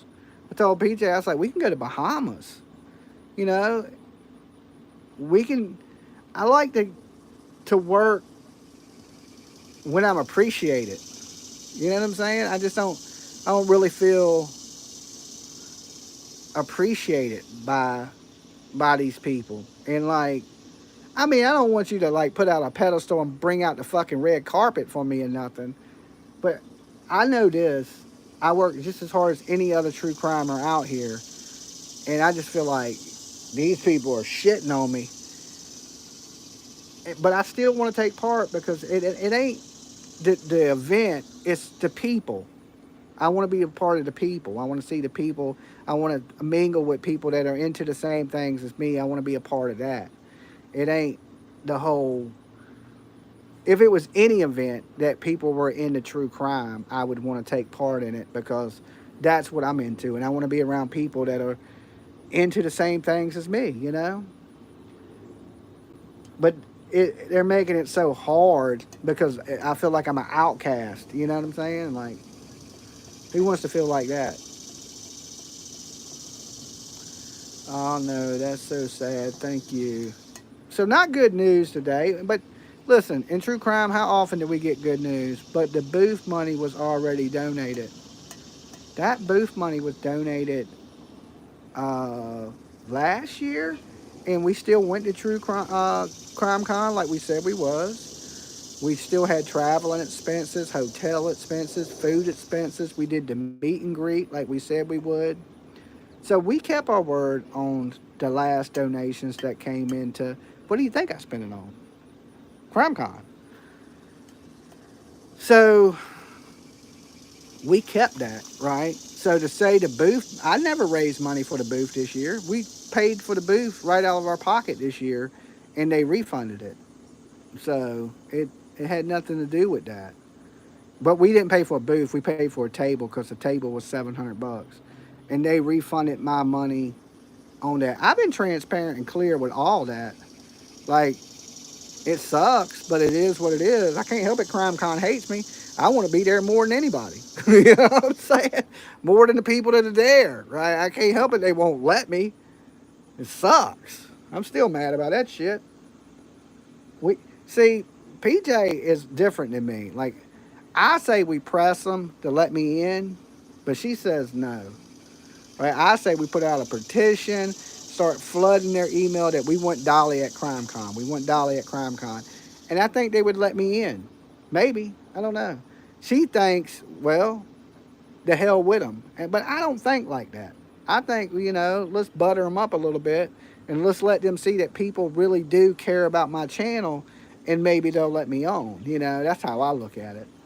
If the masses speak, you might not listen to one or two people, but you'll listen to 1,200 people today left a message. Hey, we want Dolly at CrimeCon. Y'all let Dolly on CrimeCon on Twitter, right? Because that's where they're at, CrimeCon on Twitter. People start blowing their channel up that they want Dolly, and I think they'll make room for Dolly. But we would have to all do it together and stand strong and show them, say, hey, there's thousands of people that support this channel, and y'all doing the man dirty. I think they would, maybe possibly let me on. I mean, a little bit of hate kept me off. What about a lot of love? What would that do? What would that do? But it's you guys, that the people out there that watch, that make what happens happen. So if y'all guys want me up there, go on Twitter, CrimeCon, and be like, hey, we want Dolly. One of my mods post a link to their CrimeCon. Be like, hey, we want Dolly on CrimeCon. Can we see Dolly this year? Why won't y'all let Dolly be a part? Stuff like that. And once they start seeing thousands of comments up there, maybe they'll break and let me be a part of it. So I can't do it alone. Just like I tell you guys, I can't do this channel by myself. I need each and every one of you. And I don't just say that to say it. I say it because I really need you guys. You see, they treat me like a stepchild out this bitch. You know what I'm saying? It's terrible. Like, I don't know nobody that... I mean, I'm sure there's people that work hard. I ain't going to say some of these true crime people don't work hard. There's some really hard-working people out there. JLR works around the clock, right? But I work... I'm guaranteed I'm in the top 5 hardest-working true crime YouTubers out there. But I just get bypassed and like nothing. I'm just a redheaded stepchild. I swear.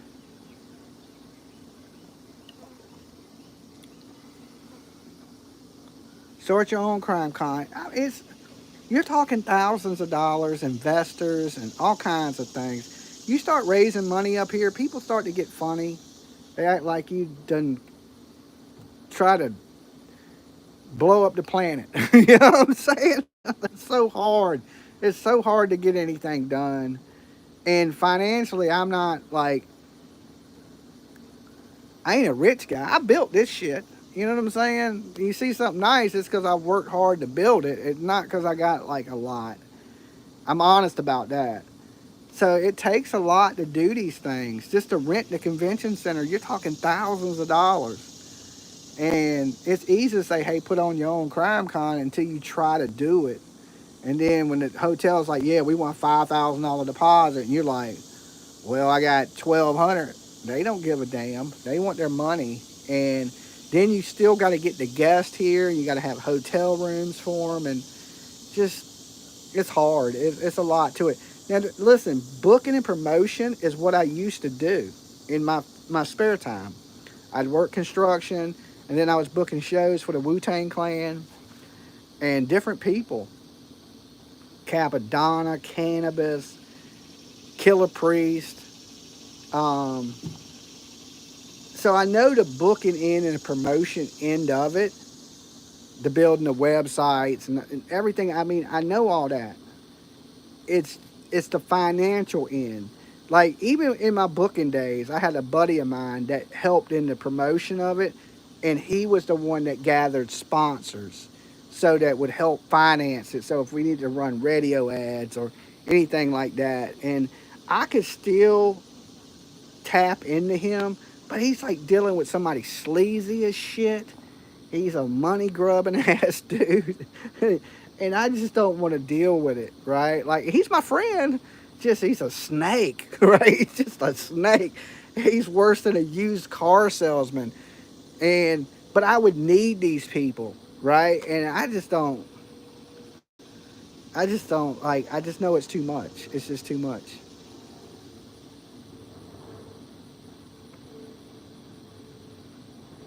I've been watching and listening. I hit that like button. Thank you. Like everybody has some, friends that ain't like you're like, damn, I just, I keep you at a distance kind of friend. You know what I'm saying? When is Turtle Island come back? It's coming back at the first, around the first. So just a few days. This week coming up, it'll probably be the vote on to Turtle Island. I just got the pictures in for Cluminati's belt. So I got to ship her the belt, give her the tracking number. And as soon as she gets the tracking number for her belt, we start the show. We start the show. I never start a show until the person has their belt. So, CrimeCon done. You did that? Y'all left a message? Thank you. Because you can go on Twitter, CrimeCon, and just, say, hey, we want Dolly. Let Dolly on. He's a good guy. Dolly, I have a 100-pound turtle. Can he be the mascot? Yeah. And maybe my mods copied the link to the CrimeCon Twitter page. And there's two Twitter pages. There's CrimeCon and there's CrimeCon HQ. Now, what they say on the CrimeCon page is CrimeCon HQ is their official page. Okay, so there's two pages. So you may need to leave it on two pages. But y'all hit them up and be like, we want Dolly, we want Dolly. And I'll keep trying to pressure them and see if they'll break. They still have 7 booths. I mean, there's still room for me, but they've already told me no. So, but you never know. People can change their mind. Never hurts to try. I try. Like, PJ's more the, they don't want us F these people. We don't need them anyway, right? Dolly Vision's going to continue to grow no matter if I do CrimeCon or not, right? We know that. Everybody knows that. We're going to hit the 100,000. We're going to do that. We know. We just don't know when, right? But we know we'll hit it. We've continuously grown over the years. If you look, we've grown at least 25,000 every year almost that we've been a channel. So we look at it now like, okay, well, we may be here another year, but we're going to hit that. We ain't going nowhere, right? So we'll be here and we're going to continue to grow. Thank you, Sage. Sage just posted it. TikTok. I didn't even know they had a TikTok. No, you got to do it on X. X is the place to leave. Don't publicly shame CrimeCon, okay? Don't do that. Don't make them mad at me. Make them want to let me be a part of it, okay? We don't hate CrimeCon. I just feel like I'm the broke stepchild of CrimeCon. We want to be a part. We don't want to make them mad. don't be mean to CrimeCon. They just doing what they're doing, right? They just don't like me. I don't know why, but maybe a little bit of encouragement to get me there would be great. Don't do nothing that's going to make them not want me there ever. Maybe one day I'll hit the lottery and be able to wear a suit. I don't know. We don't want to F it up completely. I don't burn bridges. I don't want to burn the CrimeCon bridge down, right? I just want them to let me cross it. I ain't trying to torch it. I wish them luck. I just wish I could be a part of it.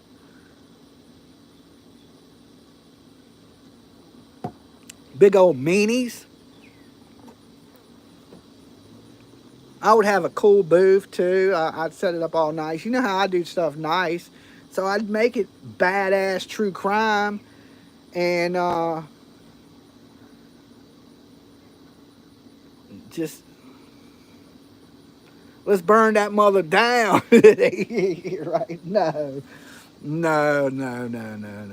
WNEP discovered a body. Yes. Caitlyn Harp, okay, if you're just tuning in, is likely been found. So she's been missing for 10 days, and it's believed Vinny, her husband, Vinny Harp, is possibly responsible. Is Karen Reed going to be there? Well, I hope not. If they say I'm controversial and they let Karen Reed be there, oh my God. I know Chris Hansen's going to be there. A bunch of the same people that were there last year are going to be there.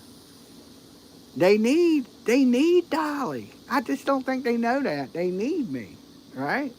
They need me. They don't see it. I see it. I mean, I had a lot of people come just to meet me in Tennessee from everywhere, from Carolina, from Georgia, from Alabama. Everybody rode up to Tennessee just to hang out and kick it with me, which I appreciate, guys. Y'all are so awesome.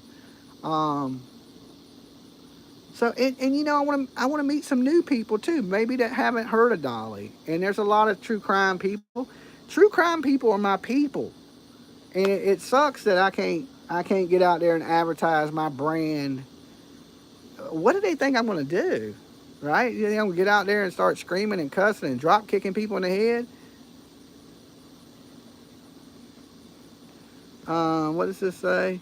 Hello there. Thank you for your interest in CrimeCon. We try to respond to emails within 24 to 48 hours, Monday through Friday. But many questions below on our CrimeCon at page. Yeah, but I think Twitter is the best way to go, because not only do they see it, but other people see it, right? And I think that is probably the best route to go. That's like, hey, we, give Dolly a chance. We want Dolly at CrimeCon, and I would go if Dolly Vision was there, stuff like that, and let them know that there is support for this channel. I mean, they look at us like we like the Inquirer or something. I don't know. And when they denied me the first year, I was like, okay, well, it is what it is.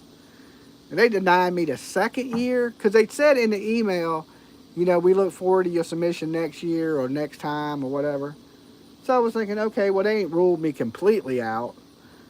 And then, so I I applied this year, and then they sent my money back. Hey, Crime Con, where's Dolly? That is right. We'll, one of these days we'll put the pressure on here coming soon. But if you hit them up before then, that's fine. But there's gonna be a day that we do a let me on fucking stream.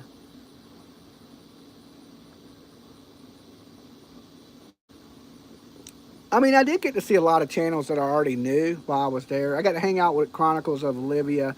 I hadn't seen her since Georgia, so it was good to see her.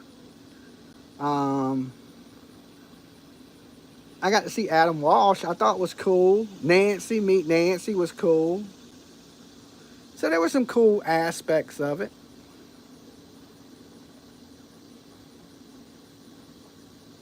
Why the stepmother filling it up potholes? The kids are not buried up there in potholes, guys.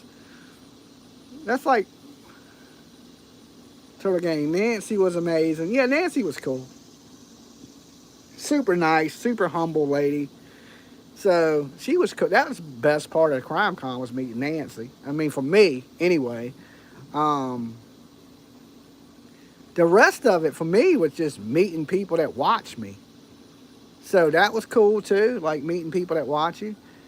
But far as for me, like, starstruck Nancy. I love Nancy, right? So it was cool to see Nancy, as far as my money wise, buying a ticket. I was like, meeting Nancy. But it was good to see people run up to me and be like, Dolly, I love your show. It's a good feeling.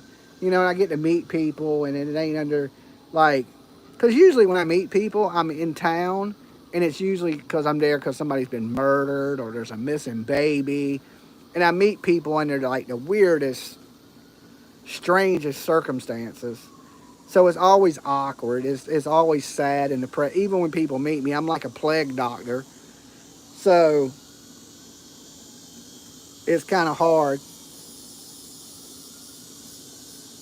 Oh, baby kittens. Meow. Y'all want to see the baby cats? Y'all better watch it. They knocking stuff over. There's a bunch of little kittens. Yes, they ran. When that board fell, they knocked the board over that was leaned up against the Tiki bar. And when the board fell, they ran. They little feral cats. We're about to get rid of them. We got to catch them, though. Right? So, there's a bunch of them. So, we're going to take them to the SPCA. Most likely, we're supposed to take them tomorrow, but I don't know if we're going to get them there tomorrow. But we want them to get homes and stuff like that. So we want to get them while they're still small before they turn into big-ass cats and nobody wants them. So we got to round them all up. PJ's been out here feeding them, like earning their trust. So, and we got to get that cat fixed because PJ for some reason, wants to keep this cat. So that cat needs to be fixed before it has any more kittens.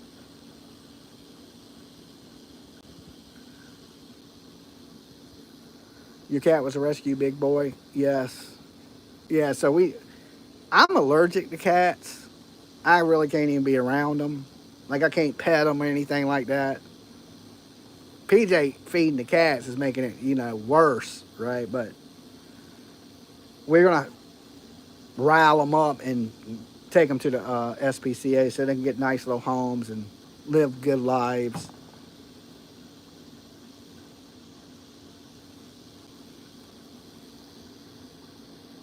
Hey, Dolly, with your followers, you could probably find homes for them here. Yeah, but I think the SPCA they'll do a better job. Kittens got to eat, yeah.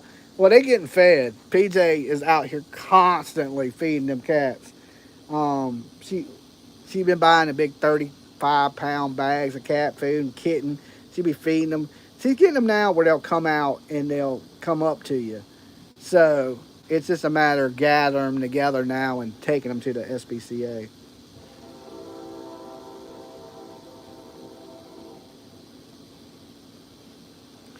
They keep the rodents away, not these cats. We got to always put stuff down for, because, you know, I live near the woods. You see all the trees and all the woods. So even the cats, you got to put stuff down, or you'll get mice and all kinds of stuff. You would think all these damn cats would keep them away, but they don't. So if you don't constantly like treat the yard and put traps down and things like that, they'll still make their way, you know, especially when you live near the woods. So I'm still constantly putting traps and stuff out for mice and different shit. Ants, oh my God. Well, I don't even want to talk about the ants. They're everywhere. We had fire ants for a while too, but I got rid of most of the fire ants. Them damn things ain't no joke, boy. I walked out one day, and wasp, that's another thing here. And there's a bunch of them flying around my head right now. The wasp here, I'll tell you two stories. So I get up in the morning, usually I'll walk out on the porch. I don't have no neighbors. The neighbors are way over there. You see what I'm saying? I live in a wooded area. So I walk out on my front porch and I'm just stretching, you know, waking up in the morning, you know, it's a nice day. So I walk out off the front porch and I'm standing in the front yard and I'm just stretching, waking up, and I must have stepped on some fire ants, a hill of fire ants. These fire ants run up both my legs, okay? And before I even realized what's going on, I done been bit like 150 times. All up my legs, both my legs. I'm running, knocking ants off of me, right? And it literally looked like somebody took a cigarette and put it out on my legs. Everywhere. Like, they tore me up, right? So at that point, it was like, oh, we going to war. Okay, this is official. This is like some old, okay, not carrying this all by myself, Dolly. Okay, hold on. Are you here now? So I was like, oh, okay, we officially going to war. I'm talking North Korea. Like, you know how we just did those nuclear bomb facilities in Iran? I was like, oh, we about to go there. I'm not letting this go. This is going to be there's going to be some devastation and some payback over this one, right? So I went to the store and got everything you could to kill ants. I was saying, I came back and nuked them all.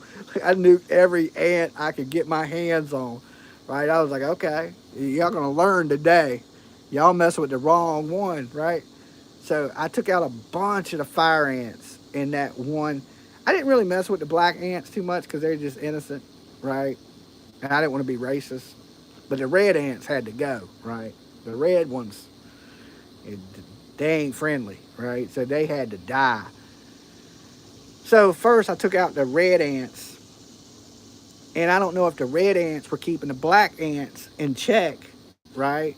Because then after I killed off the red ants, the black ants made their way to my house, right? I don't know how they got in, but they did. And they got in by the thousands. They had an army just right across to the first apple they seen on the counter. So then I had to go to war against the black ants, right?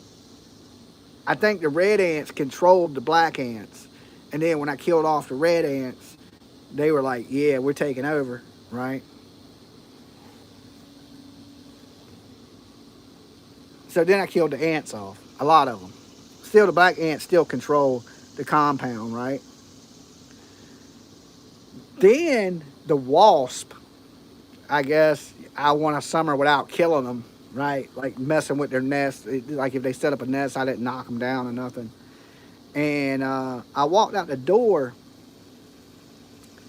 and same thing, I was stretching, and this wasp flies up and hits me, stings me right in the back of my hand. Right? Bam! I'm like, ow, right? And I go to run in the house, and you know how bees or hornets or wasps, when they sting you, they release a pheromone to tell all the other wasps to sting you. That's why they attack you in bunches, right? So I was standing there for a second, I seen these other wasps coming, and I was like, oh shit. So I go to run in the house. They were literally flying into my front door. You could hear them like ding, ding, like hitting the door. And I was like, I'm allergic to wasps, so my hand swelled up real big. And I was like, okay, now I'm at war with the wasp. Right? So I done went to war with the red ants, the black ants, the wasp, right? But when you live in the woods, you got to be prepared for all that. I'm just letting you know. Wow, dude, pay attention. PJ gonna stab you in the neck if you don't help her. Hold on, give me 1 second.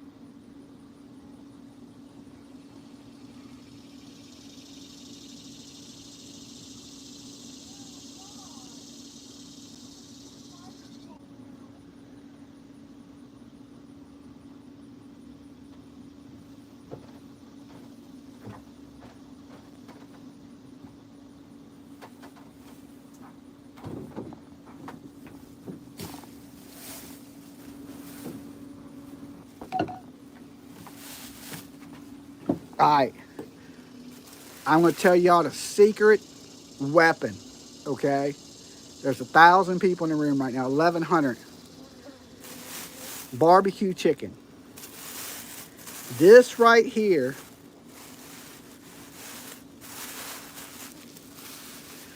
is the secret. All right. If you are not making barbecue chicken on your grill with this is the best stuff like known to man. Okay. So I'm telling you, when you cook your chicken, cook you some chicken, get it cooked nice, right? Put this on it for let it sit on the grill for about 5 minutes after your chicken cooks.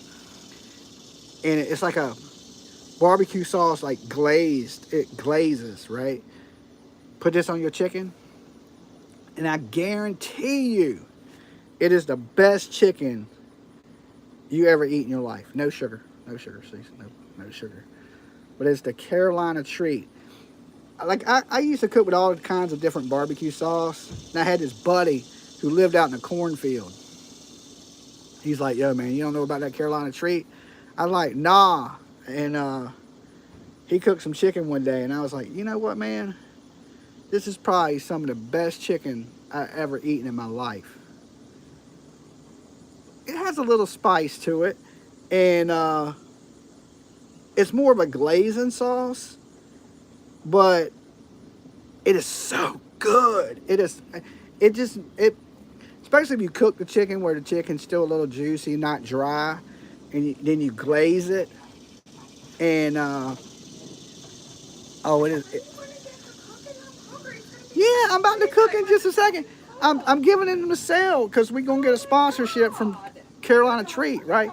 Carolina Treat, you watching this? I want my paycheck, right? This is the ticket. All right. Who's ate this? Who's used it? Anybody use it? Press 1 in the chat. No, Sweet Baby Ray's ain't got shit on this. I mean, nothing. I eat Sweet Baby Ray's all the time, but it ain't got nothing on this. Sponsorship. I'm telling you, this is the ticket. I mean, you had it. I'm telling you, this shit here is the bomb. Like, off the hook, off the chain, right? I've never tasted that. It looks really good. I'm telling you. I am telling you. I went to the store. I went to Kroger the other day, and I was trying to get some, they didn't have it. But they got it at Food Line. So if you got a Food Line or something like that, this is the ticket, guys. You got to try it, right? You got to try it. I'm not paid or sponsored. That's how good it is that I would plug it. I'm like, yo, this right here is the shit. I will try it on chicken. Thank you. There you go. There you go. What's that say? Since 1950. Where are my glasses at? I can't see. Since 1953. Okay. $9.99 on Amazon. Is that how much it costs? I need a glass of milk with it. Okay. It ain't that spicy to me. The barbecue sauce you cook with. In the oven or on the grill.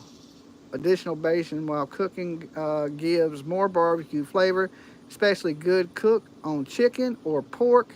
Carolina treat has always been sugar-free. Okay. All right. Temu, they got it on Temu. Is it hot? No, it's not hot. No, it's like it's not a real sweet barbecue sauce because you see it has no sugar in it. I'm about to look on Amazon. Be right back. See? Sold, right? I'm telling you, the shit is delicious. All right, let's start a fire. Let's start a fire, baby.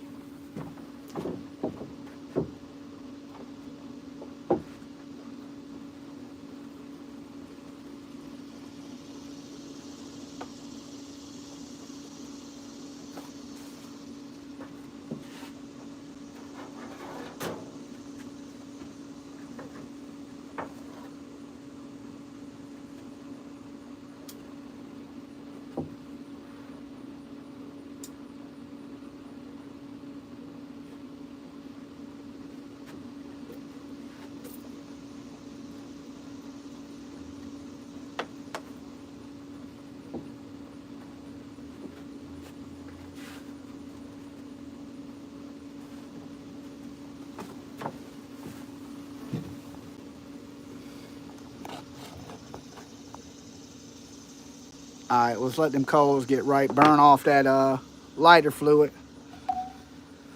Was $4? Okay.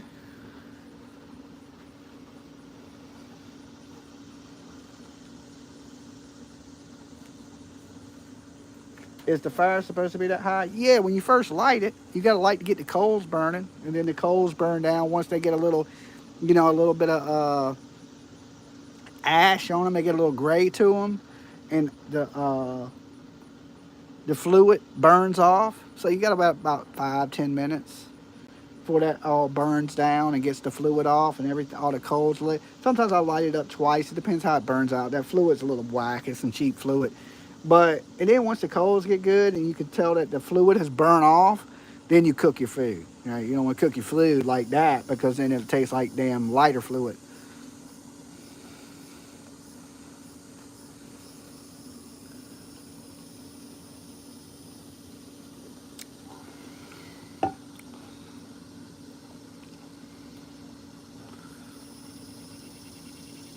Okay, sticky sweet.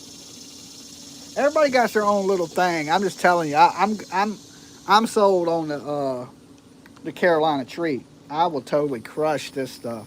I mean, just crush it.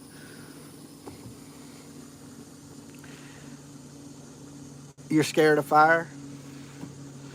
I'm glad to see you use charcoal. Yeah, I don't use a gas grill. I don't like the taste. Right? I use charcoal. And if I'm really want to be all fancy, I'll use some wood chips, to give it a little seasoning. But I'm not trying to do all that tonight. I'm just trying to cook some chicken tonight, so it's just a quickie. Has been charged. I'm going to... Okay, Caitlyn Harp has been charged. I'm going to email you the charges. Okay. Wow. Okay, well, maybe we'll grab his sister and get her up on an interview. I've been speaking with the sister anyway, his sister.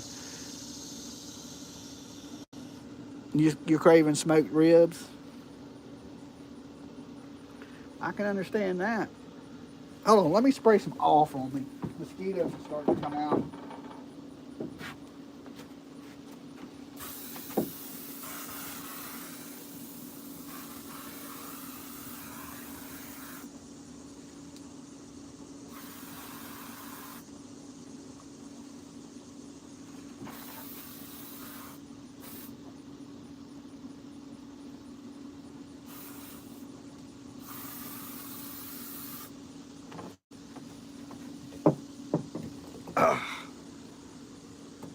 Okay.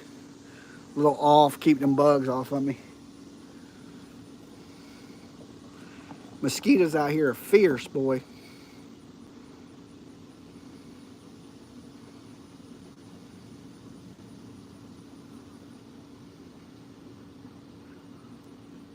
We got 1,686 likes. Good Lord. I'm going to have to do more Tiki bar streams, okay? You like Jack Daniels? You never had DoorDash. Well, DoorDash is convenient if you don't feel like going anywhere.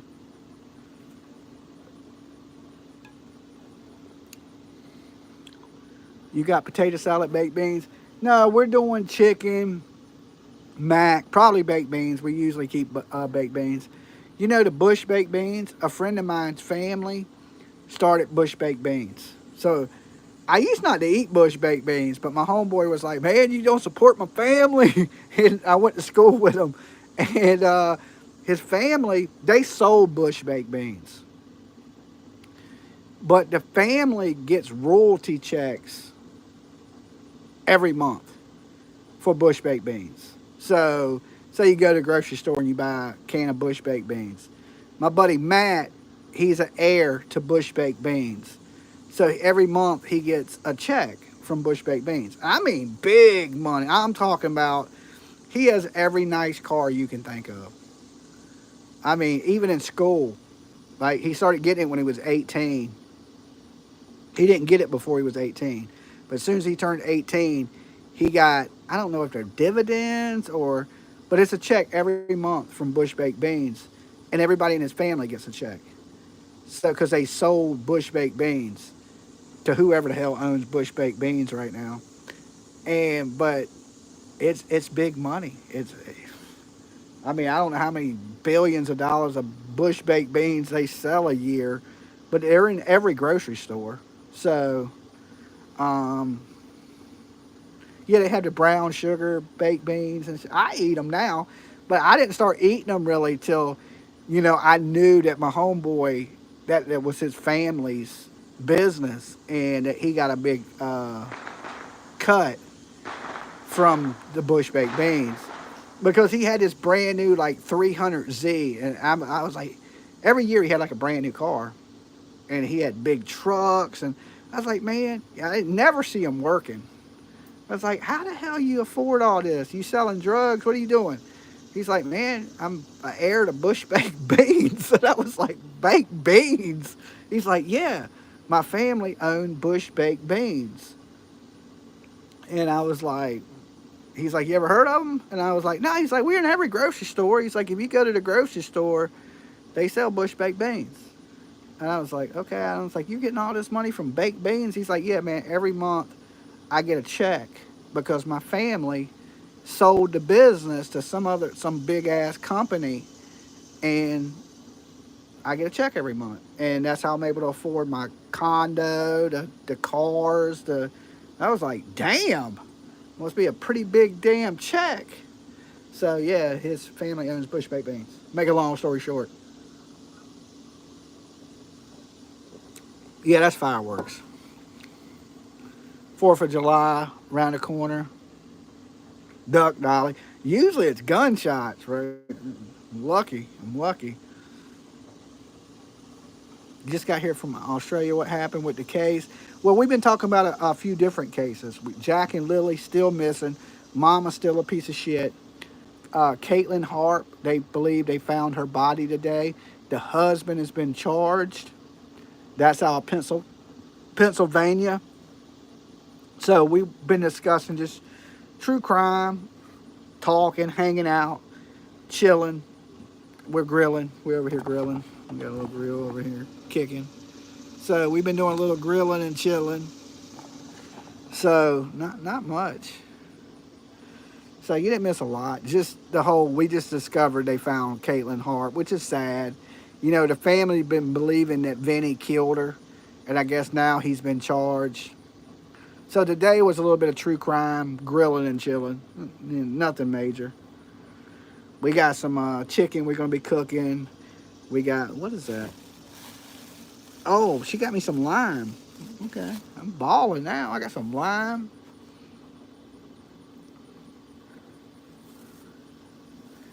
That's what my parents would buy. What, the bush baked beans? Yeah, I guess, after I started eating them, I realized, okay, yeah, a lot of people, I didn't know in the high school days, the end of high school, because it wasn't until around graduation that I found out that, he was tied to bush baked beans. But there was a lot of kids I went to school with that their families were like pretty filthy rich, right? And a lot of times you don't know how they get their money. They just got money, Dolly, Queen sent you the email. Okay, I can't check my emails. I'm on my phone, guys. We hanging out in Dolly and PJ's backyard. Yeah, y'all hanging out in the backyard with us today, right? It ain't very often we watching Vinny, okay? We got Vinny on the tube over here. I don't agree with him on Karen Reed now, Vinny. You let me down. You let me down, Vinny. You're an OG, okay? Vinny's an OG. I still look at him like I don't always agree with everybody, and I ain't got to. I don't hate Vinny for thinking Karen Reed was innocent. He did kind of simp for Karen Reed, though. I'm a little disappointed in you, Vinny, right? Morals, values. It's better than money, right? It's better than money. You can be broke and grill chicken, right? I ain't got no steak, but I got chicken. And I got morals and values, and I didn't have to sell them to Karen Reed. So, I'm a little disappointed, but don't hate you. Still, Vinny is an OG, a goat. One of the goats, him and Nancy, Banfield. There's people I look up to, and that's why I wanted to take part in CrimeCon so bad, because a lot of the people I look up to are a part of CrimeCon. Oh, let me show them this turtle. You gotta see this. Are we gonna put these on the merch store? I don't know. These are kind of juvenile. I don't know if our people would like them, but I think it's hilarious. Okay, our people are gonna like this, right? Are you gonna start doing something, or does it have to wait? It has to be sitting down, and then you press it. Put it on the. Oh, you can't. I can't show it. Oh God. But anyway, he sits there, and then you set a cup on him, and it's. You can't see that. Put his head over Put his head over the thing so you can see his head.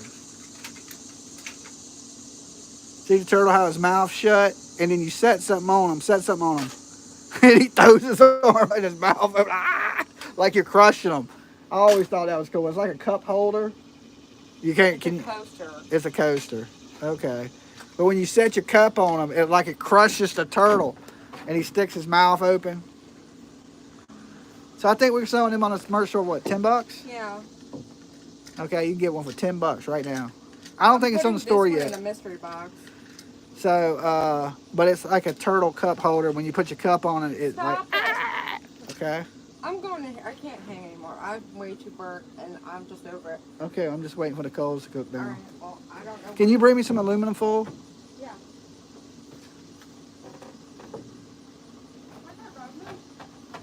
PJ says she's over. She's done cooked out here today.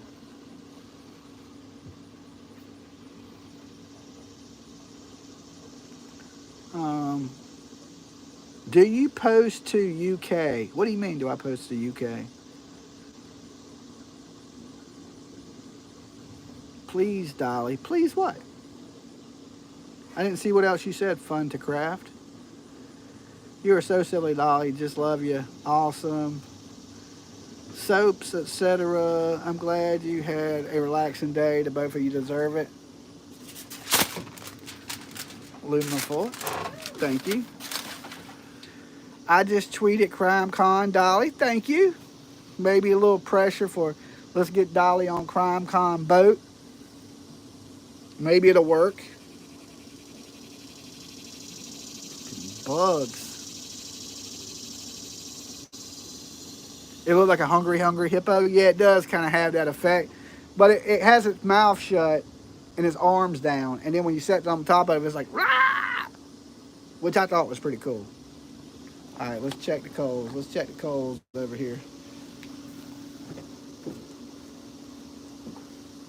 Oh, yeah, that baby's cooking. That baby's cooking.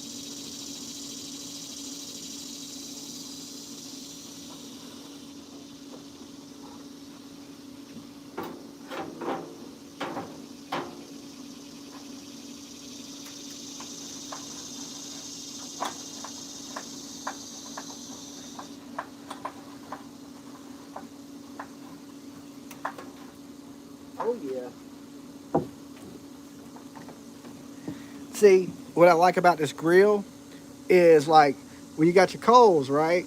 You can adjust the level of it is to your food. Like it ain't just like you just throw your charcoal in the bottom of the grill. It has like a tray in it. And so you can lift your charcoal up to the level, the heat. You know what I'm saying? Like if you want to cook it fast, you can bring it all the way up. But if you want to cook it a little bit slower, you can drop your charcoal lower into the grill. It looks like it's too close to the side. It's not. It's fine. I mean, I ain't burnt nothing down yet. Okay. So we good to go. We about to make some noise, baby. Hold on, I'll be right back. Gotta wash my hands.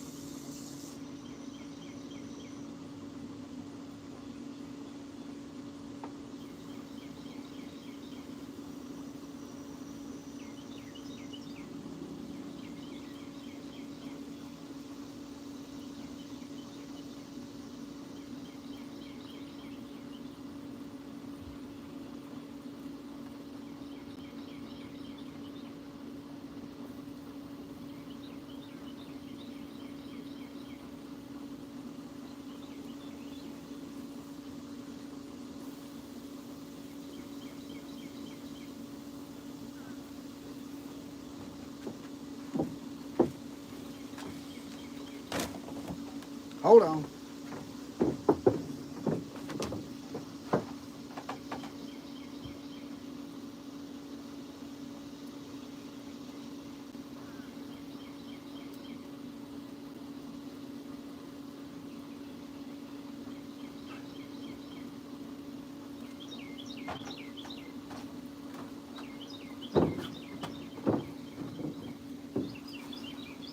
Boop.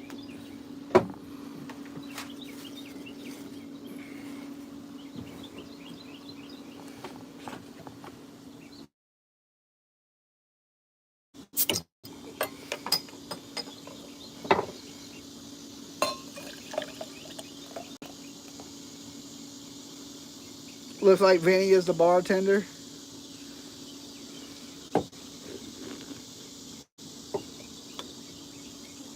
Nah, Beetlejuice is the bartender. I'm putting him back there probably tomorrow. So I got a life-size Beetlejuice. You'd think I'm kidding, but I do. I'm putting Beetlejuice back there. So Beetlejuice will sit behind the bar. I know it sounds crazy. But yeah, Beetlejuice is the bartender. So he's a life-size Beetlejuice, and he's gonna be standing behind the bar. Time y'all see this next time, you'll see Beetlejuice back there.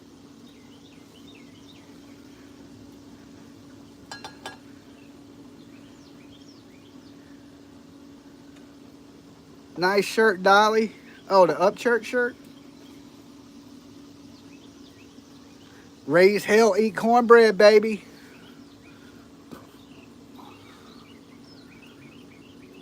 You have to land, dude. Tenzing Crime Con people can camp out, and you just rent a huge. I don't know what that said. Let me.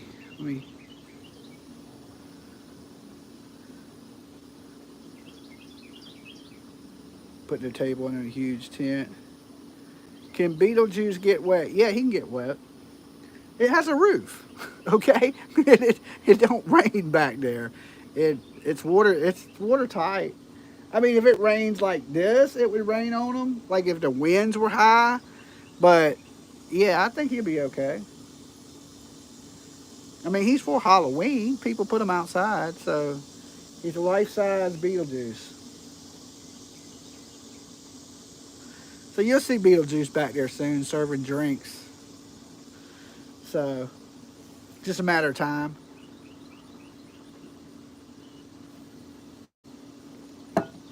What'd that say?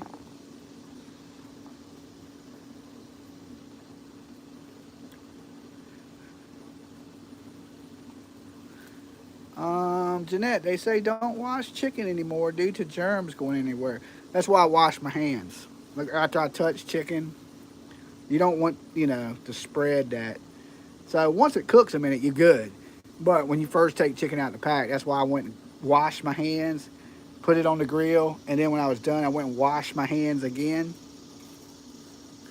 You gotta watch, spreading shit with chicken. But I haven't been sick from cooking chicken or making chicken. I usually have the same kind of technique that I always do when I make chicken.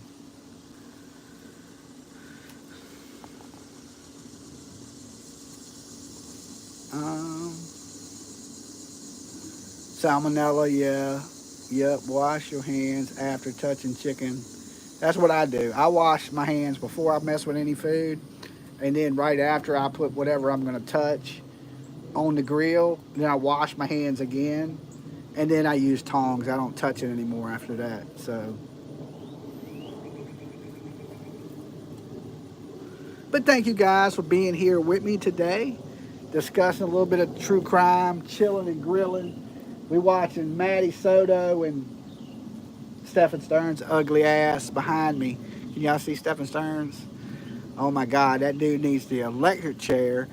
That was a crazy case. Jen Soto, that woman needs, I grill chicken almost every day. Okay, Dolly Soap, I see that. That dude needs to be electrocuted. Like, they need to strap his ass down to the electric chair and hit old Sparky on that ass, right? He is terrible.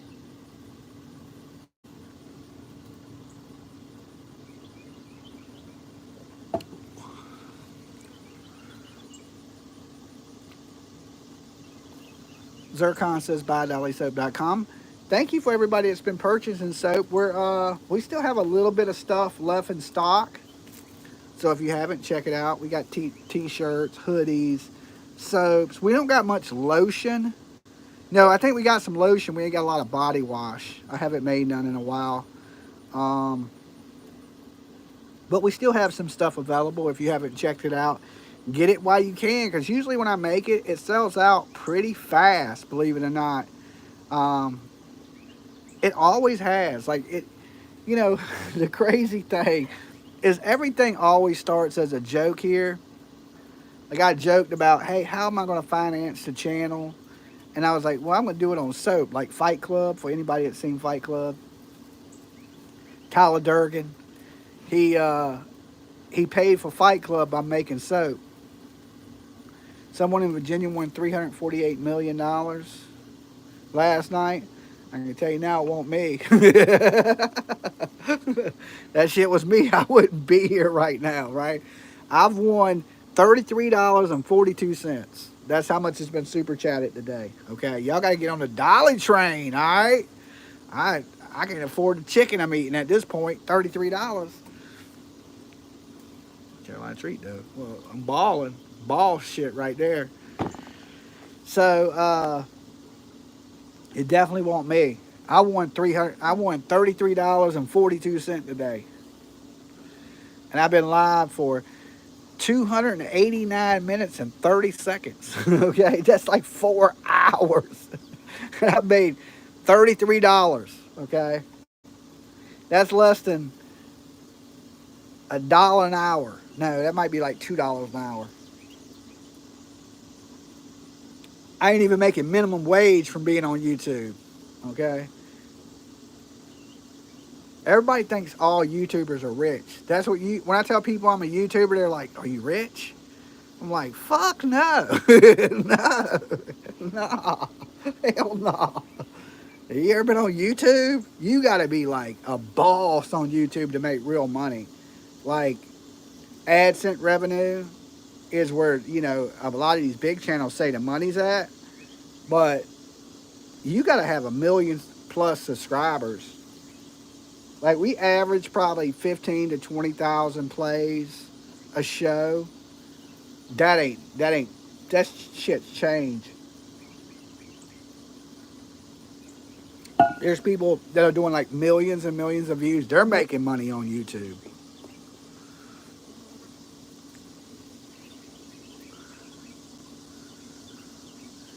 By the time you're done flapping gums, I will. PJ, $8 an hour today, Dolly. Is that what it is? $33? Did I make $8 an hour? Well, shit. We doing good then. Let's keep the party rolling. Let's keep the party rolling.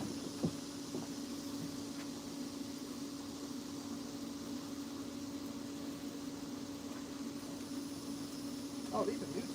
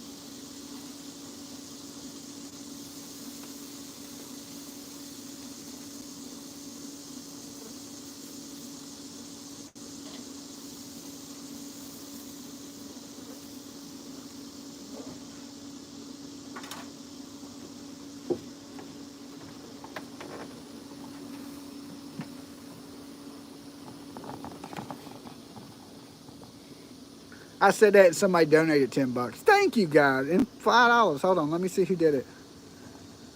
Gunner's little girl. Is that who it is? I don't think it shows me. In Maine, USA. Thank you, guys. We gotta feed Dolly too. Dolly gotta eat. Okay, let me see if I can go back up here and see who's super chatted. Gunner, y'all making me want some yummy, yummy sauce for my chicken fingers. Do y'all have it in Virginia? Yummy, yummy sauce? I'm not for sure.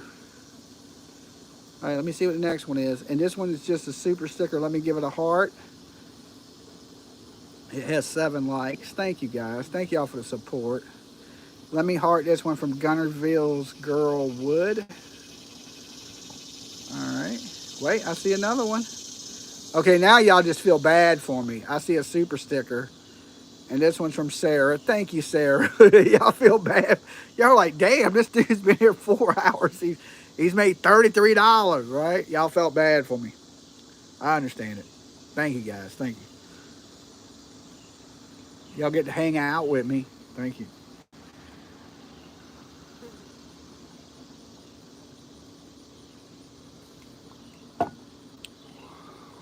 I done told y'all the secret weapon, okay? You got to shake it up good, though. It's one of those things.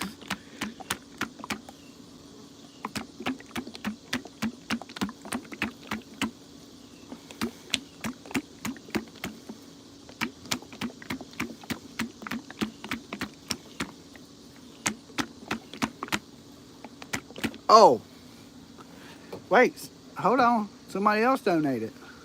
Who's this? Or is that the same one? I might have missed it. Hold on. Let me back it up. Let me back it up. Okay, I see the Sarah one. Okay, maybe they're just still up on the screen. I'm not quite sure. All right. Oh, what is it? I love spicy sauce barbecue. This is Carolina Treat. Dolly Dolly Bill, y'all. Dolly Dolly Bill, y'all. Oh, I love that. I love that. I was just watching Limp Bizkit like last night. I've been watching Limp Bizkit a lot because they're on tour with Metallica, and a lot of people have been posting videos of Limp Bizkit. And I don't know why. I haven't really listened to Limp Bizkit in a long time, but I've been listening to them like the last few days, and I did it all for the nookie, right? So, but this is my secret weapon when it comes to chicken. Original cooking barbecue sauce since 1953. Misunderstood. Thank you so much, Misunderstood. Let me get that a like. Can I like it? I can't heart it because it's a super sticker. Okay, thank you guys. We up there now. We at $68. Damn. Damn. That's the ticket. Make y'all feel bad. I guilt tripped y'all on that one, right? A little guilt tripping. Hey, y'all done left me out here for 4 hours getting bit by mosquitoes. $33. Nah, you guys are great. You guys are great. No problem. Thank you, Misunderstood. But I was going to hang out here either way, so. But I figured I might as well let y'all hang out with me today. I wasn't doing nothing but sucking up their sunshine. Uh, Malaya hid the kids on the reservation. No, she didn't. Come on now. Stop all that. We know better than that. This is true crime. True crime, everybody dies. I hate to say it, you know. I'm team foul play. If you ain't team foul play, you're probably, I hate to say this, probably at the wrong channel. Like, cause there's channels out there that are like buddies with Daniel and, you know, believe what Durwood is saying. And I don't knock those channels. You have the right to believe whatever you want to believe. I just don't. Okay? I live in a real world where people are nuts. You too, Jessica Lynn. Team foul play. We just got to be honest with each other. Like, what's the chances of these kids being alive statistically? Hello from North Carolina. Hello. I am team foul play. Diana. How many team foul plays we got in here? Press 1. We can see your cup up close. Can we see your cup up close? True crime assessed.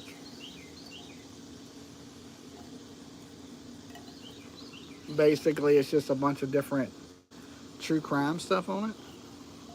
Bloody handprints. Now I sell these things here. Not this one, but mine say Dolly Vision on it, and got I got a bunch of different ones. True crime junkie. I got, if you, what does it say? I forget. Something about if you kill somebody, you try to kill somebody, you don't. It's only attempted murder. And I got a bunch of different ones. I got one that says, I'm just here for my alibi, and it says Dolly Vision on it. It has a skull and stuff. So we got tumblers for sale. Check them out. I don't know how many we have in stock, but we have tumblers for sale. Check them out. They're good to go. Robin, $20. Thank you for sharing your day with us. Thank you, Robin, for being here. Ain't no biggie. All right, let me check this chicken real quick. I don't want to burn it.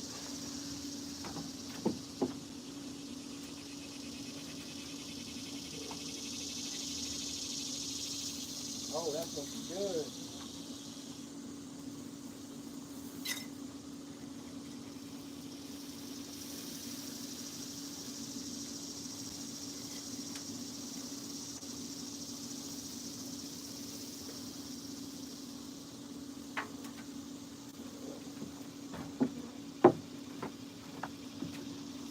All right, it's time to open this Carolina treat, baby.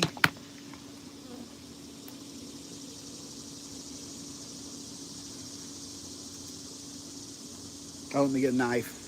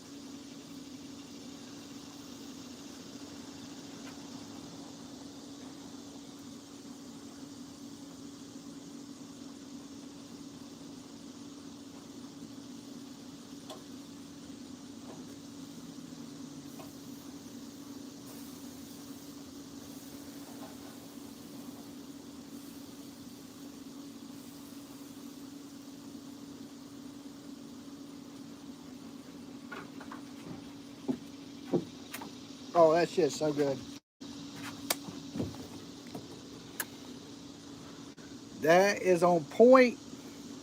It's looking good. It's looking really good. It made me hungry looking at it.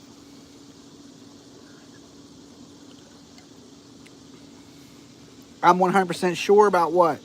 A9. By short legs. What are you 100% sure about? PJ, when you get time and tell her it is okay to give you my contact information. Love the bar. Thank you. Thank you. Little tiki setup. Look, can you see top? Tiki bar. It got both a little post on it, little tiki statues.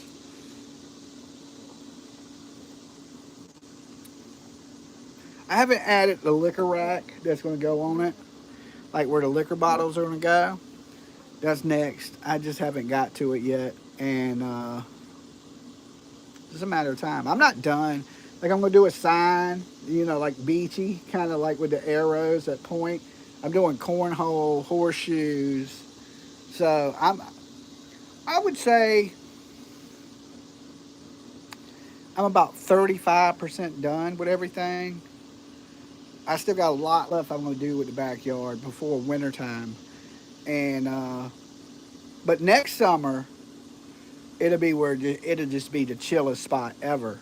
But, by the time I build my little movie setup, my cornhole, my horseshoes, my putt-putt, by the time I do all that, it'll be pretty cool when I'm done. So, like PJ didn't see the vision, right? Now she sees it. She's like, you know what? That shit looks really good. The whole setup. And I was like, well, this is just the start of it. When my vision is complete, it'll be the perfect chill spot. Like the whole yard, like wherever you want to chill, you can just chill. It'll have that beachy kind of vibe to it. It's just like I want it to feel like instead of having to go to the beach, you have that beachy vibe right at the house, you know. I don't know what happened to my reggae music. I was jamming out, and PJ just kind of cut me out on that one. I don't know. I don't know what happened there. Hey PJ, if you're watching, can we get some music? Good Lord, where's the DJ when you need her?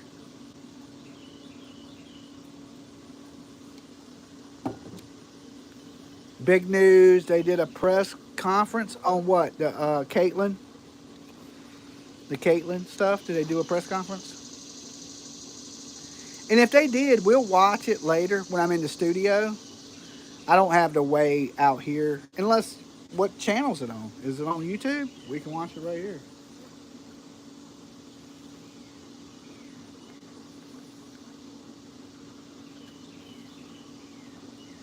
I mean, I can pull it up right here.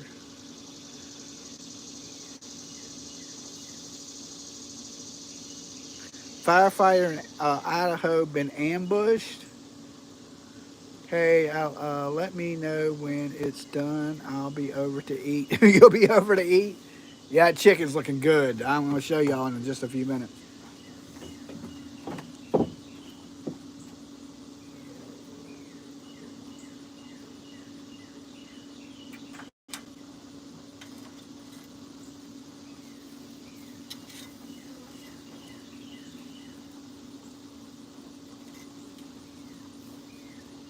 That's done.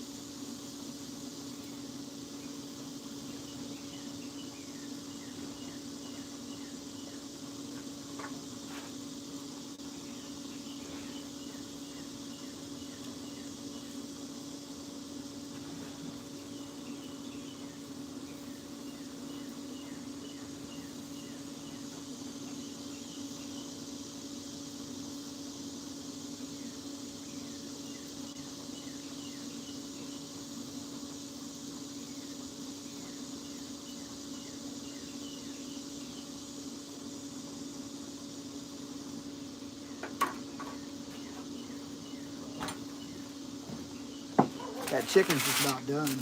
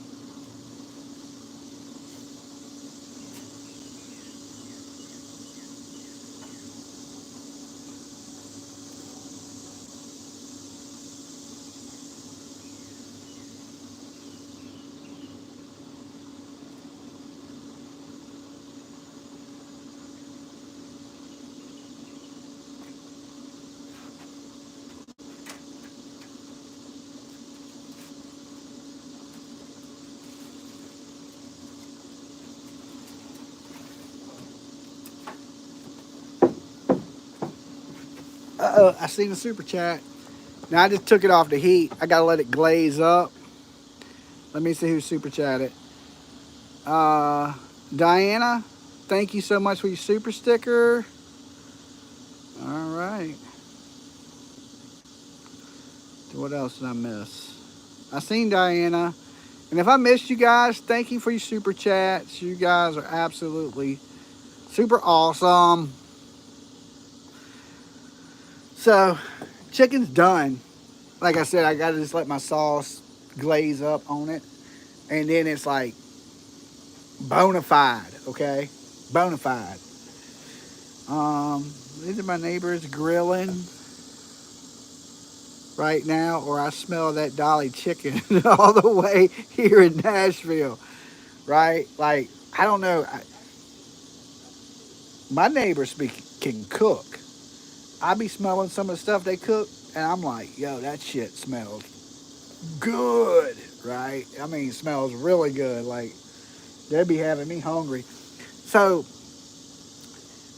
true story.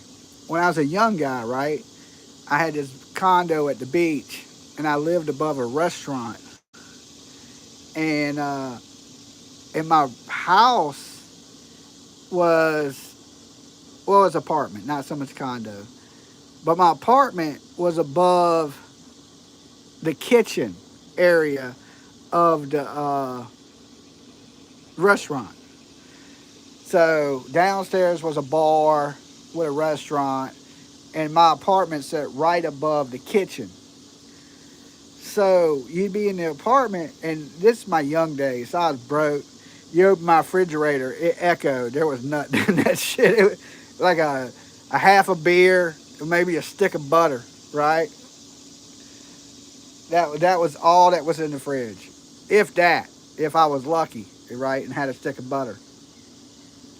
But the whole house smelled like steaks and shrimp, because the kitchen, I guess the smell from the kitchen would rise through the floors. I don't know, but you walk in my house, people would walk in and be like, "Hey man, what are you cooking?" I'd be like, "I ain't cooking nothing. That's downstairs." Right? But it always smelled like food. So you'd always be in there hungry as shit. Like, and there'd be nothing in the fridge. I mean, like, because I didn't cook.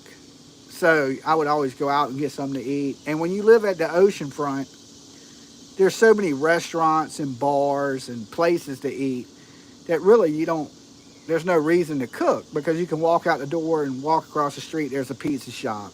Walk a block down, there's a restaurant, seafood, tacos, everything's right there in walking distance. So I never really had food in the house, but everybody that would come over would think I was cooking. Like, what are you cooking, man? I ain't cooking nothing. This shit always smells like steaks, okay? Like, the whole house just smells like a big ass steak is cooking.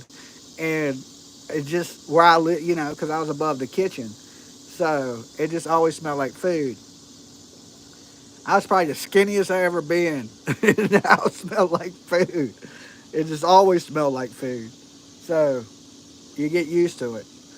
But Turtle Gang worked at the restaurant downstairs, and I could go down there and cook my own food and things like that. So I ate pretty good. I ain't gonna lie, but it did smell like food the whole time you was in my apartment.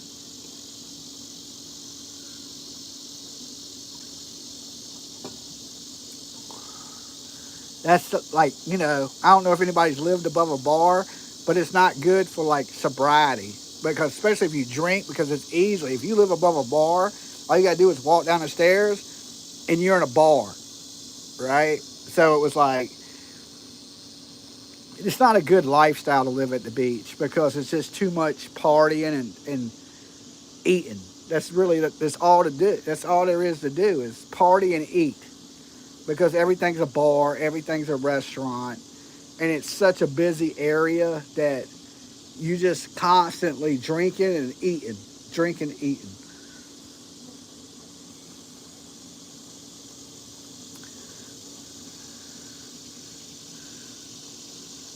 Tavern. Yeah, what was it? Pepper's Tavern. I was out there just the other day. I parked at Half Moon, and I was like, it brought back flashbacks of like the old days. I was like, okay, this is kind of like 20 years ago. How long ago was that? 20 years ago? How time flies. And to see it empty, and now where the bar and the apartments were, now is like some art that looks kind of like cheesy art that they got sitting there. So it brings back old memories, when you go down there and the building's gone. You got to go make some food. I still miss my home. Well, you lived out there forever. I was only a visitor, technically. But Turtle Gang lived there forever. and now she's in Vegas. I think where you live at now is cooler. It's just hot as hell, like all straight up blistering hot. But I think your setup now is cooler than the setup you had at the beach. It's just hot as hell. I mean, it's like hot. Like, I guess if you get used to it, it's fine. Like, every time I go to Vegas, I'm good for 3 days. After 3 days, my nose gets real dry. I start to have nosebleeds. And I noticed that every time I've been to Vegas. Like, I'm good for about 3 days, and then it dries out my insides, and I start to have, like, bad nosebleeds.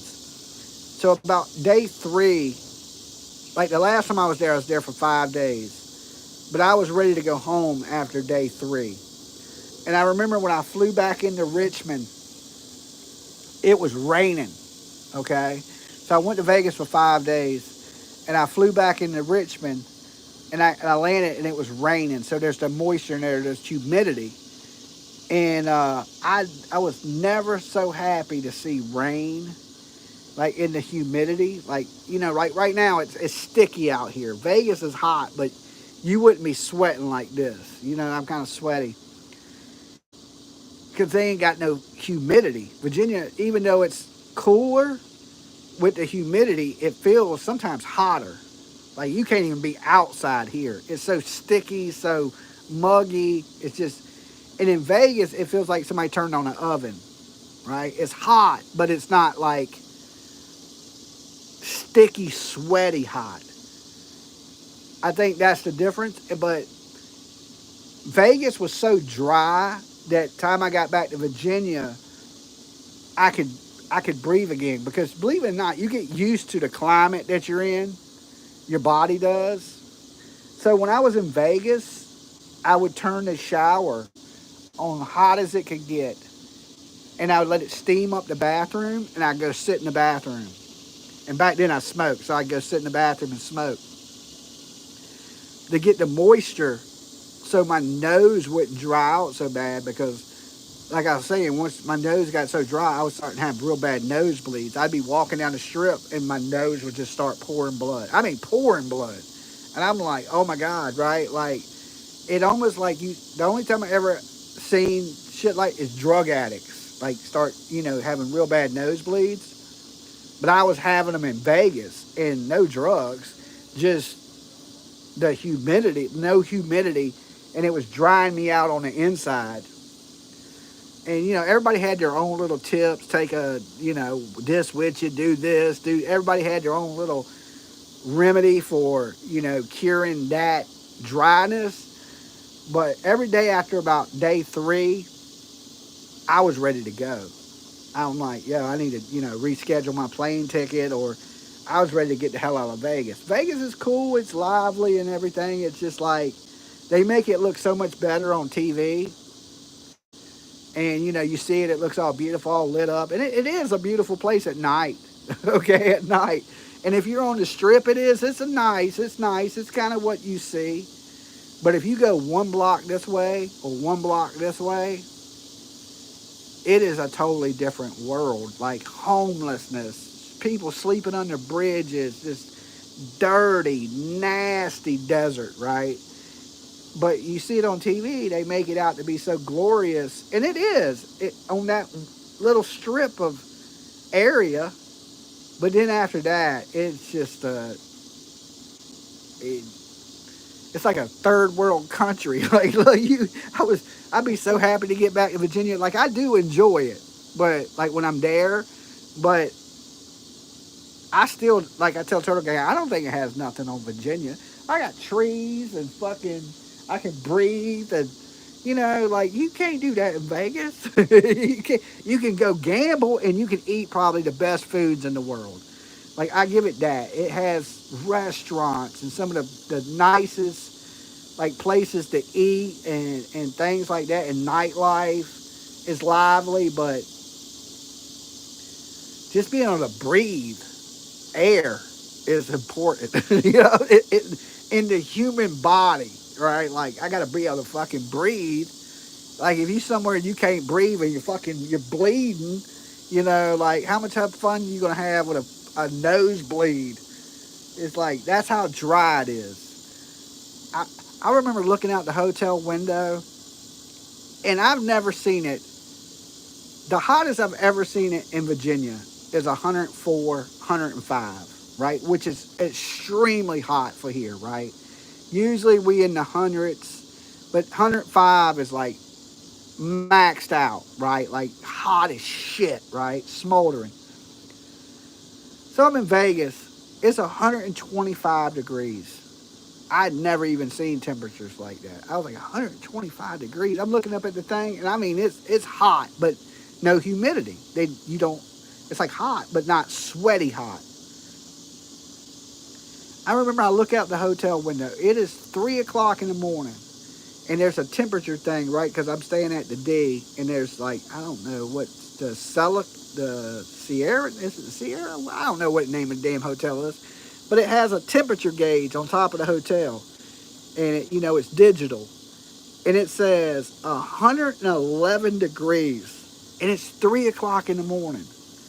I'm like, because look, it'd be 104 here during the day, and then at night it's usually like in the 80s.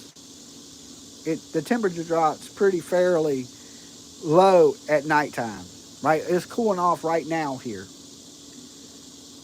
It was 111 degrees. I was like, damn, it is hot. So I'm staying at this hotel on Fairmont Street. Is that how you say it? Fairmont?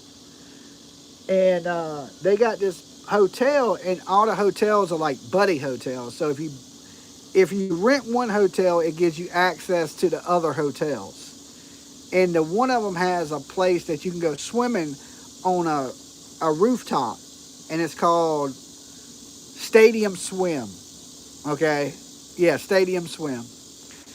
And Stadium Swim is on a rooftop of a hotel that was like across from me. I could see it from my hotel window on like the 30-some floor, right? So I could see the pools, and I could see everybody partying. And I was like, oh man, that looks pretty cool, right? I want to go over there and hang out, have some drinks. And, they had a big screen, and you could watch the games and fights or whatever you wanted to watch while you were swimming in the pool. And my hotel was connected, I guess they're buddy hotels, like sister hotels or whatever they call it. So they give you this card, and you can take that card to any of the hotels and get into the attractions at the hotels. So I was like, okay, I'm going to go over here to this Stadium Swim. And I take the card, I go over to the other hotel, and you go into it. And the hotels keep the air conditioning on like 30 below. It's always cold as shit in the hotels. It feels so good. But as soon as you go up this big escalator up to the roof, and as soon as I stepped out onto the roof, it felt literally like I was on fucking Mars. The sun just was... You ever seen SpongeBob when he gets out the ocean and he starts to shrivel up like a sponge? That's what I felt like, right? So I'm walking out to the pool, and the pool is only a short distance, but in that time frame from the pool and the escalator, I feel like I am completely shriveling up like a sponge. Like it's just literally cooking me, like almost from like the inside out. I can literally feel the skin peeling off my head, okay? Like when my head bubbling, like the skin peeling off. It was so hot. It was like being on another planet hot. So I'm like, okay, let me jump in this pool. So I jump in the pool, and the water in the pool feels like it's 200 degrees. I've took baths, and I take hot baths, right? I jump in this pool, and it is literally, the water feels like it's 150 degrees. It feels like you just jumped into a straight hot tub. Like, you go from sweating to sweating more. Like, it is cooking. Like, I'm waiting for the water to start bubbling, like from boiling. And I'm like, you gotta be kidding me. So I get out the pool, right? I'm like, this shit's way too hot, right? And I'm trying to, like, I'm wrapping my head up like a fucking Arabic, like I'm looking to jump on a camel, right? I'm just trying to, like, avoid the sun any way I can. I literally was out there at Stadium Swim for 10 minutes. And time I made it to the escalator, I was cooked. I mean, sun just beat me down like I spent a day. Like if I spent 8 hours at the beach, right? It just cooked me like a piece of bacon. I was literally like, I could feel my head blistering and like, because I didn't have a hat on. It literally peeled the skin off my head. That's how hot it was. I was like, never again will I ever go to a rooftop pool. And it was on the top of a hotel. And why they would do something like that, it looks good from a distance. Like when you're looking at it, you're like, yeah, that looks pretty cool. Right? That looks cool, right? Until you do it. And then you're like, oh, no. That wasn't in the brochure. Okay? That nobody, like Pee Wee Herman would say, nobody hit me to that, dude. You know what I'm saying? I just baked. I felt literally like a piece of bacon going down the escalator. I was like fully fried, like in less than 10 minutes. In less than 10 minutes. So, anybody ever been there? Anybody ever been there? That shit sucks, right? Sucked really bad, like really bad. But from the window of the hotel, it looked cool. It like, yeah, that looks cool. Let me give me a margarita. Let me jump in this pool, you know. Oh, nah. Oh, hell nah. I left a comment on TikTok and X. Thank you. Check the chicken. Chicken's done.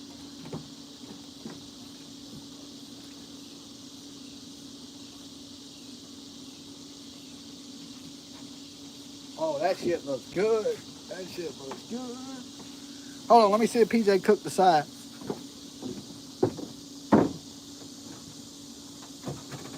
Hey. Hey.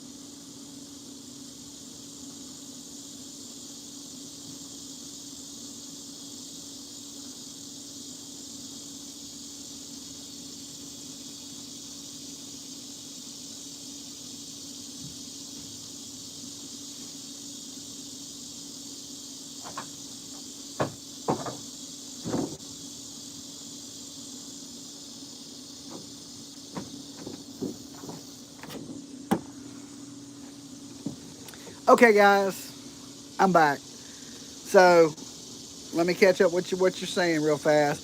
I got to get ready to go though. My food is done. Me and PJ are going to sit down and eat dinner, and then of course I will be live late. $93 in super chats. You guys are awesome. Thank you. Y'all paid for dinner tonight. But I'm gonna go eat dinner. PJ still got to cook the mac. But chicken's done. And I will be live from the studio in a little while after we eat dinner. So she didn't know what was going on. She didn't know I was done cooking. So she still got to cook the sides. So that's only about 8-10 minutes. And then I'm going to eat dinner. and I'm probably gonna go back live. Let's see the chicken. Oh, the chicken looks good. Hold on.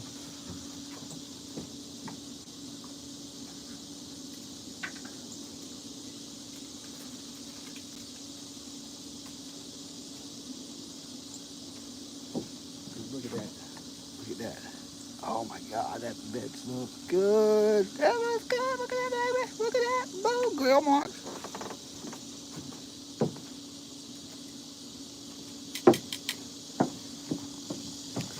That chicken looked good, boy. It looked good. I'm not talking about that shit looked delicious. All right. I want to see the pool. Okay, well, next time you come in, or go back in the video. We showed the pool.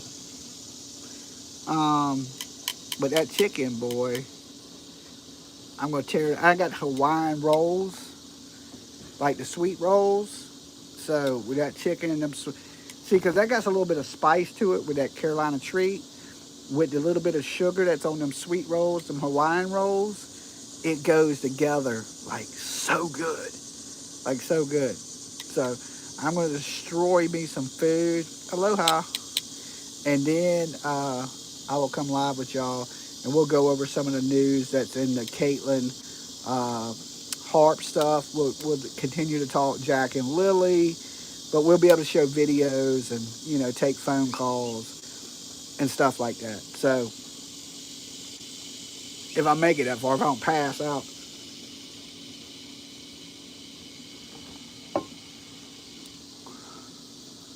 But now y'all can see the TV. Now that it's getting evening time, right? I don't know what's on TV, but something's up there. Hold on. Can you let the dog out? What'd you say? You can let him out. I'm wrapping the stream up now. Okay, I gotta go, guys. I gotta let the dogs out. Y'all be good. I will see you guys soon, all right? Peace.